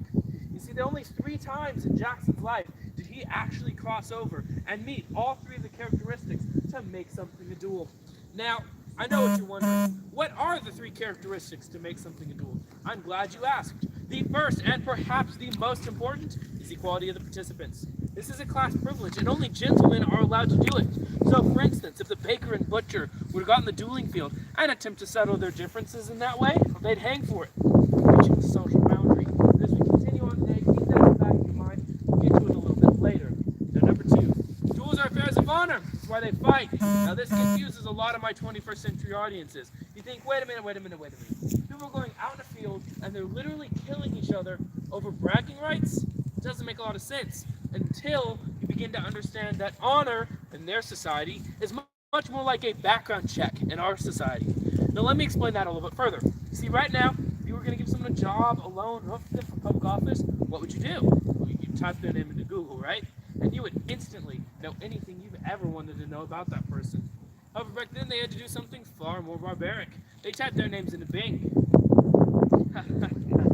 No, in all reality, they went into town and asked questions like, is this man honorable? Does he pay his debts and do so on time? Is he a competent businessman? Is he courageous or is he a coward?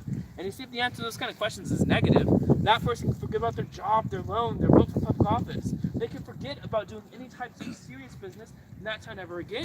So when I tell you that gentlemen are fighting to defend their reputation, I do quite literally mean that they're fighting to defend their income and their possible status in society.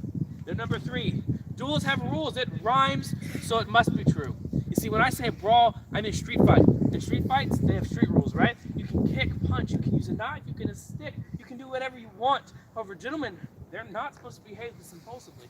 They're supposed to keep their actions, their emotions, and their ambitions in check. And so the Code Duello, or the dueling code, attempts to help a gentleman do just that. Now, if these gentlemen are going to fight today, they need a reason for which to do so. That's why my compatriot has brought with him our handy insult generator. Da-da-da-da! High-tech stuff here, folks. So who'd like to help us get started by pulling an insult out of a hat? Anyone? Right there.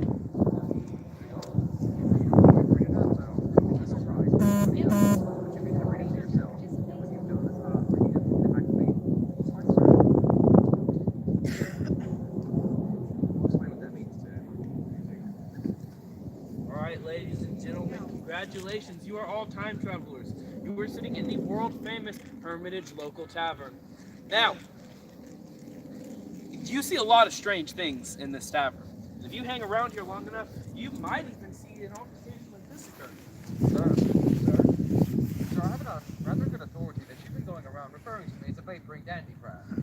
Now, considering that you're addressing a gentleman of my clearly superior pedigree, I'm certain that your intentions have been grossly misconstrued, and considering the magnanimity of my character, I would like to offer you one direct opportunity to clarify this clearly mistaken impression. Sir, a gentleman always owns his actions, and you certainly are a vapouring dandicrat.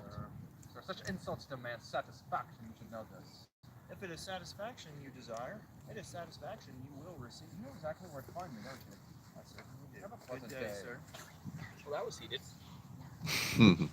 Now, it may not have seemed like it, especially through the icy and forced politeness, but 200 years ago, those were serious fighting words. Brian here has been going around town and calling Jack a vapouring dandycraft. This insult means both a person of short stature, physically, and of short stature politically, socially. So he's both calling him short, and he's saying he's insignificant. Now to us, this is kind of a humorous insult. However, back then, This is a serious deal. You see, if Jack here allows this insult to go uncontested, well, people will think one of two things. Either Jack is a vaporing dandy prat, or he is too much of a coward to stand up and defend his social reputation against the likes of Brian. So he does what any competent gentleman of the time period would do. He comes up and he issues the challenge. He asks Brian to duel. Over in that altercation, did anyone hear the word duel? No. The word fight. You want to go, bro? Did you guys hear any of that? No. Because publicly asking someone to fight, issuing the challenge to duel, in and of itself is against the law. It's a breach of the peace. And that, ladies and gentlemen, is a finable offense. So to combat this, gentlemen use a coded language. A specific word that any gentleman of the time period knows means he wants physical combat of the insult. And the word to look for is satisfaction. Now this word, it comes with a lot of extra benefits. For one, please raise your hand if you knew what that word meant in this context. Anyone? No one's seen Hamilton? Okay, could you raise your hand? Right, could you raise your hand? Yep, raise them high. Raise them high. Ladies and gentlemen, congratulations. These are our two gentlemen. They knew what that word meant. The rest of you are commoners. And I know this is kind of a strange and humorous way to explain that, but it is one of the most important reasons why these gentlemen use that word. You see, if you were to say the word duel around a group of commoners, well, you get that. You get a crowd like this. Everybody wants to come see it. However, you say the word satisfaction, and they think you're just talking about a business deal or some other gentlemanly thing to do. So you can see why they use this coded language. Also, it makes it very difficult to prosecute someone when the only thing they have to do to walk away scot-free is put their hand on a stack of Bibles and say, but your honor, that is not the kind of satisfaction I was looking for. So you can see why these gentlemen in this time period are using this coded language. So now I would like to discuss with you the terms of the duel. The terms being the time, the place, the distance, and the weapons. Now, would it be fair for Jack to go, or be able to go up to Brian and demand satisfaction to issue the challenge, and for Jack to be able to just set the terms of the duel? That makes sense. No, because then Jack could wander the countryside, issuing challenges to people who he considers weaker than him in whatever weapons he would choose, and use them as a form of social mobility. No, the Code Duello puts a check on his power. It gives Brian the ability to set the terms, because you might be a little bit more hesitant to rush into violence with someone if you know that you're going to have to fight them at their game. So in this case, Brian gets to set the terms. I'll set the terms. We'll use the standard tradition of this time and place, as good as any, at 10 paces. Pistols at 10 paces. All right. So I want you all to keep in mind something. What you've witnessed so far, it's a very heated verbal argument. At this point, they can still walk away peacefully. However, there is something in that could have happened that they would have had to fight over. Something that is a step too far for a gentleman. That's a physical blow. If one were to get angry and hit the other, they would have to settle that on the dueling field. They would have to go out and they would have to exchange shots. And if they're both left standing after that altercation, then they have to deal with the whole, I don't know, vaporing dandy prat situation. So you can see why physical violence makes this entire situation far more complicated. So to combat this, the Code Duello immediately begins to regulate their behavior. You see, the moment that Brian accepts the challenge from Jack, they are forced to separate. They are no longer allowed to be in the same rooms. They are no longer allowed to speak to each other. They can't even have written communication. And there is a very practical reason for this. You see, what happens when two hot-headed young men are in the same room, tempers flaring, when they're arguing with one another? What happens? They get into a fight, they hit each other, and you have this altercation. And like I said, that escalates things. So we know Brian over here gets to set the terms of the duel. So, Jack, did you hear him? He said pistols at 10 paces. Oh, right, I just mentioned they can't speak to each other. They can't have written communication. So how on earth are they going to set this whole process up? Mediator? Mediator. They're going to find peers, friends of equal social status. They're going to act as arbitrators or negotiators in this gentleman's game. Those friends, those peers, we call them seconds. Now, they're as important to dueling as, say, this audience is to this presentation. You can't have one without the other, and that makes sense when you begin to understand that I need two members of the audience to be our seconds, two volunteers. It's a lot of fun. Certainly these guys have two friends. We have one, we have two. You come up. All right, and your name is? Isabella, you can be his second. Your name? Amy, you can be his second. Welcome to the winning team. Alright, so they would be on their respective sides of town. And their seconds, they would get on their horses. They'd be in the middle, perhaps at some general place that everybody knows, perhaps the local tavern we all happen to be sitting in. They'd meet in the middle, and they'd discuss the terms of the duel. And that would look something kind of like this. Right into town. Right into town.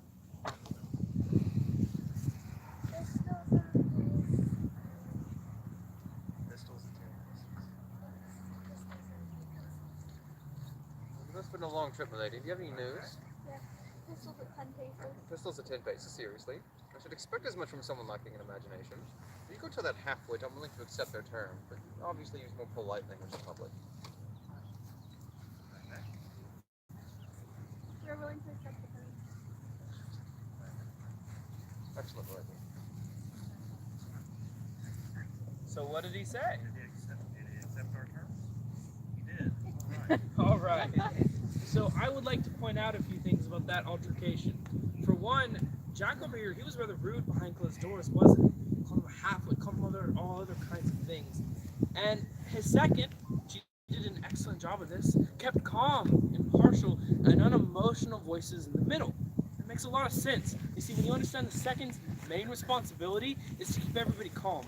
See, their goal is to get these two gentlemen to walk away peacefully. They want them to walk away without fighting. And they can't do that if these two gentlemen are insulting each other. That's one reason the seconds use this process. The other reason is it is very time consuming. I mean, think about it. To get the answer to one question, Brian talks to his second gets on their horse, they ride an hour into town. They talk for an hour, it's an hour ride back to Jack. They talk for an hour, it's an hour ride back to town. They talk for an hour, it's an hour ride back to Brian. That's one question. It took me an hour just to say that. No. This process, it will take days, it will most likely take weeks, and it's not even unheard of for this process to even take months, and it is deliberately engineered to be this way. It is meant to be this tedious and time-consuming. It is meant to give these gentlemen time to reflect on their actions and their emotions, and to decide whether the insult at hand is truly something that they're willing to kill or possibly die over defending. Now, I'm sure some of you came here to see the movie version of the duel, right? In the movie, two gentlemen stand back to back, pistols in the air. And the narrator, in this case the entire crowd, counts off their 10 paces in unison. 1, 2, 3, 4, 5, 6, 7, 8, 9, 10. Alright, so I would like to point out a few things about this distance. For one, I've got a question. What happens to our 10-pace duel when the two gentlemen stand back to back, pistols in the air, and they each take a step? It becomes 20 paces. Now, with the style of weapons they're using, that's extremely too far. As a matter of fact, Brian over there is more likely to throw the gun and hit Jack than he's ever going to be to shoot him. This is a Hollywoodism. It's a theatrical demonstration for your enjoyment, and it is rather enjoyable. However, today our process is to show you how a duel actually would be done. Everything actually would be set up. And in order to do that, we're going to have to fast forward in time a little bit. So let's assume, just for a moment, that all negotiations for peace between the two seconds have failed. They would both arrive on the field with their seconds. This is the first time they've been allowed to see each other. But all communication still has to go through the seconds. Now, even though they both arrived on the field and are prepared to fight today, the Code Duello is going to give them one final chance, one final opportunity to walk away peacefully. And that looks something like this. Right into town.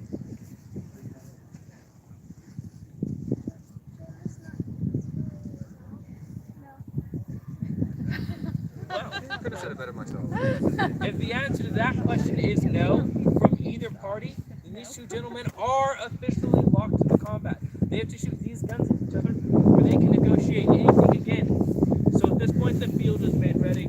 A mark is placed on, say, Brian's side of the field. Now, normally a second would do this, but I'm going to do it today just for expediency's sake. So the literature clearly states that a pace is 3 feet. So 10 paces looks something more like 1, 2, 3, 4, 5, 6, 7, 8, 9, 10. Right here. Almost fell.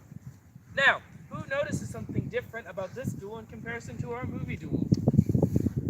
It's a lot closer. Do we also know the way it was set up? I mean, think about it. They're not standing back to back. They're not pacing it off themselves. They're not spinning around like they're in the Wild West. No. They're going to stand at this distance, much closer. They're going to aim those pistols and they're going to shoot each other. Now, if this scares one of these two gentlemen, they should have backed down. Because at this point, it is far too late for any of that nonsense. So at this point in the movie, a gray-haired man in a nice suit comes out with a jewel-encrusted chest. He opens it up, he says, "Gentlemen, choose your weapons." And the weapons are prepared off the field by some impartial third party.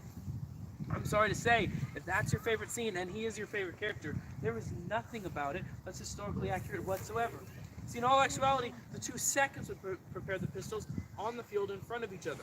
They'd check the cartridges, the powder, the mechanisms. They'd make sure that everything was loaded fairly and properly. This is to keep tampering out of the situation. So if you two would get the pistols from the top of the stumps for your principal and the bottom of the stumps for yourselves.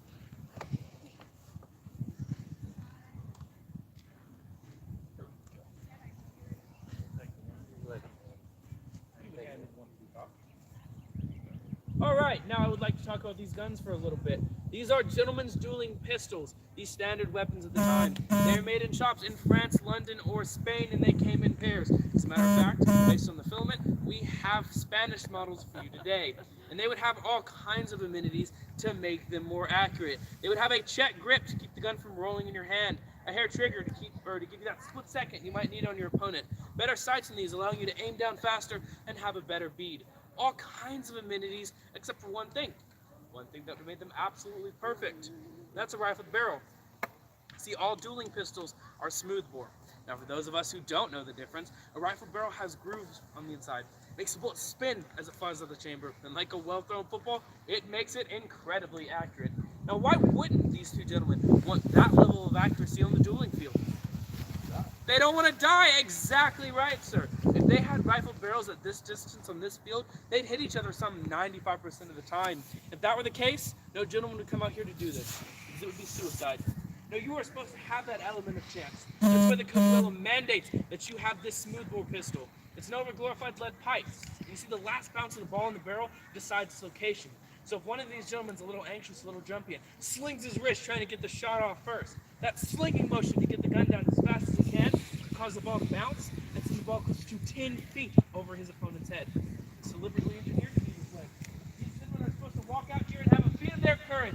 They're supposed to walk out here knowing that they might die, but the key word is that they might die. Now, these gentlemen are clearly a little nervous. They've just been given loaded firearms, they're staring at their opponent. So what stops them from getting a little jumpy and blowing the other's head off gangster dueling style before they can retaliate? What stops them? Wow, everyone knew the answer.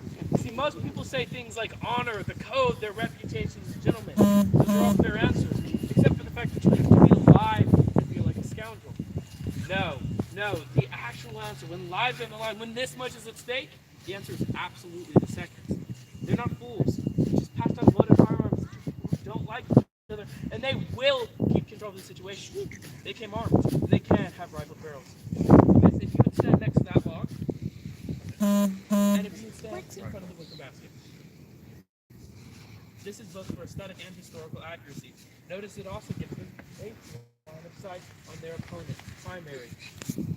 Now, so if one of these gentlemen were to cheat, and cheating takes a number of forms, let's say Jack here aims his pistol at Brian before the word is given, then Brian second would gun Jack down.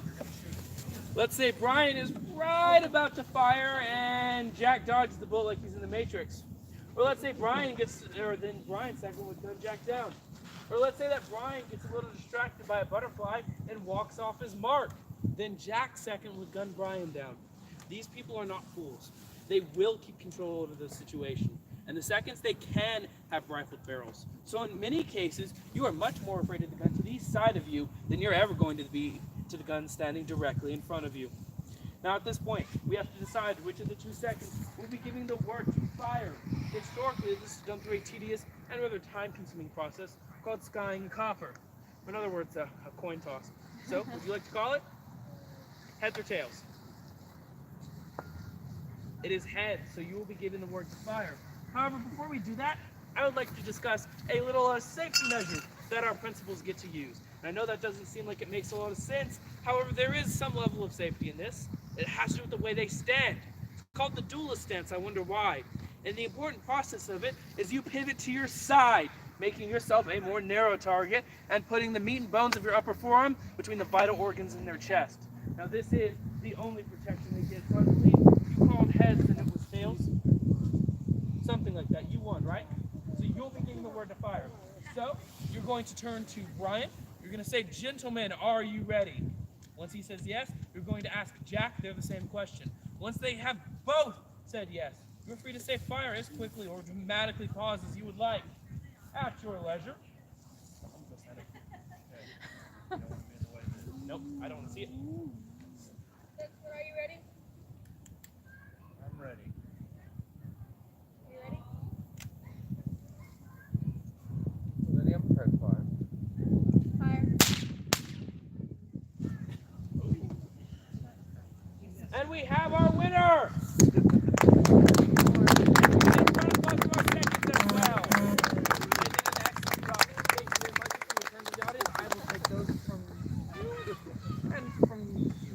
All right. Now, thankfully for Jack, this is fiction. And in fiction, we can do things that we cannot do in real life. In this case, it's called the Tinkerbell effect. You've all heard of it, right? If we clap loudly enough for Jack, if we believe enough in Jack, then we can bring him back to life. Let's hear it from him, folks.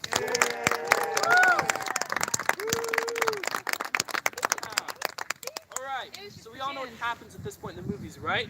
Brian's the hero of the story. He rides off on the white horse into the sunset. He gets the girl. And Jack, the dastardly villain, he's a minor plot point. We'll see him in the credits. That's about as complicated as the movies tend to get. But like we've discussed in this duel all day, your life is far more complicated. For instance, on Brian's side, as he eats dinner over the course of the next few weeks, he's going to be on edge. He's going to look out the window. He's going to hope, and he's going to pray that he doesn't see the sheriff ride up with a few men. So you have to keep in mind, dueling was never legal at any time or place. As a matter of fact, this is the most premeditated kind of murder you can possibly imagine. They planned it days, if not weeks in advance, and neither of the two parties can claim self-defense because they both came here with the intention of killing another person and could have chosen simply not to come. So let me ask you this, if in the eyes of the law, if this is first-degree murder, how come they're not hanging gentlemen like Christmas ornaments, given the prevalence of dueling in this society? Why aren't they doing it? Let me ask you this. Who are the judges? The gentlemen. So who are the judges? The gentleman. The gentleman. And the lawyers? The gentleman. And the lawmakers? The gentleman. And the people who dueled? The gentleman. Ah, see, there it is. See, the people who make the laws, people who enforce the laws, those are the gentlemen. And they're not going to set a dangerous precedent like putting Brian over there's neck in the noose when the next neck could be their own, or their brothers, or their sons. That's his eighth in the hole. He's going to walk away without any serious negative repercussions whatsoever. In fact, he now has an elevated status. He is now a notorious duelist. That's the term they used to describe him. And the term they used to describe Jack over there? Dead. That's as complicated as real life has to get. And speaking of real life, if you're looking for a historic example of this situation, of this phenomenon, look no further than a man named Charles Dickinson. He ended up much like Jack over there. And the man who killed him, the notorious duelist in that story, his name is Andrew Jackson. We give you a little backstory on the two gentlemen. Jackson and Dickinson were both the heads of political factions in Nashville. And Jackson and Dickinson had gotten into this argument over a bet between Jackson's father-in-law and Dickinson and the method of payment. And Dickinson, seeing an opportunity to make political headway, publishes in a paper that Jackson is a scoundrel and a poltroon. A poltroon being another word for chicken. And so, Jackson with his second, John Overton, he rushes down to the paper, he intercepts it, he reads it. Turns to Overton and says, "What am I going to have to do with this?" And Overton simply says, "You're going to have to fight him."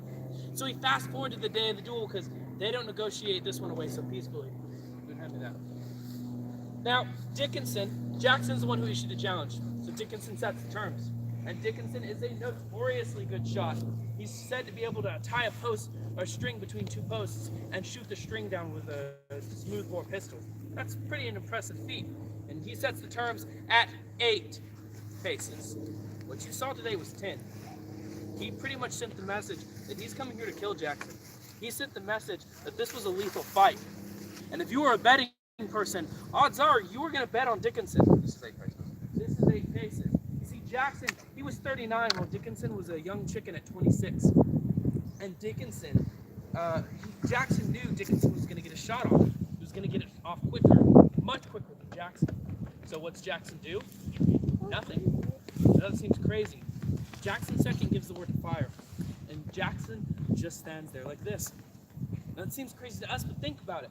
If Jackson were trying to get his gun down when the word to fire is given, and Dickinson pulls the trigger first, he gets hit by a bullet.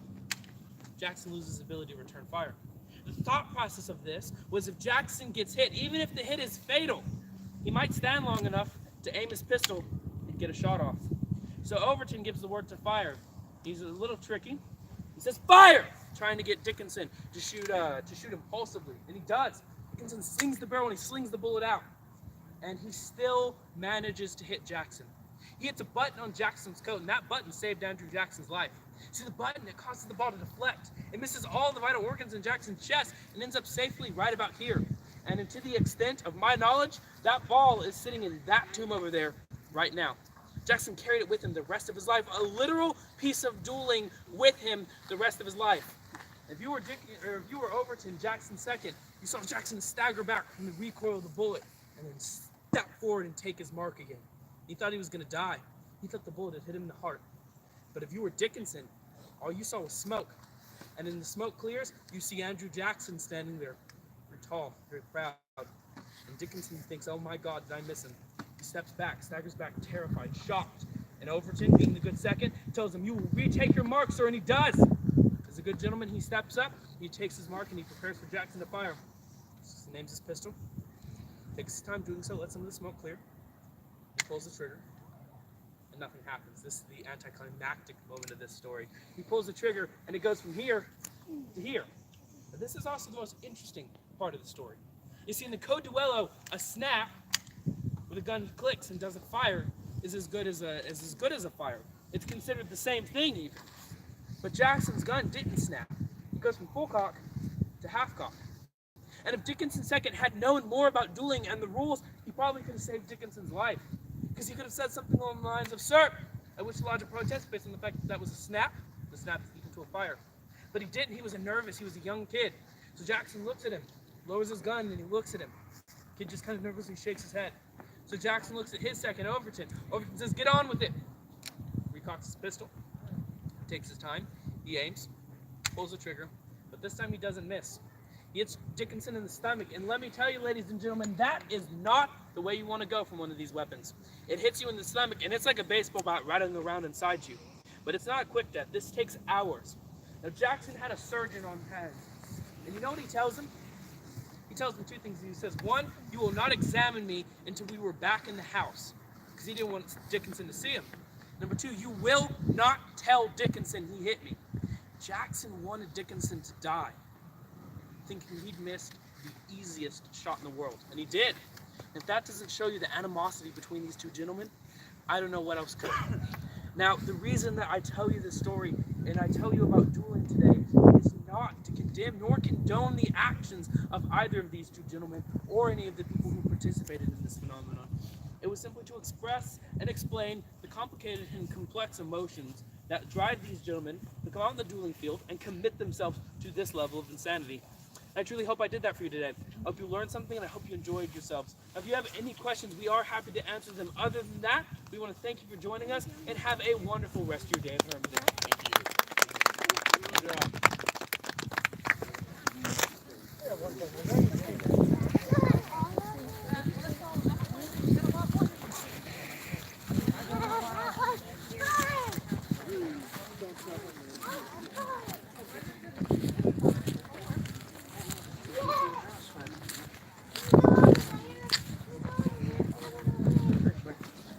Y'all can run around right here. Did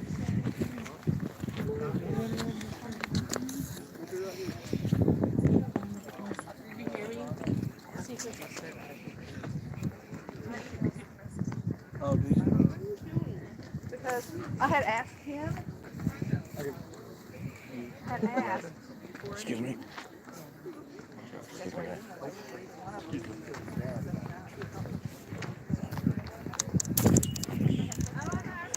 Oh, excuse me, miss. We are going to walk you through the process of how how you would find yourself involved in a duel, how you might try to get yourself out of it, and then what would happen.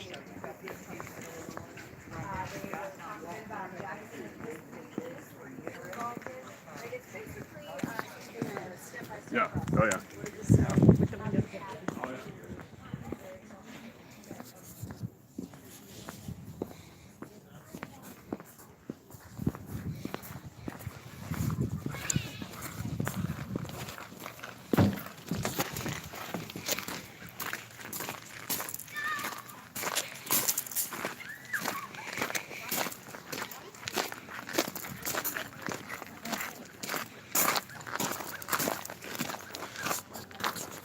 I'm gonna just unplug this.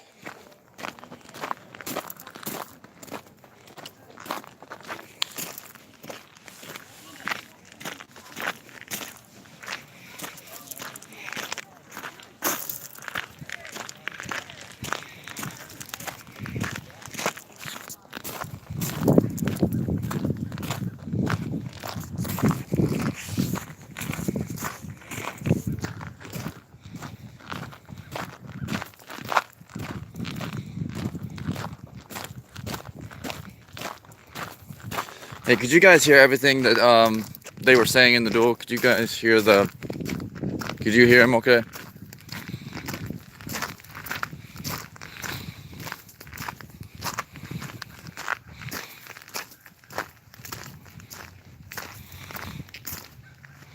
Well, I guess I'll go through the smaller gravestones first before we go to Andrew and his wife.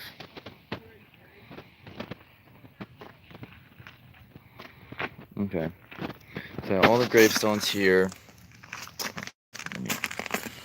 Here we go. There we go.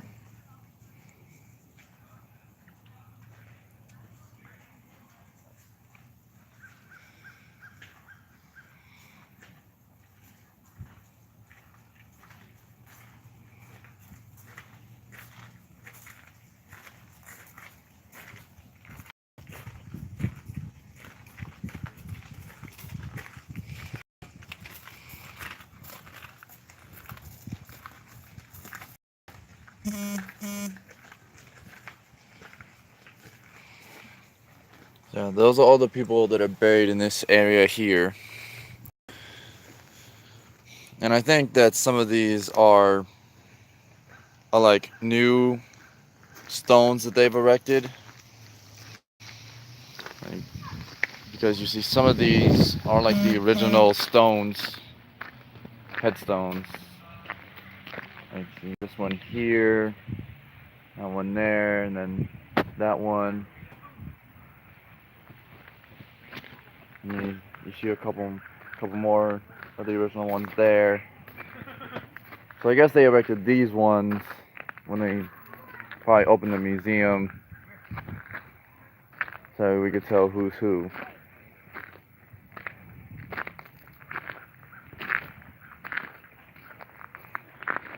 Now over here, that's General Jackson right there, and his headstone's very simple, just as General Andrew Jackson, and the day he was born and the day he died.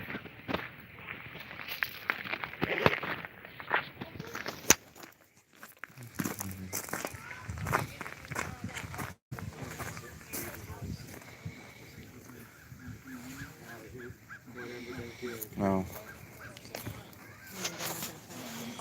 this is what his wife's headstone says. No, he reacted rather vocally.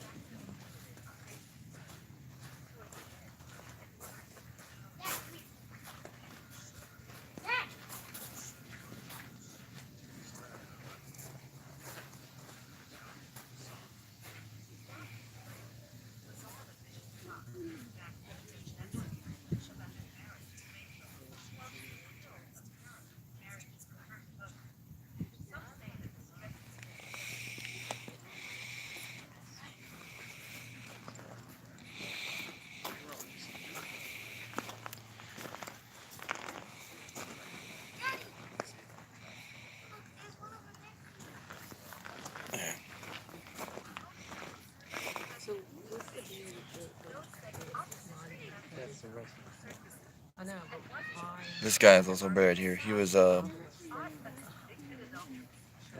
it from, that was in style.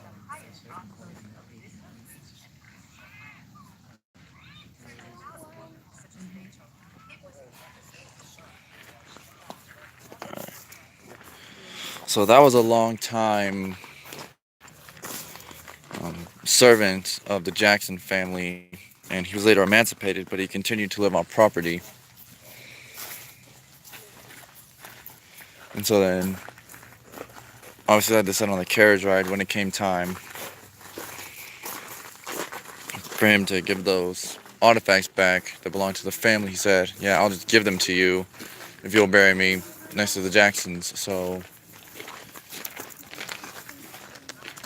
sorry.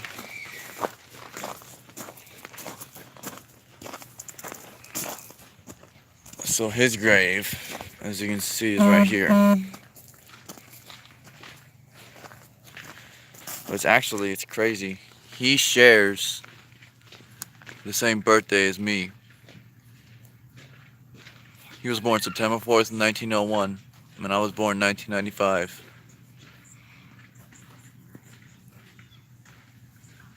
So it's so cool that someone so steeped in like American history shares my birthday, you know?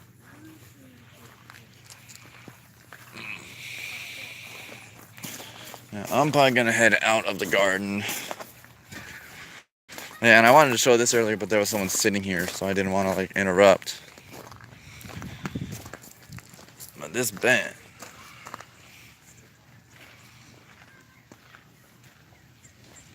is dedicated to the former First Lady, Laura Bush.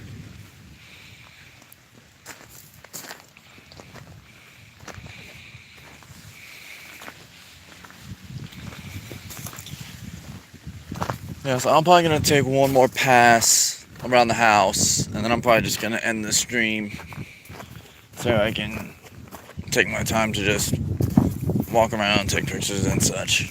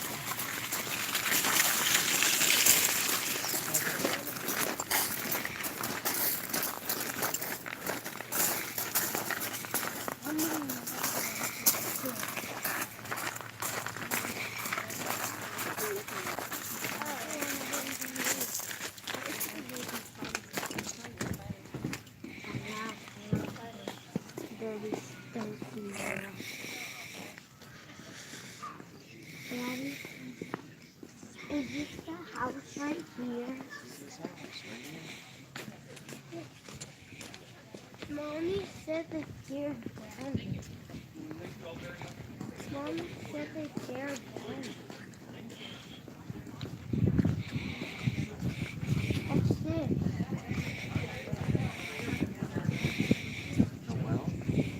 I guess this is the old well. Yeah, there's still water down there actually. Obviously they don't need it anymore. Yeah. Yeah. I think what he's referring to is their log cabin. What's that? The log cabin that they initially... That they tore. Well, they didn't tear it. Did they tear it down? Oh, well, it used to be 2 stories. Okay, and that's right. When the mansion opened, they lifted the top section, took out the bottom, and then dropped it back put the down. top down and made that servants' quarters. Got it. And then obviously they had all the French paper in there. They tore all that out when the servants moved in, because to have them live in a house like that, right, in an elevated status, figuratively and literally, wouldn't have been proper back then. Right. I just came down here to say that was entirely accurate, so very good, sir. I took the carriage tour. Of course, earlier, but that's where they get really in-depth into that. yeah, because obviously they talk about all the stuff up front, what you see. Yep. They discuss what's going on back here. Yes, and I think it's very good that we've got that balance. I was just wishing more people would actually take the time to go back out there. Because like But with they weather don't like understand. Because like this was a almost 2,000 acre farm that they needed caring for. Like they said, at the height they had like what 150. 150 was the maximum at one time. And I like to describe a plantation in a way that tries to get it through people's heads that it's not just a farm. It's a single export village. It's a small town. You've got a population back there that's similar to a village, and it exports one thing. There's one thing they sell, then they grow everything else they need here if they can. And I mean, it was the driver I had said 2 of the slavers here married 2 women, and between them had 21 kids. So 2 families of that size living in areas that big. Absolutely, it was completely inhumane And like I walked in there, these ceilings. 14 feet on this. On the So floor, 12. yeah, on the ground floor it's 14 feet, and then upstairs they're 12 feet. And those cabins, there's only like 3 inches between me and the ceiling. I am when I'm in there, I'm perpetually ducked over. It is nowhere near as nice. You work here, obviously, right? Yes. We're looking for the wagon ride. Do you see those benches right on the other side of the fence right there? Where a guy is with the black jacket? Actually about halfway between us and him. Okay. So right there, those benches, those are going to be the perfect spot to wait because the carriage arrives right on that gravel path right there. Cool. Thanks, bud. You're very welcome. I hope you enjoy. Thank you. Yeah, definitely is. Sorry about that. I mean, to have so many people like working out in the fields, feeding the animals, smoking them in smokehouse or slaughtering them. There were stories here that we've lost completely, and that's most of the stories that would have been told at the Hermitage, because honestly the Jacksons owned the place, but they were not the majority of the people living here. Most of the people living here were the enslaved community, and They probably made up like a tenth of the people living here, the Jacksons. less than that, because there were I believe the maximum amount of Jacksons here at one time was around 8 or 9. So you're at 20 times almost. So that's like 4 to 5%. 4 to 5%. You're better at mental math than I am. It was my best subject in school. I'm not gonna lie.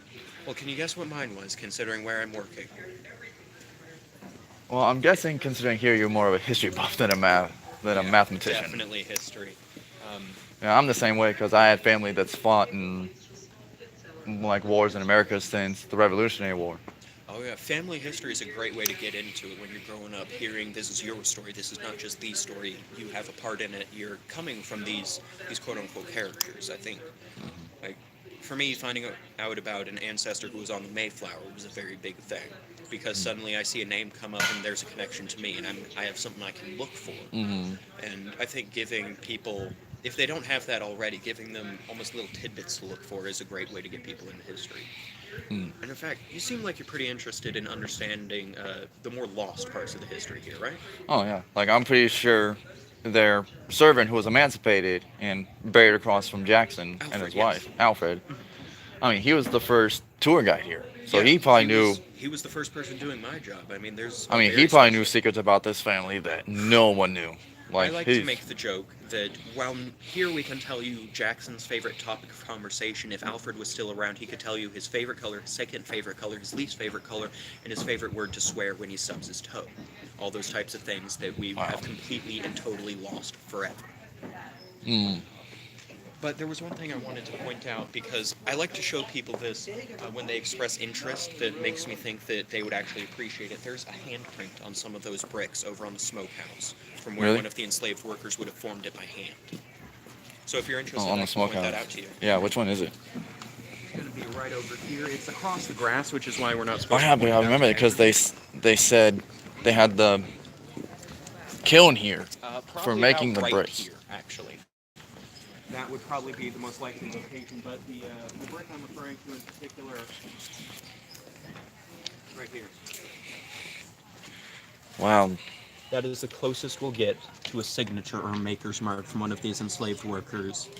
It's the Wow. closest you can get to shaking their hand. And now, one thing I do like to point out when I get people up this close, if you run your hand just over the wall like this, you can feel the hair reinforcement in the mortar. Oh yeah, because I remember them saying that like when they kill, like use the meat and the meat for eating and the lard for the lamps and things inside, they use the hair to reinforce the Yep. bricks, similar to using hay. Exactly, and I will point out, however, just for comedy's sake, that you just pet the wall. That is very true. You did technically. Yeah, like I'm also amazed that this place is still standing and in such good. Well, I believe that the structure itself is going to be a recreation, but the furniture inside, a lot of it is going to also be authentic. And like that's what I'm amazed about this place is that 90% of all 90% of everything is authentic of the to furnishings family. out here and in here is authentic, like the clothing and the china and all that. One thing that I like to point out, if you go out to the first hermitage and you look through the floorboards, if you see something that looks old, I can tell it's because you probably just made an archaeological discovery. Oh yeah, because I remember that they said that like some of the things that the slaves owned would have been considered contraband, like anything religious Especially to their country or any not to their religious country, to symbolism. Africa. Anything of significance to Africa to them would have been considered contraband. So Anything non-Christian, really. They were trying to push these people into a mold, this cookie-cutter image of what a quote-unquote reformed African-American would be, which would basically be a more subservient version of a white person. And that's what they were trying to turn these people into. and to remove that possibility of what if. And to remove that possibility of what if. And a lot of that big push you see to take it away from them is to try to create a more subservient population. But on the other hand, you also have these white people trying to convince themselves that these people they are actively trying to make more subservient are just naturally more subservient. So there's a lot of cognitive dissonance in the entire institution of slavery. But when it comes to slave owners, I gotta say Jackson was pretty, I guess in a way, humane in the fact that like he brought slave families together in one place on his I like to plantation, describe and that as he being typical. Not particularly nice, not particularly cruel, but the reason he's not particularly nice is because it's slavery. I mean, you don't have nice slavery. I mean, just you're have taking black someone who bleeds the same color as you, and Exactly. So you have this. then you're making them 3/5. Yeah, 3/5 equal, that whole thing. And the whole thing with that is you have these people who do have an identity that largely we've lost, but we've started piecing it back together. And that's what I really enjoy about working here, is because we do have these stories that are actively emerging that we are recovering again. For instance, the story as far as just how people recognize what happened here at the Hermitage, I started seeing people leave tokens at Alfred's grave. I've never seen that for a member. Oh yeah, I actually noticed that when I was looking at his headstone, which interestingly enough, he shares my birthday. That's very September 4th, 1901, September 4th, 1995. Wow, that is really cool. So that is something, but like I noticed there were like, not tokens, but there were like little rocks laid on his That's what headstone. I've been noticing, and they've just sort of been appearing. I've not been aware of who's been placing them there, but I will say there was a flower laid in front of it there, and I do know who put that flower there. Wow. It was a bird. Seriously? A bird put a flower in front of Alfred's grave. Oh wow. That was a very. If that doesn't make you believe in like reincarnation or life after death. Absolutely, absolutely. I think the way I thought of it is just the Hermitage is acknowledging who was here the most, who it was that really preserved this place and made sure we could keep it, because it was Alfred. I make a joke inside that Junior may have been our most influential preservationist because of his mess-ups with business, closing Selling the off. Hermitage, selling it, and then this becoming state property so early was influential in preserving the Hermitage. Didn't he sell off like 90% of the land essentially? Technically, he lost all of the land, but he was able to remain here as a tenant and caretaker.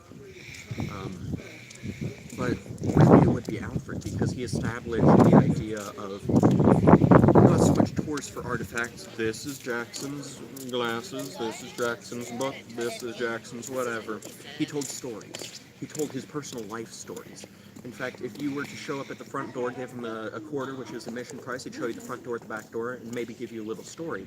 But Alfred was a clever figure. Now, he knew that he could make his money at the Hermitage as it became a museum, and he had a very clever way of getting around, getting to that. He would base his stories based on the quality of tip that was given to him. Now, we can't do that nowadays, obviously, because, it's more rude to ask for tips. Hey, help me with this, I'll give you a better story. That's pretty shady nowadays. But That's back like then- saying a $10 a $10 entry fee only gets you on the ground floor, but paying the 20 gets you to both floors. And I mean, even if the institution of the Hermitage wanted to do that, Like those then types it of wouldn't things- then it wouldn't be a historical place. It would be Disney World basically. Basically. It's like the more you pay for it, the more you get. But Alfred, on the other hand, he could do that because no matter how much you scaled up the tip, he could deliver. See, if you gave him a 50-cent tip, so a little more than what the price of admission was on its own, he would tell you quite a bit about Jackson. He would tell you some very good stories, maybe one that'll make you bust a gut laughing, maybe one that'll make you cry in sympathy with the man. Or that'll just knock you out of your Yeah, shoes. That's true. There were a lot of stories like that, like the time someone tried to assassinate Andrew Jackson. Have you heard that one? I haven't. I mean, I heard about it, but I haven't heard the story in depth. Well, a very unhinged man, is walking up to Andrew Jackson with 2 pistols concealed under his cloak. Pulls one out, takes a shot, it does not go off. He pulls out the second one, takes a shot, does not go off. Now a fist fight breaks out between the two, and Congress actually has to pull him off the guy. And by that I mean they have to pull Andrew Jackson off of his would-be assassin who has 2 pistols in his hands, because Andrew Jackson is going to town on this man's face with his walkies. Which that's interesting because I remember I watched the duel and they said something like that for a gentleman to go about a fist fight like that Oh yes, it would was be considered very highly But uncivilized. this was Andrew Jackson. The man just tried to shoot him, and he was not having any baloney around that situation. Which I don't blame him. I mean, he got the idea that, oh, this man needs to be punished for his sins, and he decided, I am going to be the man who does that punishing. And honestly, it took half of Congress to convince him to stop. So tough as old paper. That's not an understatement. I see where you got that nickname now. Absolutely. Now, sorry if I'm just checking my time or my watch all the time. I do have to rotate eventually, not right now. That's okay. I just don't want you to think I'm disinterested in. Oh, when no. do I get to leave? None of that. No, I got you. Yeah, it's like, so have they ever gone into the cellar of the house? Have they found anything historic? Some things there? historic would have been recovered from there. Actually, it is technically open in the sense that employees can go down there for specific things. That's where a fire suppression system is going to be located. Okay. That's also where the original kitchen would be. Mhm. So the kitchen was originally down in that basement. Now, Junior, he made a lot of mistakes, but one of the few proactive good decisions he made was as soon as a fire started in the house, he decided to do everything he could to reduce fire risk, including moving the kitchen out of that basement into And- a semi-detached structure, Mhm. which was a very smart decision because it was Mhm. absolutely terrible to have a kitchen down in the basement. You're enclosed by stone and earth on all sides. It's gonna get hot down there. And on top of that, if there's no ventilation, you can't breathe. There's no ventilation, and here's the worst part: there may have been ventilation to an extent. But That would be the floorboards, the gaps between the floorboards, and you know where all that smoke is going? going into the main house. Gassing the entire family. That's what it's doing. And So- think about it, smoke like that, there's a possible of carbon monoxide. In which It's case, a if it's going very through the strong floorboards, likelihood. you could Now, if a kill a good proper amount fire, of people an inside. actual out-of-control fire started down there, I imagine the Jacksons would not have been able to wake up due to the carbon monoxide and the low oxygen coming from down below. Now, Junior wouldn't have known as much as we know nowadays about carbon dioxide and carbon monoxide, but he knew fire bad, Mhm. so he had the kitchen moved outside. Mhm. Yeah, it's like the same thing with the smokehouse. Like Now that one, at again, least it's having it got those detached because that thing has fire burning in it for hours upon hours, weeks upon weeks, in fact. In there, I like to point and just this out. smoking meat. Yep. And they said like they went through 200 to 300 pigs a year Something like that, to feed 25,000 pounds of actual pork, so that does sound like an To f- accurate number. to feed everyone here. Plus guests. Yeah, Now, and these guests. troughs, I do like to point out, these would be, as far as I'm aware, more or less stuffed with whatever you're burning, and in fact, you would have some of this outer wooding as well. It was, I've seen similar things done with burnout canoes. Mm. But this whole place would be choked with smoke, and that's why there's not even glass in the windows. And in fact, I believe this door would almost never be closed when it was in operation. I wouldn't be surprised. I mean, because if you go in there to get meat and it's just filled with smoke, Yeah, you're gonna cough and you might not make it back out, depending on how good your lungs are. which surprisingly Jackson said he had very good health care for his slaves here. Yeah, he did say that, and the health care and the quality of services and amenities that he would provide would be above average. Oh yeah, like I've heard a lot of stories about, slavers who would just work their slaves to the bone and never give them any form of care. Now, here's the thing about that, though, because medicine at this point in time is not medicine. It's heroic medicine. Right? Yeah, You may have seen a lancet in there if you've been through the house. That lancet would have been a blood knife. So when he says he provided healthcare, that may have been well-intentioned. And I do believe if he called it healthcare, then it was well-intentioned. But in actuality, it would basically just be stabbing the enslaved with a small knife.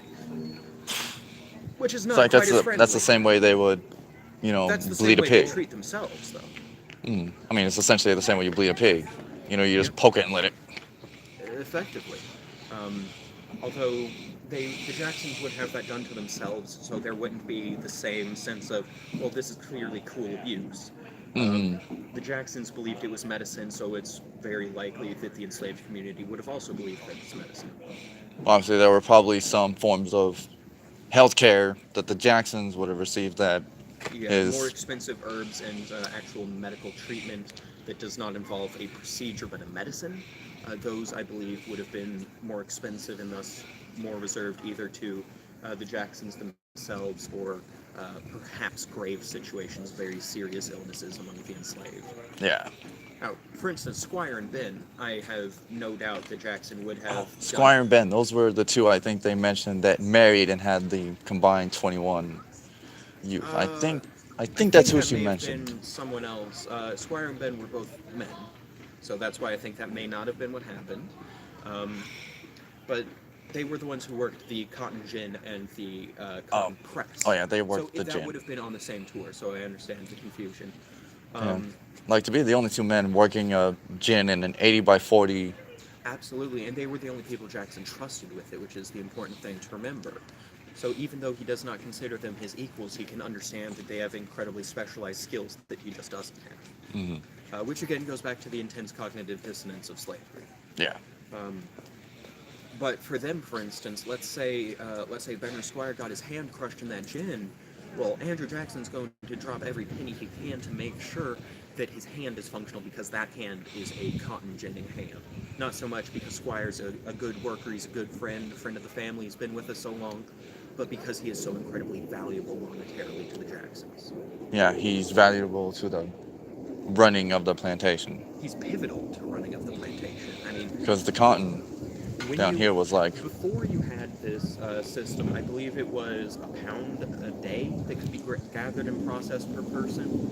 Now, they may have said 12, and that's 12 hours work. 12 hours work. So that's from 8 a.m. to 8 p.m. And then if you have the distribution of labor going right, and if you have the cotton just being pulled off the bolls and being shoved into the gin, then you're able to shift that number to about 100 pounds per person per day, just because the people out in the field, they just have to walk, drop it in a bag, drop the bag in the gin, and then that's it.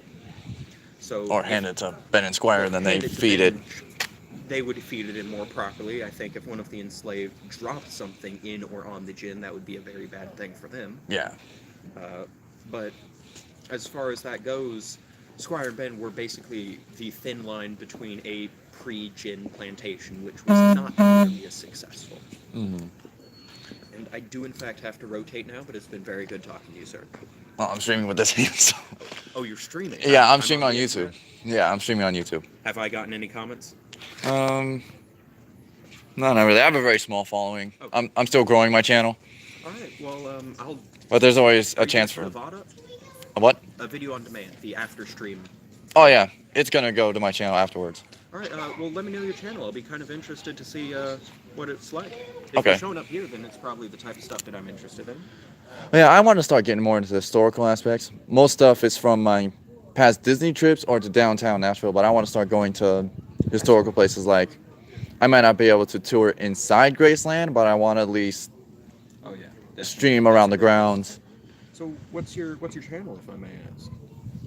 Okay, it's Here, I'm just writing it down. I'm not okay. going to show people. It's okay. Yeah, Mike's. Mike, like the name. Mikes. Yeah. Yep. Space. Magical.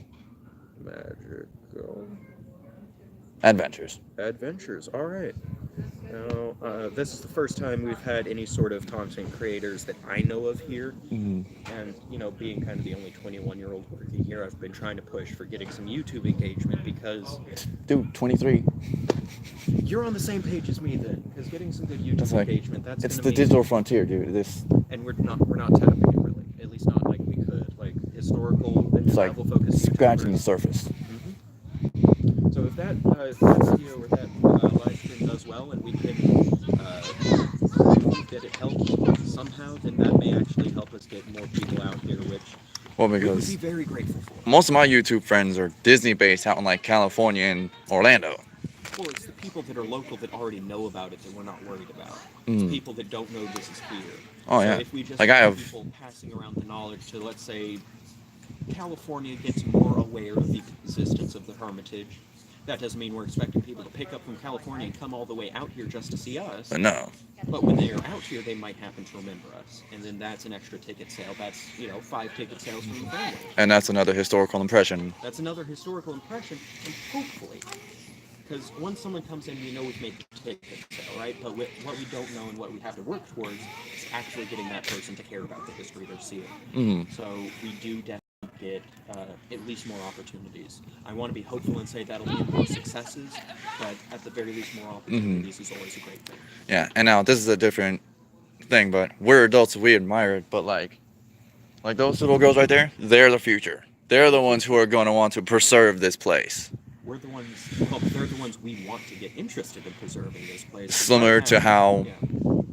at the Australia Zoo, when the kids come through, they let them handle the animals to get them want to become wildlife conservationists. I've always wanted to go there specifically because of that. Yes, but it's like they're wildlife conservationists, we're historical conservationists. We want this place to be here for the next 100, 200 years. My goal is 500, but I probably won't be around to see how it goes.